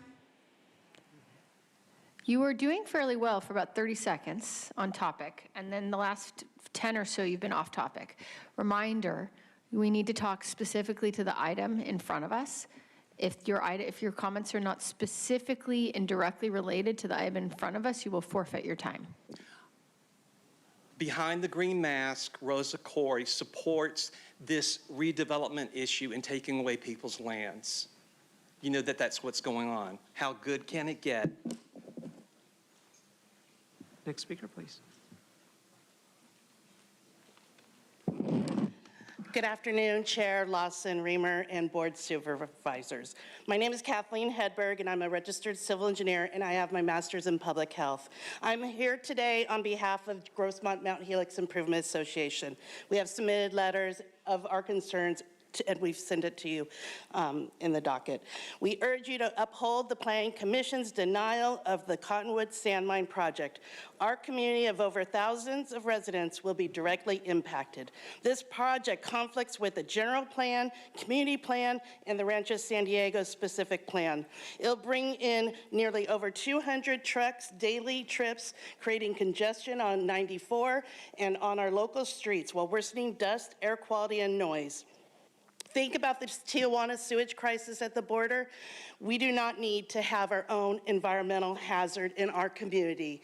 Please, please, please, we strongly urge you to reject this proposal that threatens the health, safety, and character of our community. Thank you. The next three speakers are Ricardo Aguirre, Robert Hatton, Victor Diaz. Good afternoon, Board. My name is Everett Eveleth. I'm a 30-year resident of Rancho San Diego. I want to thank you guys.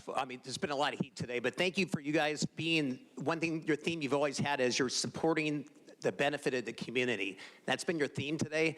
I got to say, living in the Rancho San Diego, there is absolutely no benefit for the sand mine to our community. Absolutely zero benefit. There's no reward to any of it. So speaking of community, I also wanted to thank one person. I want to thank Vice Chairman Montgomery Stepp. Thank you for coming to our community when you're running for office. You came out and spoke at a meeting, and I appreciate that. That says a lot that you actually got to know our residents and come and see who we are. So thank you on your end. Thank you, Board. Thank you. Next speaker. Good afternoon, Board. My name is Ricardo Aguirre. I'm a superintendent for a construction company, a local construction company here in San Diego. Sand is an essential component to the building of new communities, infrastructure of new homes, development, both commercial and residential and public development. I've witnessed within my management teams, with my procurement teams, having to order sand from outside of San Diego. Costs have gone up due to transportation, fuel, and operating expenses related to the importing of sand for any project here. We have an opportunity to mine our own sand locally, but you have the power today to hold the faith of that decision to lower the cost, to build more homes, or to raise the cost of building homes. I urge you to support the appeal and move the project forward. Thank you. Thank you. Also invite the next three speakers, Ami Murofushi, Miguel Guzman, and Deborah Fox. Good afternoon, Victor Diaz. I'm in full support of this, of the Cottonwood Sand Mine. We lack sand. We lack the opportunity to control the cost of our concrete. If we don't move forward with this project, we will lack a lot more to come. And let's be honest, a denial of this project hurts working families, skilled local workforce, opportunities, slow growth, and threatens our future. Right now, we cannot normalize lack. Let's invest in growth, good jobs, and the future of this county. Silica is not created by mining sand. Silica dust is created by blasting rock, cutting, grinding, and drilling into concrete and other materials like plaster, etc. Again, not by sand mining. I urge you to support this appeal and move this project forward. Thank you. Thank you. Next speaker. Good afternoon, Supervisors. My name is Miguel Guzman. I'm a superintendent with the Conco Companies. I recently completed a family health project here in Chula Vista that took about a year. I'm in support of item 6 moving forward. The shortages of sand, concrete, and plaster are creating major delays. This doesn't just impact contractors and developers. It slows down health centers, housing, and other essential projects that our community depends on. Moving item 6 forward will keep projects on schedule and ensure San Diego County continues to grow and serve its residents and community. Thank you. Thank you. The next 3 speakers are Brittany Waddell, Breton Peace, and Alonso Gonzalez. Hi, I'm Dr. Devorah Fox, and thank you all for being here. I live on the hill that overlooks Cottonwood. So what now is a golf course view will be a sand mining view. A lot of people are talking about how many feet away or whatever. Understand, and if you've been to the area, some have, you know that the sand mining golf course area is in a floodplain. The houses immediately across, right on Willow Glen, they're about 25 feet higher. And then the rest of us are in the mountains up here. So what you have is an amphitheater with the golf course now and then the mining down here. The people who want to put the mining in, they say they're going to put a fence there. How do you put a fence to block the dust, the sound, the noise from the people who live 25 feet higher? How high is that fence going to be? Thank you. I had a lot more to say. Next speaker, please. Hello, Chair, members of the board. My name is Brittany Waddell. I'm speaking in opposition to the project regarding zoning ordinance 7358 and the finding. The operating characteristics of this proposed use are not compatible with the adjacent uses and will have a harmful effect on the existing neighborhood. Under SMARA, there's no guarantee that the project would be limited to 10 years. Nothing stops the applicant from requesting extension after extension. Silca is a result of any sand mine operation that creates severe health impacts for people and animals. This is and can lead to chronic lung disease. This is recognized by OSHA and air districts across the state. I agree with the Air Pollution Control District's comment letter dated February 25th, 2022, where they note several problems with the analysis in the EIR. And I would like to also speak to the restoration and backfill of those 40-foot pits. In the final EIR, it lists that those 40-foot pits would be backfilled with 2.5 million cubic yards of inert debris consisting of clean demolition materials, concrete, asphalt, and rock. Thank you. The next speaker is coming forward. I'd like to invite the remaining speakers in person, Cody Charfaros and Mark Samanson. Good afternoon, Breton Peace. I live in one of the most impacted neighborhoods, 100 feet from the proposed project. Quickly, the proponent foreclosed on this property. He's a lender. He wants a bailout. Second, the mining you saw that happened from 2000 onwards was to build the ponds and the lakes that no longer exist. It was literally called the Lakes Course. Half this property's already been shut down. It's a combination of open space and a homeless encampment. Question is, where are the lakes? I have the video where they brought diesel generators out in the middle of the night and emptied them. Finally, who are we? We're very diverse. I take umbrage to what some of my union friends said. Many of our people are not here because they have day jobs. We have military families, first responders. I'm speaking on behalf of myself and on behalf of 180 families in the Humboldt Little League. They cannot be here, right? They work too. Right, we're an incredibly diverse community. This would rip the center out of it. I spend a lot of my time telling these kids to succeed is not to leave home. We're El Cajon. This would ruin that. Thank you. Thank you. Next speaker, please. Hi, my name is Zachary Spelling. I'm a resident of Humboldt. This proposed sand mine is not consistent with the San Diego County General Plan. For more than 60 years, this property has been a golf course. For nearly 50 years, it has been designated an open space recreation zoned property in both the County of San Diego's eyes and the Valle de Oro Community Planning Organization. This designation is meant for recreation, parks, fields, and sports, not industrial uses. Again, this is outdoor recreation for the community. A sand mine is an industrial use in nature. It means heavy machinery, excavation, trucking, noise, pollution, large-scale operations. That's the exact opposite of recreation. I can all agree that none of us want to work out in a construction zone. Just because the zoning allows someone to file for a major use permit does not mean that that is actually an allowable right. The whole point of us stepping in front of you for a major use permit is to allow each of you the reverence this decision deserves, to make sure this is actually a compatible use within the community. Thank you for your time. Thank you. Next speaker, please. Good afternoon. My name is Mark Samanson, and I live 100 yards off of the planned project. I am against the project, and it seems like there's overwhelmingly people that are against the project. But so many things have been mentioned, I just want to now go back. Yes, there was some sand mining that has been done on the Cottonwood Golf Course in the past. It seems like there's a doubt. I lived there. I saw it done.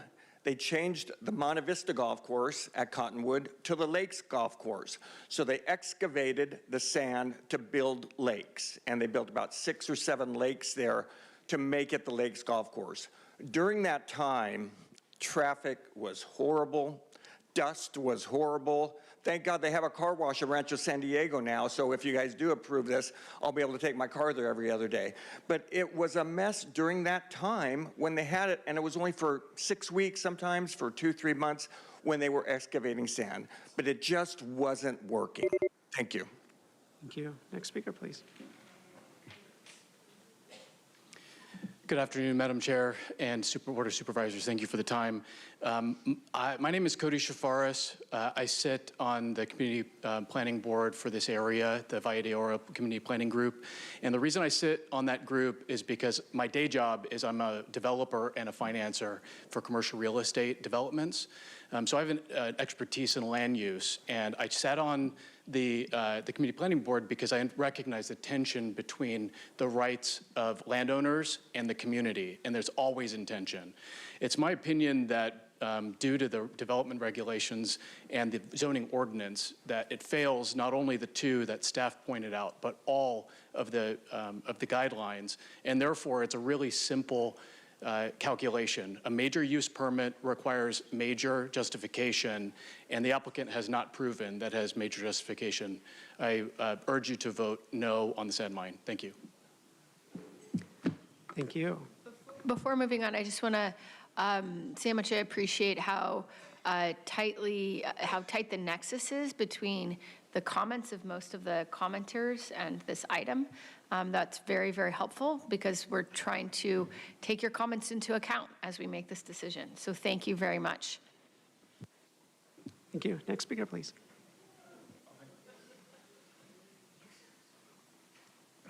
Hi, my name is Joe Duncan. I'm a resident of Hummel, Steel Canyon, which is very close to the sand mine. I'm no geological engineer, but in fact, I barely know how to use my phone. But I did go through and ask it a question. I said, where can I put a sand mine in San Diego County? And here's the answer I got. Significant sand and gravel deposits are typically found along major rivers. These deposits are concentrated in many regions near the San Luis Rey River, the Otay River, the Tijuana River, the San Diego River, the Carroll Canyon, the San Dieguito River, and Sweetwater River. My question is, this sand mine, which is being put into a terrible location, is based on the fact, the arguments for it are based on the fact that there's no other place to get sand. Have we really checked all of these locations, or is it just a coincidence that this sand is available on a golf course taken over by a wealthy developer? I think there might be other places to get sand. Thank you. Thank you. Thank you. I'm going to recall all those individuals that I previously invited up to the podium. Ami Muro-Fushi, if you're here in the chamber, please come to the podium. Jennifer Lotero, Alonzo Gonzalez, Robert Hatton, Gordon Davis, Mark West, and Bo. I've called your name, please come forward.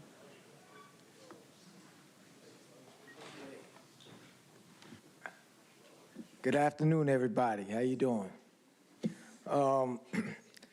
I oppose the sand lot. Can you please state your name? Okay, my name is Bo Beauchamp. I oppose the sand lot. First thing, I've been in Hamul for 25 years. Okay, Marine Corps sent me out here. I didn't know nothing about. I wanted to stay on the, on the East Coast, and Uncle Sam said, "No, you're going to the West Coast," and that was one of the best things that happened to me coming out this way. Anyway, just wanted to tell you, we already have traffic problems already in East County. And, I don't know what it takes. No means no. This was 3, 4, 5 years ago. I was on the phone, and it was, everybody, we was talking, and everybody in the community said, we don't want that sand lot. Thank you. Thank you. Cool. We'll now hear from the individuals that requested to speak by phone. Thank you, sir. We'll now hear from the individuals that requested to speak by phone. When it is your turn to speak, you will be unmuted and you'll hear a recording that will tell you to begin your comments. We will start with our first caller.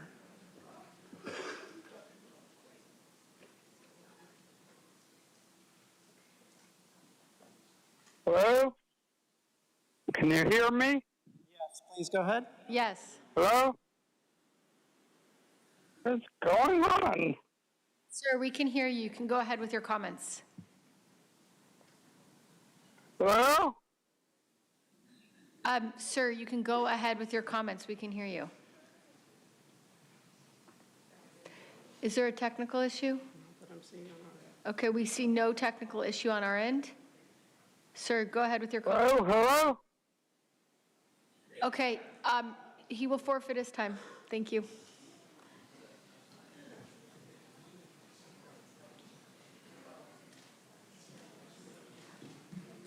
He didn't forfeit his time, Tara. You better give him back his time. This is Consuelo. This project is just one more example of how government bends for profit in corporations while showing little to no respect for the very people who pay their checks. A sand mine in the middle of the suburban area. It's reckless, it's abusive. This is just about sand, just like the last time wasn't just about cell towers. These are symptoms of a much bigger disease, a government that will risk poisoning water, polluting air, blasting neighborhoods with radiation, and putting people in harm's way, all for money, all for control, all for the United Nations agenda for the 21st century. Look it up. Pay attention. This government, this local government, this board does not work for the people. They don't even care. They give you 60 freaking seconds to speak. Are you getting it? Do you understand? Start paying attention. Start recognizing who, in fact, they work for. They're all for profit, not for the people. More money, more power. They get these slimy lawyers up here, these scripted shills that are paid to come in to speak on behalf of what they want. Thank you. We'll hear from the next caller.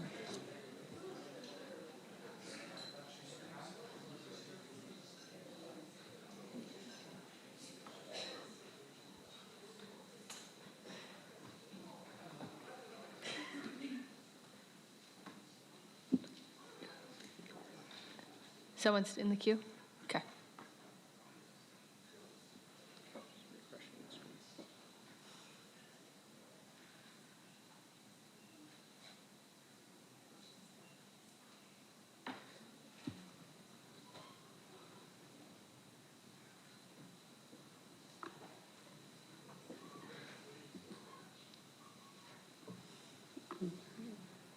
Are we having any technical? Hello, County Board of Supervisors. My name is Russell James. I've been a East County resident my entire life and lived in the Rancho San Diego area for the last 35 years. I'm strongly opposed to the sand mine project. It is definitely not compatible to this area. It's the wrong project in the wrong place. A lot of talk has been going on today about reasons why, and I agree with all those. My biggest thing is the traffic and the amount of trucks on the road. By adding the amount of truck trips that they propose, there'll be an additional truck going by on Hamishaw Road every 1.5 minutes. An additional one truckload every 1.5 minutes, on top of all the other trucks that are already going down that road with sand in it. So I'm asking you, don't be fooled by the applicant's comments. They're flawed. Listen to your constituents and your staff. Do not approve the. Thank you. Hear from the next caller.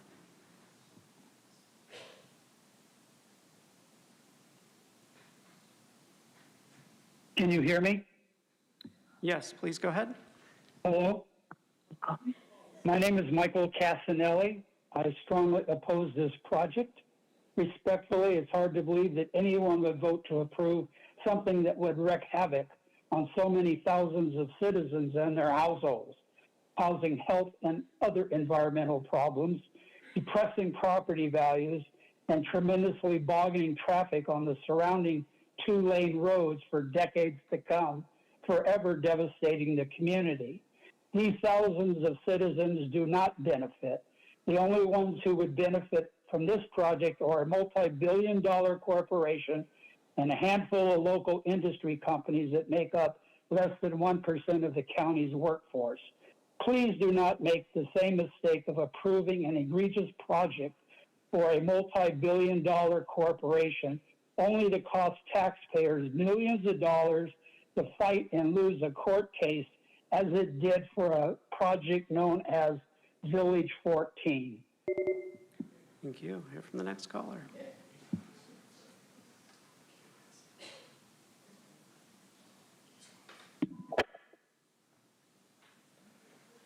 Thank you for the opportunity to address you today. I'm Mary Beth Caston, a 36-year resident of Rancho San Diego. In my professional life, I advocated for students during my 37-year career in the Grossmont Union High School District, and I just retired in June 2024. At my retirement, I served as the superintendent. I also served as the principal at Valhalla High School for 13 years. I'm advocating for students again today when I urge you to waive the appeal to use permit. This project is in close proximity to schools, and notably an elementary school a quarter-mile away. The significant environmental impacts to biological and cultural resources, paleontological resources, and tribal cultural resources, as well as the negative impacts of traffic, noise, fire safety and evacuation, greenhouse gas emissions. Thank you. Hear from the next caller.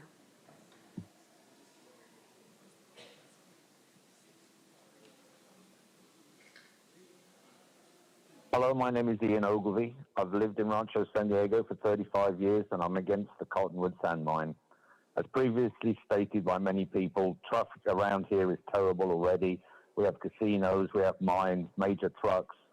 The roads get damaged, and that leads to our cars getting damaged.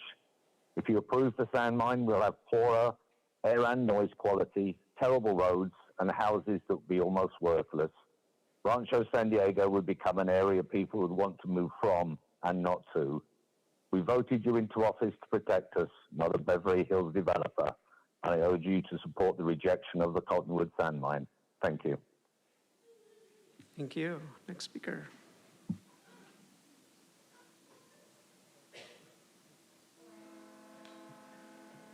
Hello, supervisors. My name is Chris Gilpin. The Cottonwood Golf Course, it anchors our property values. If the manicured greens are replaced with industrial machinery, dust, noise, and heavy truck traffic, we'll all see our property values plummet. Would any of you pay a premium to live here?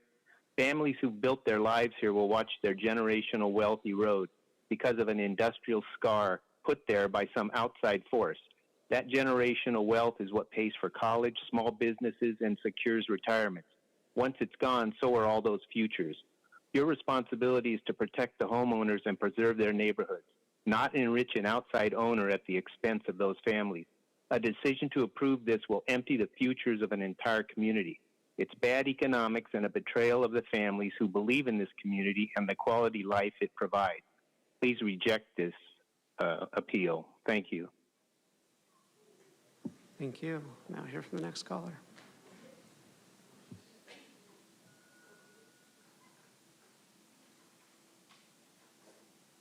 County Supervisors, my name is Jacqueline Hancock, and I own a construction business, and I am also opposed to the Cottonwood sand mine. It is my sincere hope that you are listening earnestly to the overwhelming majority of people who do not want this project. While it is true that we have a need for more aggregate materials in San Diego County, we have to consider that the location of this proposed mine is not the answer. Originally, a major use permit was granted to allow a golf course, never a sand mine, because that matched the surrounding area. The proposed trucking increase to our roads will be detrimental. The estimation of over 250 plus truck and transfers, each carrying over 20 tons, will be devastating to the surrounding neighborhoods, businesses, and children attending school less than 3 blocks away. The traffic in and around the area will become an absolute nightmare. Traffic simply does not get better by cramming more cars into less lanes, and that is what this developer proposes to do. To approve such an eyesore is beyond a travesty of justice. It is time that we stop overdeveloping. Thank you. Hear from the next caller.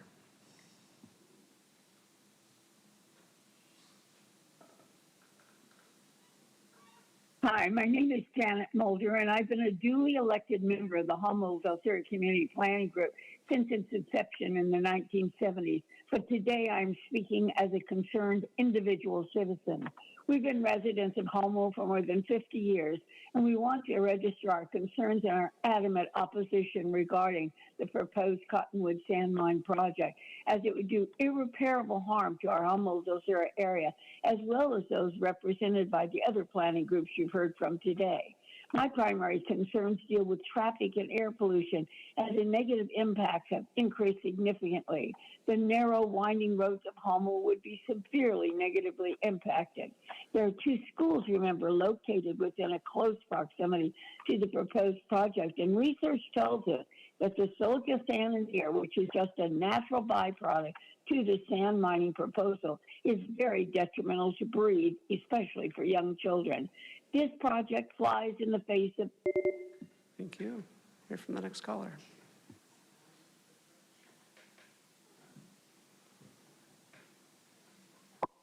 Valentina Somo. Hi. I live across from the golf course and have been a resident of Rancho San Diego for 32 years. Today, I also strongly urge the board to deny this sand mine project. Among the many comments, it's paramount to focus on the magnitude of this project, 10 plus years. In addition to medical studies, I think it's just plain common sense. Any exposure of anything in doses, even micro doses, over an extended period of time has influence and life-altering effects. It is dust. Dust travels. I don't think anyone should need a study to know that or know that it will wreak havoc. My niece and many others in just my neighborhood alone have asthma. We already deal with enough health battles these days as is, and shame on anyone who doesn't recognize how unethical it is to have our kids and neighbors sitting ducks to this hazardous exposure. We would have never purchased our home had this project been in motion prior. Profit is not the enemy. It is just the level of collateral damage someone is willing to accept while at it. No compensation. Thank you. Next speaker.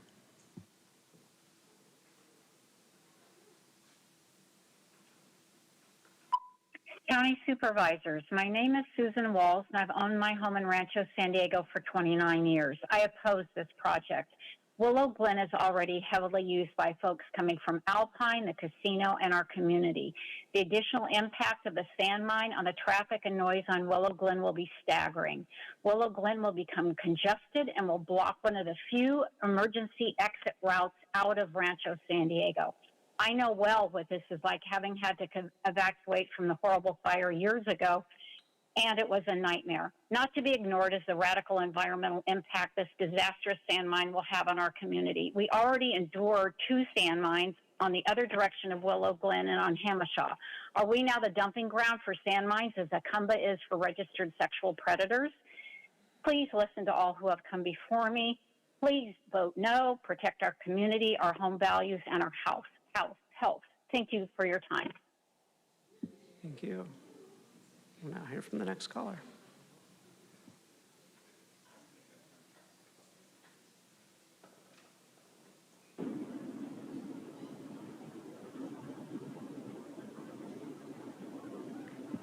The next caller is Ricardo Sanchez. My name is Ricardo Sanchez. Yes. Good afternoon, County Supervisor.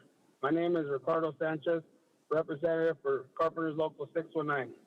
I'm here today to speak in favor to appeal item 6, the Cottonwood Sand Mine. For many years, I had the opportunity to work for a company that did plaster and other specific trades, which we all know that sand is a big component needed in that trade and other trades.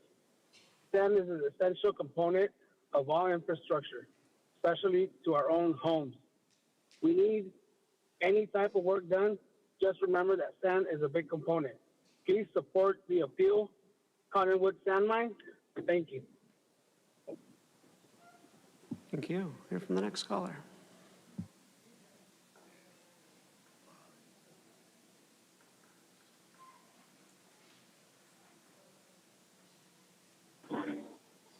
Hi, my name is Oscar Sandoval. I'm a local business owner, construction business owner, Coastline Desert Construction. And I am here to urge you to support the appeal and move forward with this project. As we all know, San Diego is growing at a rapid rate, and with that growth, we need infrastructure, we need more housing, and with the price going up in concrete and other materials, like the last caller mentioned, plaster, stucco, we do need these costs to go down. It doesn't just impact us as small businesses, it impacts the homeowners, the whole community in the whole. I do hear all the concerns, but I think this problem is bigger than just a small community. This affects the entire county of San Diego as a whole. So please support the appeal and move forward with the project. Thank you. Thank you. On to the next caller.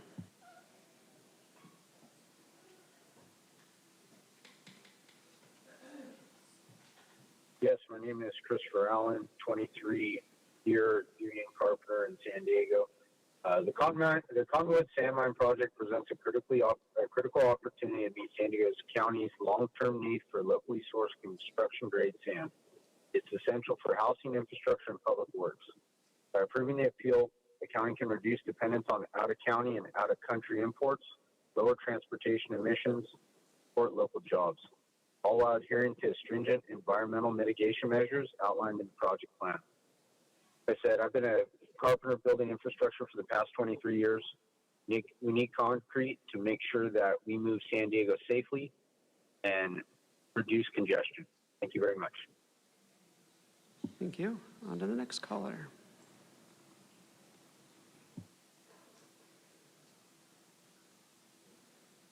Good afternoon. My name is Dahlia Calabat, and I oppose the establishment of the Cottonwood Sand Mine in my neighborhood, where my family and I have lived for 16 years.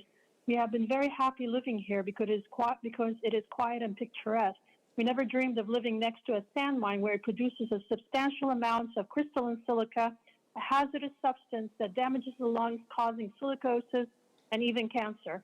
These airborne fine crystalline silica dust particles can travel great distances, and there is no way to contain it. The crystalline silica will affect the most vulnerable members of the community, namely the sick, the elderly, and the children. Our neighborhood has many retirees and families who have children who attend the elementary school nearby and who play in the nearby parks. Some of us have health issues such as autoimmunity, allergies, and asthma. Living near a sand mine will only make our health problems worse. Other reasons to consider are the environmental impact. This is a rural area with a cultural and diverse wildlife whose habitat would... Thank you. Hear from the next caller.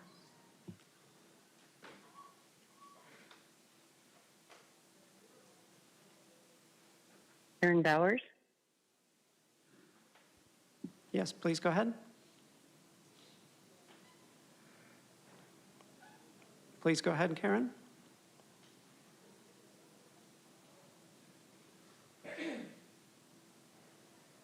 And we'll come back to her.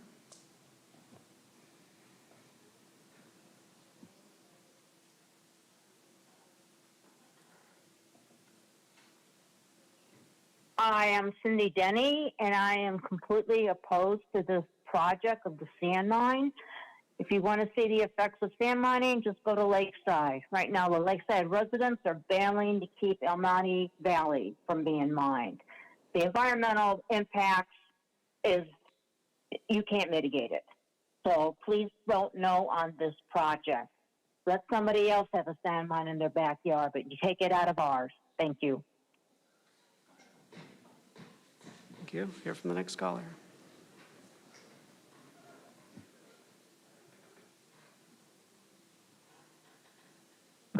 Good afternoon. My name is Sinan Shadaya. I lived in this neighborhood for over 20 years. And I'm here to ask the Board of Supervisors simple questions. If the sand mine was exist and an elementary school comes as a project to build within 200 yards from this sand mine, what would you say if I was the applicant? Would you even give it the chance to that time as it is now? I'm sure you will reject this because of the impact of the health of our children. So why this one is different now? You know, the elementary school is there, and they want to open a sand mine next to it. And is it coincidence that all the contractors are in favor? No, it's not, because it's about money. We know it's a business, but our business is to protect our families, our children, our community. Please vote no for this evil project. Thank you. On to the next caller.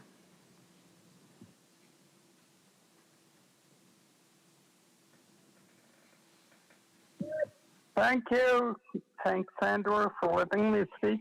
Paul LeBold, Cottonwood, Elkhorn wants to use a partly used golf course surrounded by suburban development, including single-family homes and public facilities like schools and parks, for a sand mining operation when there are a lot more available.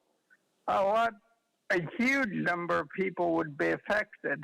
For instance, Cottonwood has said no meaningful health risks. Meaningful health risks? So there are a lot of health risks, I guess. There is a river too. Tijuana River too. The project flunked in the IR, and even the county recommends against it. More corporate begging. A lot of strikes against it. Not sure why they're wasting their time. Instead of mining for sand, maybe they should pound sand. The project would. Thank you. Hear from the next caller.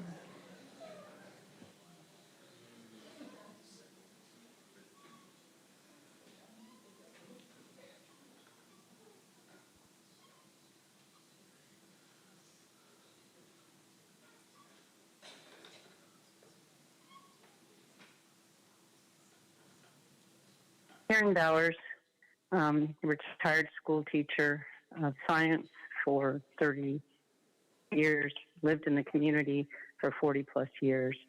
I stand with the Kumeyaay Nation. I stand with Diane Jacobs in their presentation. I stand with the Sierra Club in all those concerns, as well as the traffic. You can hear my granddaughter in the background, and she is agreeing that this just can't happen in our community. Please, please look out for our community. We are not an industrial area. We are an area, and I greatly appreciate you looking out for us.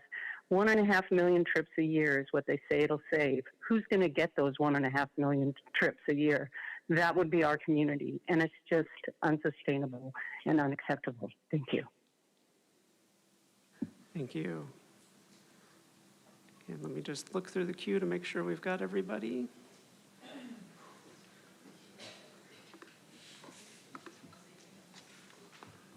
And Chair Lawson-Rima, that concludes public comment on this item. Okay, well, thank you very much. First, just really want to thank everyone who's here today and took the time to participate, regardless of your point of view. It's really vital to be to come and be part of these conversations, and I very much appreciate the way in which the vast majority of everyone's comments were directly related to the item and were deliberative and thoughtful. So thank you. That's very, very helpful. I'm curious if my colleagues whose district this most directly impacts have a few words they'd like to start with. Yeah, I do, as a matter of fact. Thank you very much, and I want to thank everybody that came in and spoke up.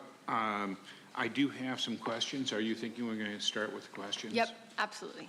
So if we decline this, what could be built there moving forward?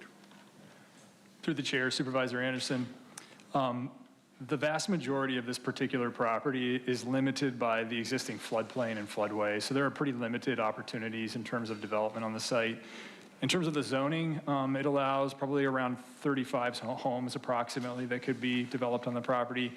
There are also other uses that could be proposed. They would go through a major use permit process similar to the one that's before you today. Same findings would be required. Projects under that category kind of range, but you could be looking at group care facilities, renewable energy projects, things along those lines. Okay. And were there any community benefits discussed in potential mitigation for the community?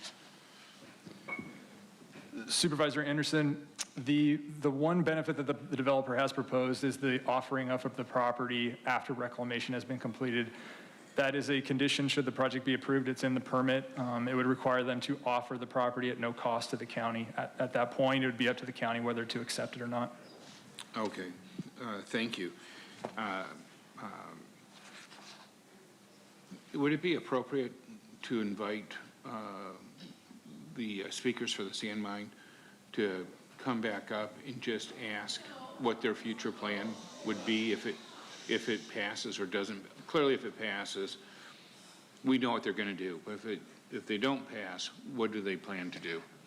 And sure. So if applicant could come to the podium, if you're here.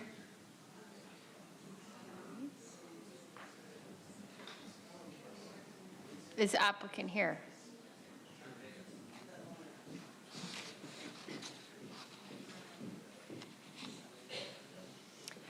And Supervisor Anderson, feel free to ask your questions directly. I was just wondering, of all if this doesn't move forward, what are your alternate plans, or if you have some, potentially? You know, at this time, there are no other applications before you. This is the application that has been submitted. Okay. Thank you very much. Appreciate it. Supervisor Montgomery Stepp? Yeah, thank you, Chair. Let me start off with a statement. I have consulted with County Council on my ability to vote on this item today, so I just want to start with a disclosure. And so when I was asked about this project, when I was campaigning in 2023, I expressed my tentative opposition to the project. I want to be clear that my decision, while seated as your vice chair, is fair and impartial, and my vote today will be based entirely on the record that is before this board. I would like to ask County Council if they have anything in addition that they would like to say. No, I have nothing in addition to that. Okay, thank you very much. So let me start by thanking all of the public commenters today. I want to thank community members from Valley de Oro, Casa de Oro, Rancho San Diego, Spring Valley, all of the residents, Grossmont, Mount Helix Improvement District. Thank you so much for being a part of this process. I also want to thank the Carpenters, Local 619, and, you know, just hearing the different perspectives has been beneficial for me through this process. Also, would like to thank the Sequan tribe for your input in ensuring that the need to continue identifying tribal and cultural resources for the land in the area and countywide. I want to turn real quick just based on that point and ask staff a question about in response to some of the comments around just what I heard was kind of a lack of depth of knowledge maybe or acknowledgement within the report that I certainly would like to work on in the future, having more of an acknowledgement. But do you have any response or comments on that? Vice Chair Montgomery Stepp through the chair. The cultural report that was conducted was actually revised and updated based on comments directly provided by Sequan. So it was updated to include information that was provided by Sequan during the process. Although we didn't find any resources on the property based on the fact that it is a developed golf course and it's been maintained that way for a long time, there are mitigation measures that have been put into place based on the concerns from the tribe. So they will be doing monitoring. They are going to be required to do tribal monitoring throughout the life of the project to make sure that if there are any resources encountered, that all work would stop and they'd go through the appropriate process that's required by the law. Okay. I also think I heard, just based on the reports that are before us, that in the record there isn't that the acknowledgement that the tribe would like to see. So I'm going to leave that here for now, but just know that I want to continue to work on that. If not for this project, for others. I think I can all. We heard a lot about the EIR. I can certainly acknowledge that the applicant has, attempted to address some of those concerns there, and I do appreciate that. But I am concerned about other impacts, and one of the impacts that stick out to me, especially we've heard a lot here today, but I'm concerned about the intensity of activities at this site. The Planning and Development Services staff noted in the MUP findings related to suitability. 23 hauling trucks per hour between 9 and 3:30 p.m., which total approximately 146 truckloads per day between operations from 7 a.m. to 5 p.m. for the next 10 years in mostly a residential area is, I think, a huge impact.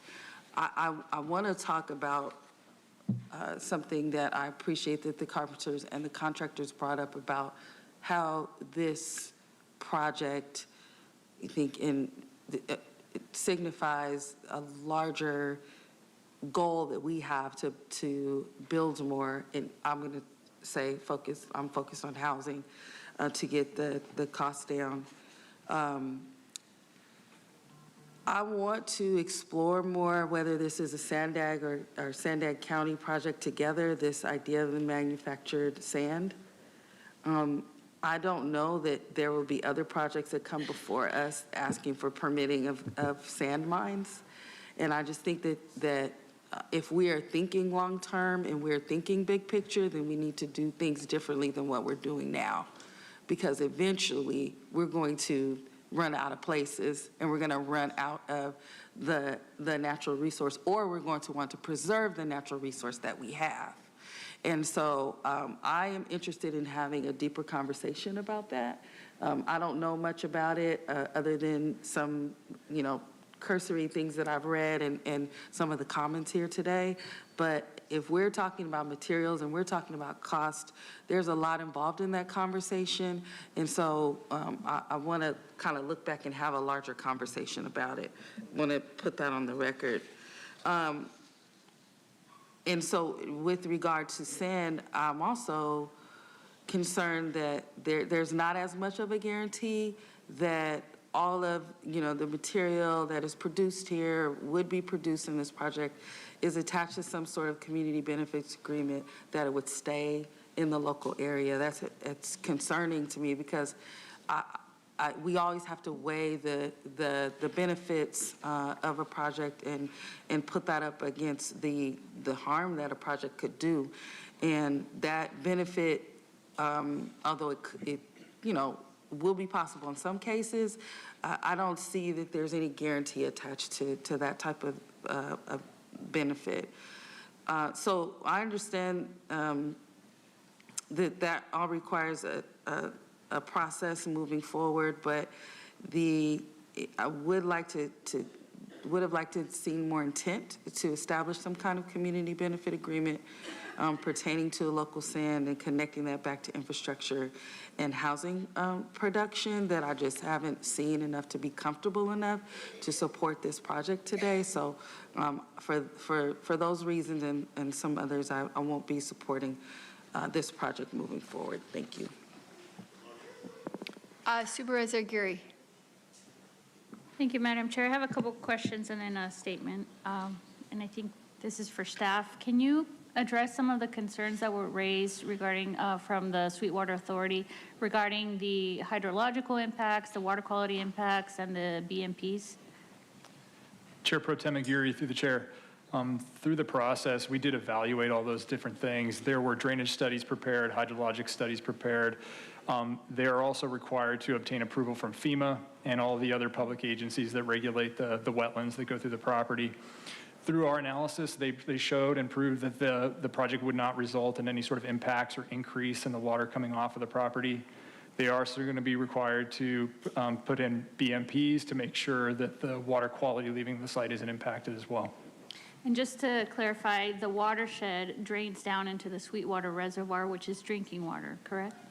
That is correct. And do the BMPs account for unseasonal weather variability related to climate change, like 1,000-year storms, things that we are seeing now that we haven't seen before?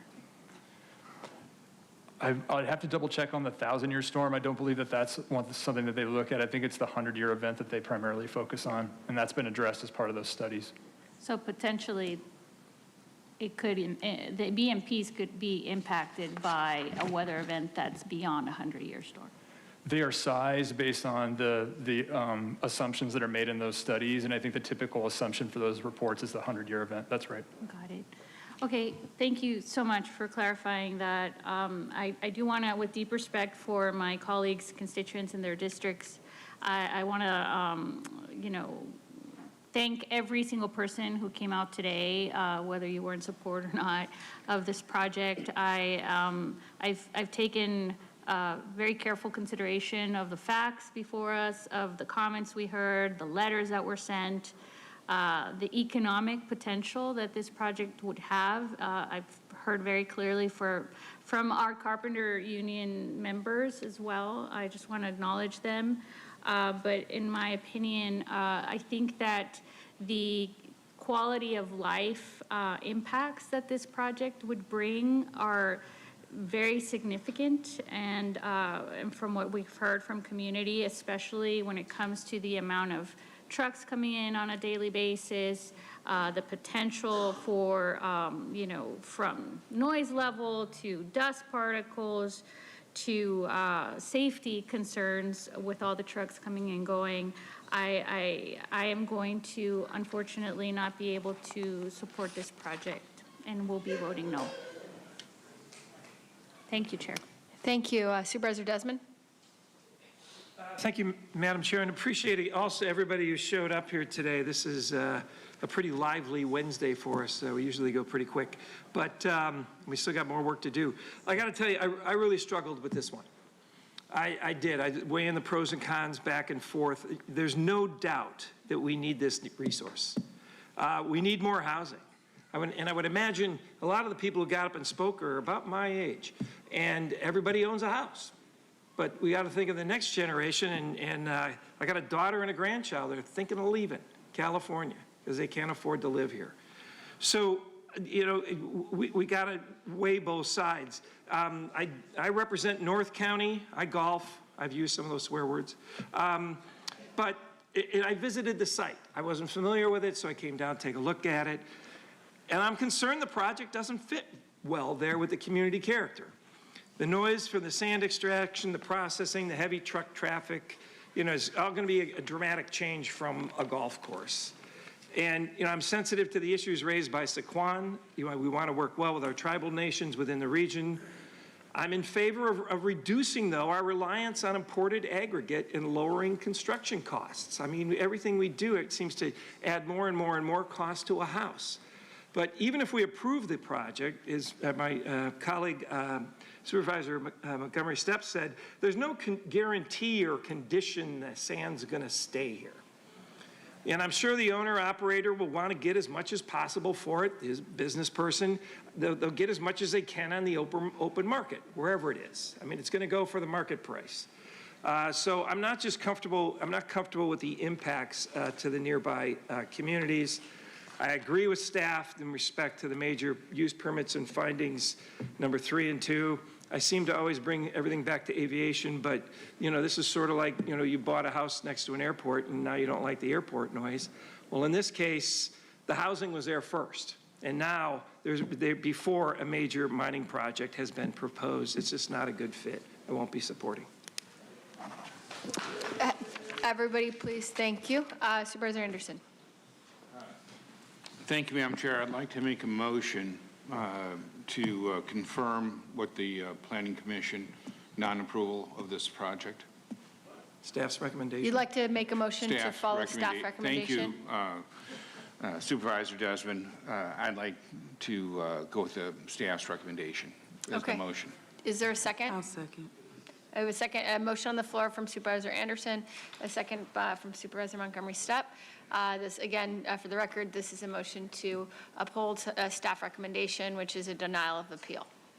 Okay? Please vote.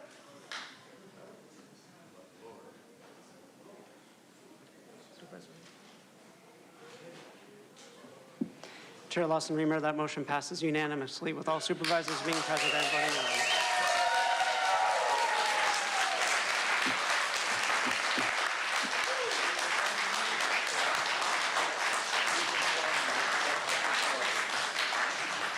'Supervisor Anderson wanted me to remind you that due to your clapping, you all have to go and exit the chamber.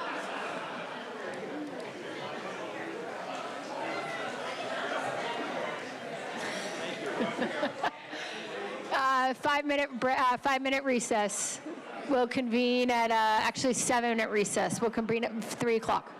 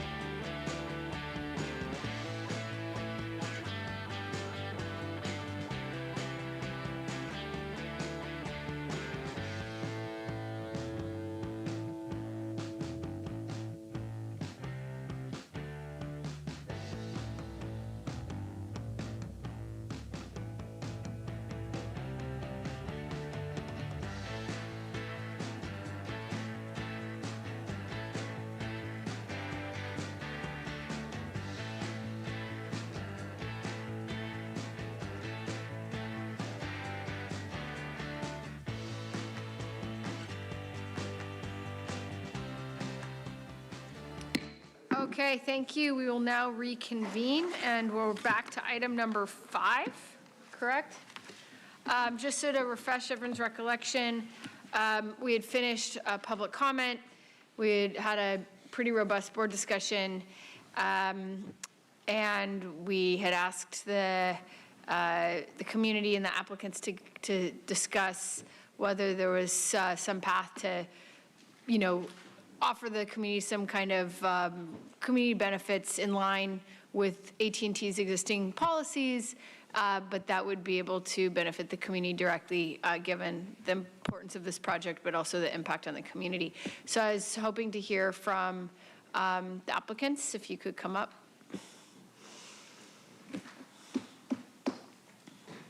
Thank you, Chair Reamer. Good afternoon, members of the board. Victor Vina for the record. So I appreciate it. Chamber's a lot more empty than it was a little bit earlier this morning. And so we wanted to come back and kind of report on what's happened in the last couple of hours, communication that we've had with the appellant, communications that we've had internally at AT&T.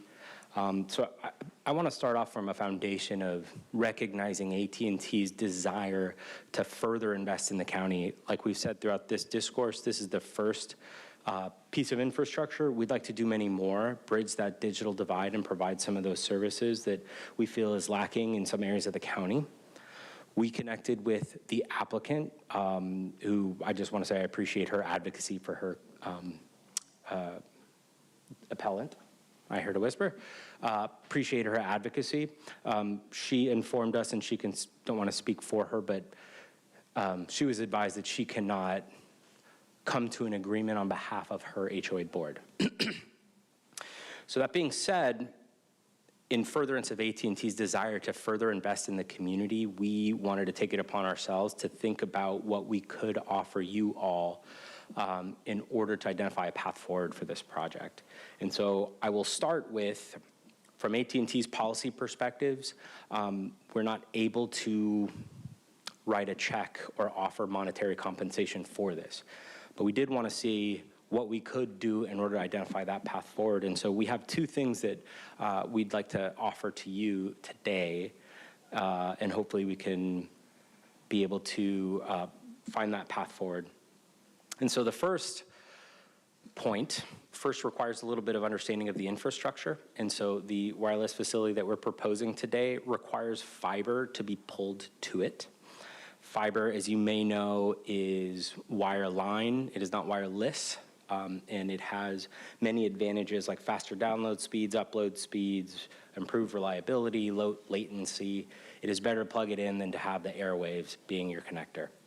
And because we have to pull fiber to this site, we wanted to offer you today a commitment to initiate a formal internal review to see if we can't extend that fiber to the HOA development. And so what that would do is allow folks that want to have fiber service with AT&T a greater chance at connecting to fiber, which is better. These opportunities are not available everywhere because that is a substantial capital requirement. There are many challenges with pulling line to different places, but we felt because of the adjacency of the townhomes and the infrastructure required for this cell site that might be something we could commit to, which is to take that internal review and say, can we pull this fiber to the property line so that folks may order and have a vastly improved chance at connecting with a fiber line. The second thing we wanted to commit to is, my colleague before mentioned AT&T's commitment to investing into our communities that we serve. And so we wanted to offer to commit to going back to the community planning group. As we said, it's tough to write a check to individuals, but we do look at valued community partners, nonprofits, and so we wanted to commit to going back to the community planning group to identify what partners the community values. So as AT&T looks at its program, that we may root those decisions based on that feedback. So just to quickly recap, the two offers would be to conduct that internal review, to bring, to study the potential of bringing fiber to the development, and to further work with the community planning group to identify those groups that are worthy of AT&T's investment into the community. Thank you very much. I just want to say, I again really appreciate all the work that you have put in. I know, even to get here, the work you put in to move the site, the additional feet, and that I know this has been a long process. And from my point of view, you know, I think to county staff, I think it would be much better in general, as a matter of policy and practice, if we could have these kinds of conversations around community benefits when there's project impacts on local communities, for projects that do have a widely shared public benefit and are important for our community, but there's sort of particularly like focused, localized negative externality, to have those conversations about community benefits way ahead of time. So we're not sitting here and getting to the board without having had those conversations hashed out. So before responding directly to them, I want to just ask staff, would it be possible to kind of think internally about how to better have those conversations and have a process ahead of time so applicants can have a lot more notice and runway?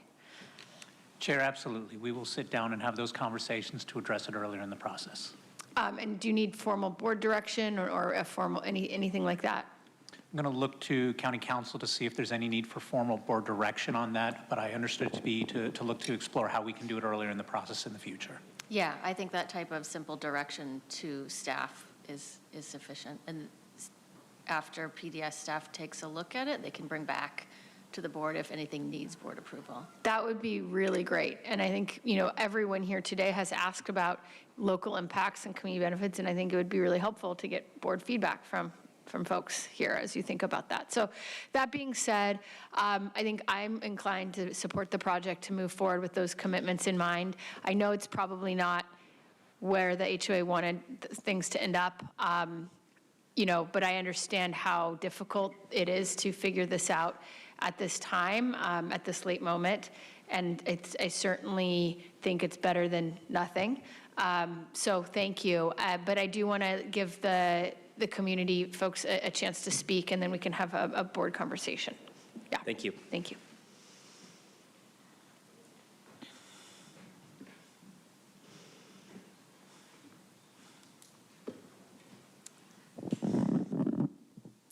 Thank you again for allowing me some time. I do have something that I just wrote, and if I could have about 4 minutes like I did last time just to wrap things up and address what I just heard. Okay, thank you. All right, for the record, hello again. I'm Maggie Winterton, and I'm speaking on behalf of the residents, the community at Sweetwater Hills Townhomes. I am president of the HOA, but I'm not speaking, you know, just for the HOA. I'm really speaking for everyone's interests. So we cannot negotiate. I did speak to our HOA's attorney because I thought that was proper, and I was scared, and I cannot negotiate on behalf of the HOA whatsoever, like without the attorney. They told me just refer AT&T to us. So as far as the HOA goes, I can't do anything. We can't negotiate. We can't cut a deal. And I am sorry for that. We did have a lot. We talked for a long time, AT&T in the hallway. The fiber optic potential was actually my husband's idea that he floated when we were casually talking in the hallway. He was wondering if that was something that could be included under the nexus. It was sort of a random thought he had in understanding the situation. This wasn't something we ever thought was a real possibility. It wasn't an offer made to us. I didn't know they were gonna say that about that was something they could do at all. And I did that, we talked about that before I was speaking to the attorney. I just think that's important to know. But also, AT&T talking with us today doesn't take into consideration how many people within the 300 feet would be affected, which is still an unknown exact number of the daycare. And there's the daycare owner who's currently operating her daycare and can't be here. I don't want to leave anybody out. It doesn't feel right to negotiate. or cut a deal. What we do know for sure is there are 57 townhomes, there's a daycare, which is also a church, there's 96 apartments, and another church on the other side of those apartments. Simply put, Spring Valley does not consent to this project. The planning group voted against it. Do not go against what those actual residents of Spring Valley voted for, because we're the ones that this project is supposed to be for, right? Spring Valley said no.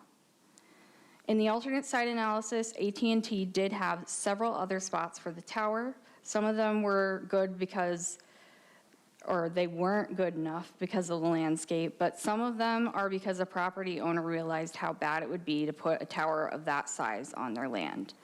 And they too would be served by the tower if they live in Spring Valley. They have property, and they said no. Those property owners were given a choice that we don't have. And we actually don't feel like we have that many issues with cell service, for the record. And let's remember the land is owned by the San Diego County Water Authority. We feel like the county should not be able to approve a major use permit for this and giving out exemptions when it's essentially county land profiting. That seems like a conflict of interest. And it feels particularly callous by AT&T to use the quarry next door, which is new, out of compliance, and we're also fighting, and the potential for a new gas station as a basis for the land being suitable. It's kind of like, oh, well, this corner of your neighborhood sucks, so what's one more industrialized element? If I had more time, I could say more. I'm not going to put you through that. But I think you could understand, we're not against cell towers, we are against this cell tower placement, because this is about our homes. We're the ones that live there. We don't have a choice. This is all we can do, is come here and stand up here and fight.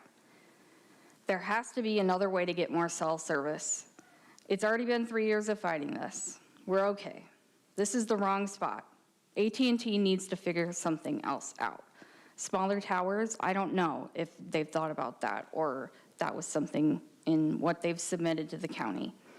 But this spot is wrong.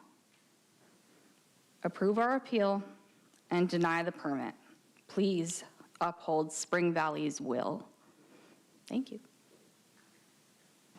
Thank you so much, Supervisor Anderson.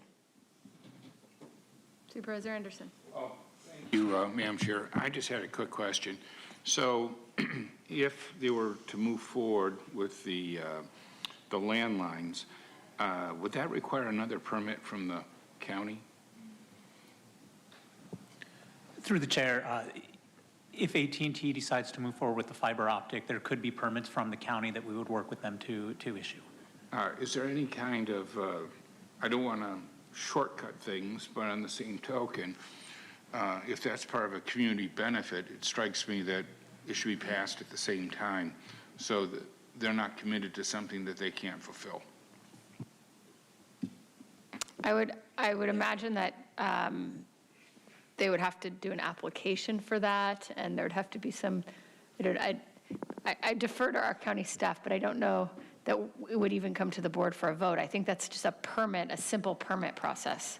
Through the chair, correct. There are permits that would be issued subsequent. The building permit for the tower, which is ministerial for the faux tree, and then any right-of-way or trenching permits, a construction permit for the fiber optic, also ministerial, that wouldn't come to the board. Okay. Supervisor Geary. I have a couple comments on the broader conversation.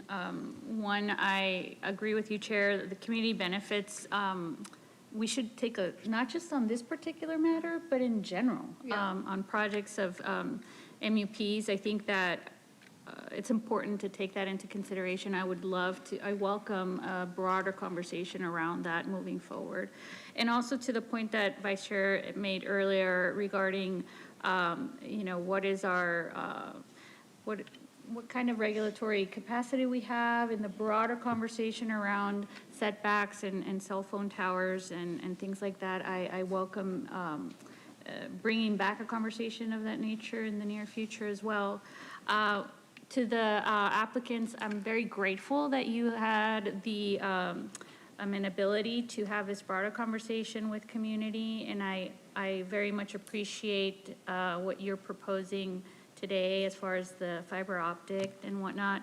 But given that this is my district, and given that I've heard the concerns from the community, especially around community character and their quality of life, I'm going to align myself with my community at this time.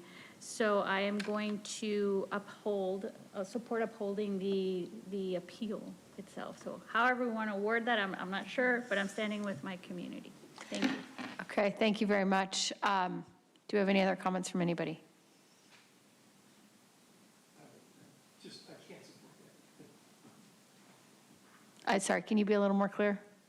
I'm not going to support that. I mean, AT&T and they've done everything required under a major use permit. And so, and I appreciate the time. I think it was great that, okay, AT&T, if you guys can work something out, I thought was a great move, but apparently it hasn't really done anything concretely, primarily because the HOA president, rightfully so, says, hey, I can't negotiate here. But I think, you know, we need to move forward with it today to deny the appeal. Otherwise, this is going to go to a lawsuit that we will lose. And I'll bring it back to my first item. I'd rather see baseball fields than lawsuits over this. And so I think it's great for, you know, pushing the community enhancement aspect. I think that's probably what we should do to the best of our ability in every one of these cases. But this one's been in the pipeline for a long time. AT&T has already gone past the I forget what it's called, but the drop dead date. They've already agreed to do that, and then to ask them to do it again, I think we need to move on with this and ask them to do their best. And the next time they come, we'll ask, well, what'd you ever end up doing with this neighborhood? So I think we need to move forward with it today and deny it. But so I'm not going to support the motion. We have, Supervisor Desmond stated his position, so is Supervisor Aguirre, but we do not have a formal motion. So is that, Supervisor, is that a formal motion? Supervisor Aguirre, I'll make a motion to deny the appeal. Okay. We have a formal motion on the floor, but no second at this time. Okay, we have a second from Supervisor Anderson. Any further discussion before we call the vote?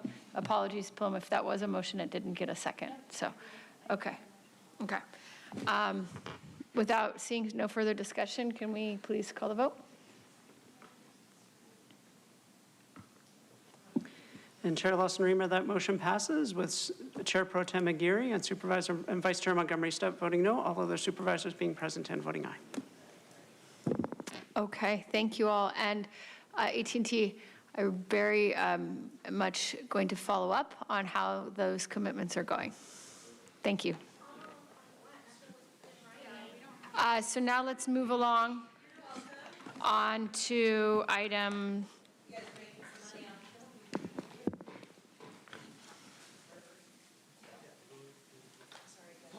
item number 7. Thank you. Item number 7 is entitled Valiano Property Tax Exchange Fire Protection District Reorganization.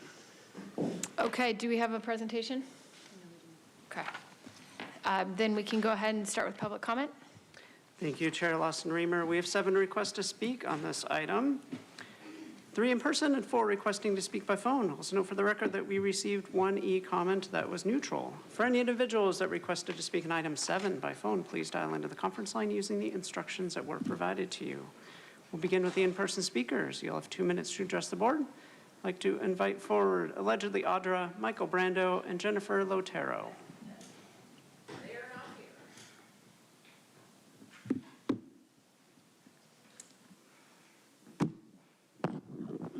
You guys are disgusting. It's so sad. Oh, I know. Yeah, I know. Tara, we're talking about fire. We're talking about item 7. Fire. Yes. Protection. So please make sure your comments are Yes, I'll make sure.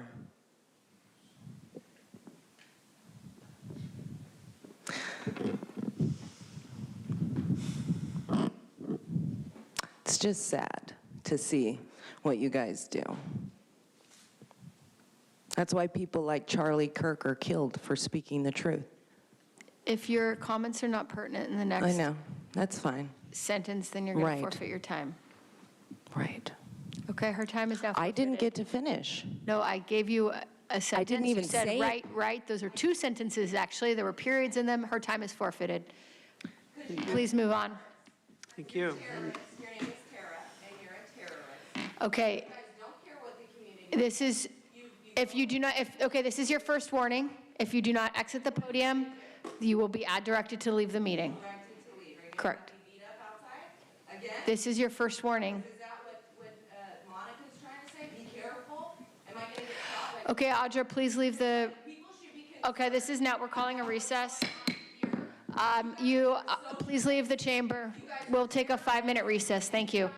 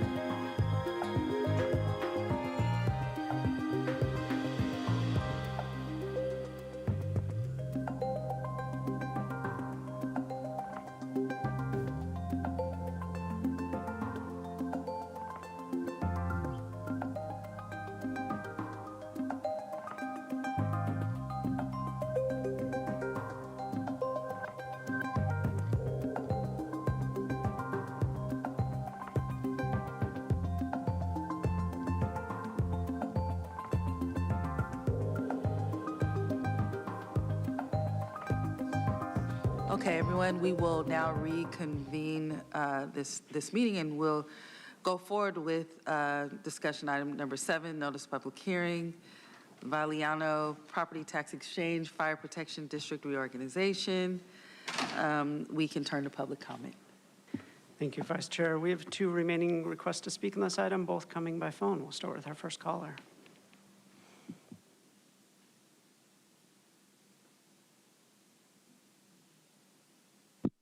All aboard.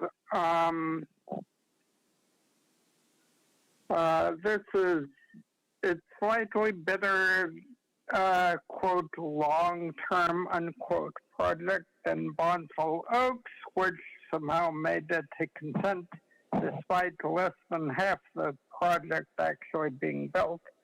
Riskier financing, both have gotten extension after extension. This project was originally approved in 2018. None of the promised homes have been built, so by the time the developer does build them, the substantial demonstration projects it promised may be out of date. Some of the energy-saving features sound cool, though. I mean, yes, having projects that are energy-saving projects and such like that are current, that actually are going to demonstrate something, could be a big consideration. A 7-year delay during a housing crisis is not acceptable. If extension after extension had not been granted, we'd have more housing, less homeless, less low-income housing, like Bonsall Oaks, there needs to be a new developer. I'm tired of all these corporate people begging you for favors at our expense. All these corporate giveaways at our expense. I mean, you're here for the people. Please don't, Hear from the next caller.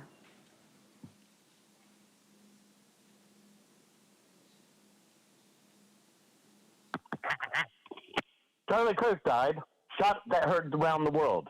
You guys filed a restraining order because I want you to take a look at the elections. Let's talk Nexus. You guys were elected to go ahead and make these decisions. So don't tell me this is not related. So you went ahead. Reminder that we are on item 7, the Valiano Property Tax Exchange Fire Protection District reorganization. Please ensure that your comments are directly pertinent to that item, or you will forfeit your time. Thank you. Why did you allow someone to threaten me and not say anything about that? And then you turn around and say that I threatened you. Please explain yourself. His time is forfeited. Thank you. Next caller. Thank you. And Chair Lawson-Remer, that concludes public comment on this item. Okay. Well, thank you very much. Do we have any comments by any of my fellow board members? Move to approve. We have a motion by Supervisor Desmond. A second or any comments? Second. Okay. We have a motion and a second. Please call the vote. Chair Lawson-Remer, that motion passes unanimously with all supervisors being present and voting aye. Okay, thank you very much. So now we go on to the remainder of non-agenda public communication. Thank you, Chair Lawson-Remer. We have 5 remaining requests to speak on matters not listed on the agenda, 1 in person and 4 requesting to speak by phone. For those that requested to speak by phone, please dial into the conference line using the instructions that were provided to you. We'll begin with the in-person speakers. I'd like to invite forward Jennifer Lotero. Not seeing any movement in the chamber. We'll now hear from the individuals that requested to speak by phone. We'll start with our first caller.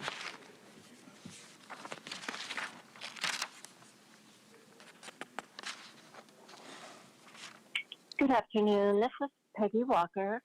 I came to call attention to September as National Recovery Month, highlighting that recovery from substance use and mental health disorders, though difficult, is possible with the right resources. Recovery Month signals the magnitude of those in recovery, an estimated 20 million Americans, according to the Substance Abuse Mental Health Services Administration, what we know as SAMHSA.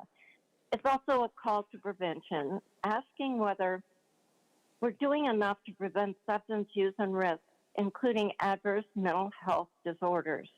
Just hours ago, breaking news reported young youth leader Charlie Kirk was shot and killed while appearing at a Utah college campus. I don't know if drugs are involved, but surely this heartbreaking incident is the work of someone with mental illness. Something we do know is that permitted and illegal THC products are fueling increases in cannabis use disorder, psychosis, anxiety, depression, and other mental health issues, including suicide, especially among those under 25. THC normalization makes access easier and recovery harder. Unfortunately, recovery services here are stretched thin and fail to meet demand. Data shows, however, that prevention works. Psychosis rates, for example, are 67% lower in jurisdictions that do not permit marijuana, a powerful sign that policy decisions do matter. We don't want more marijuana businesses. It's poor land use. We want responsible decisions that protect youth and safeguard community health. Thank you. Thank you. Hear from the next caller.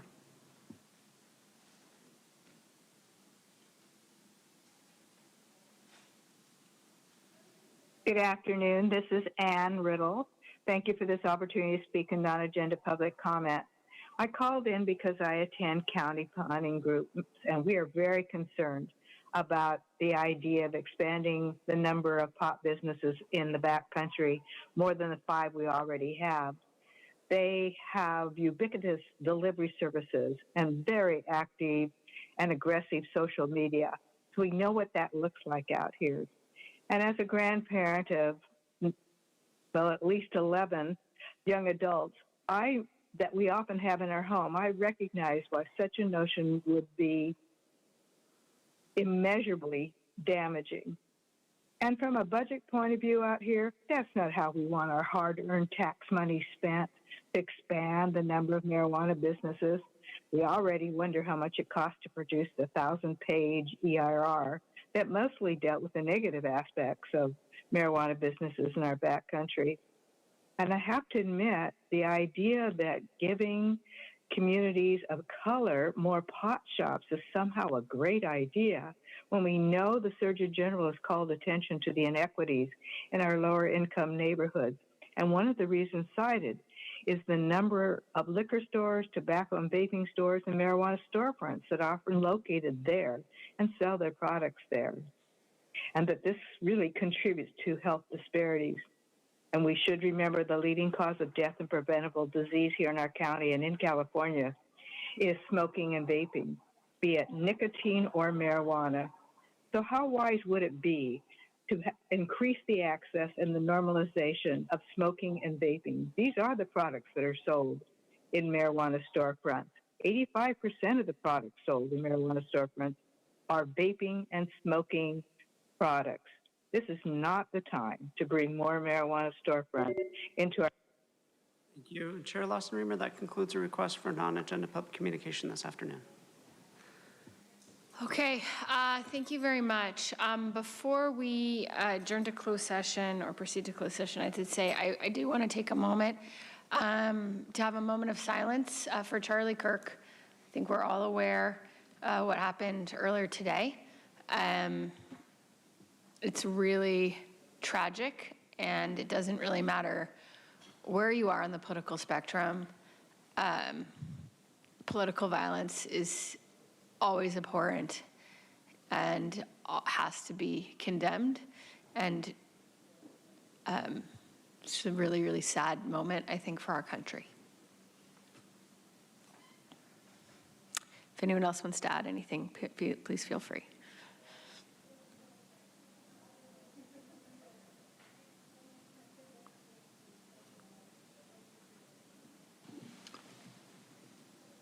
I just want to add, I think it's very sad that our political differences have gotten this extreme. Yeah,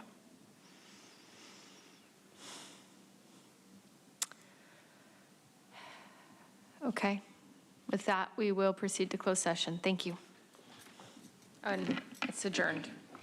Thank you. The board will now recess into closed session to consider the matters listed under item 24 on yesterday's session agenda. If there are any reportable actions, they will be reported out after the conclusion of closed session today.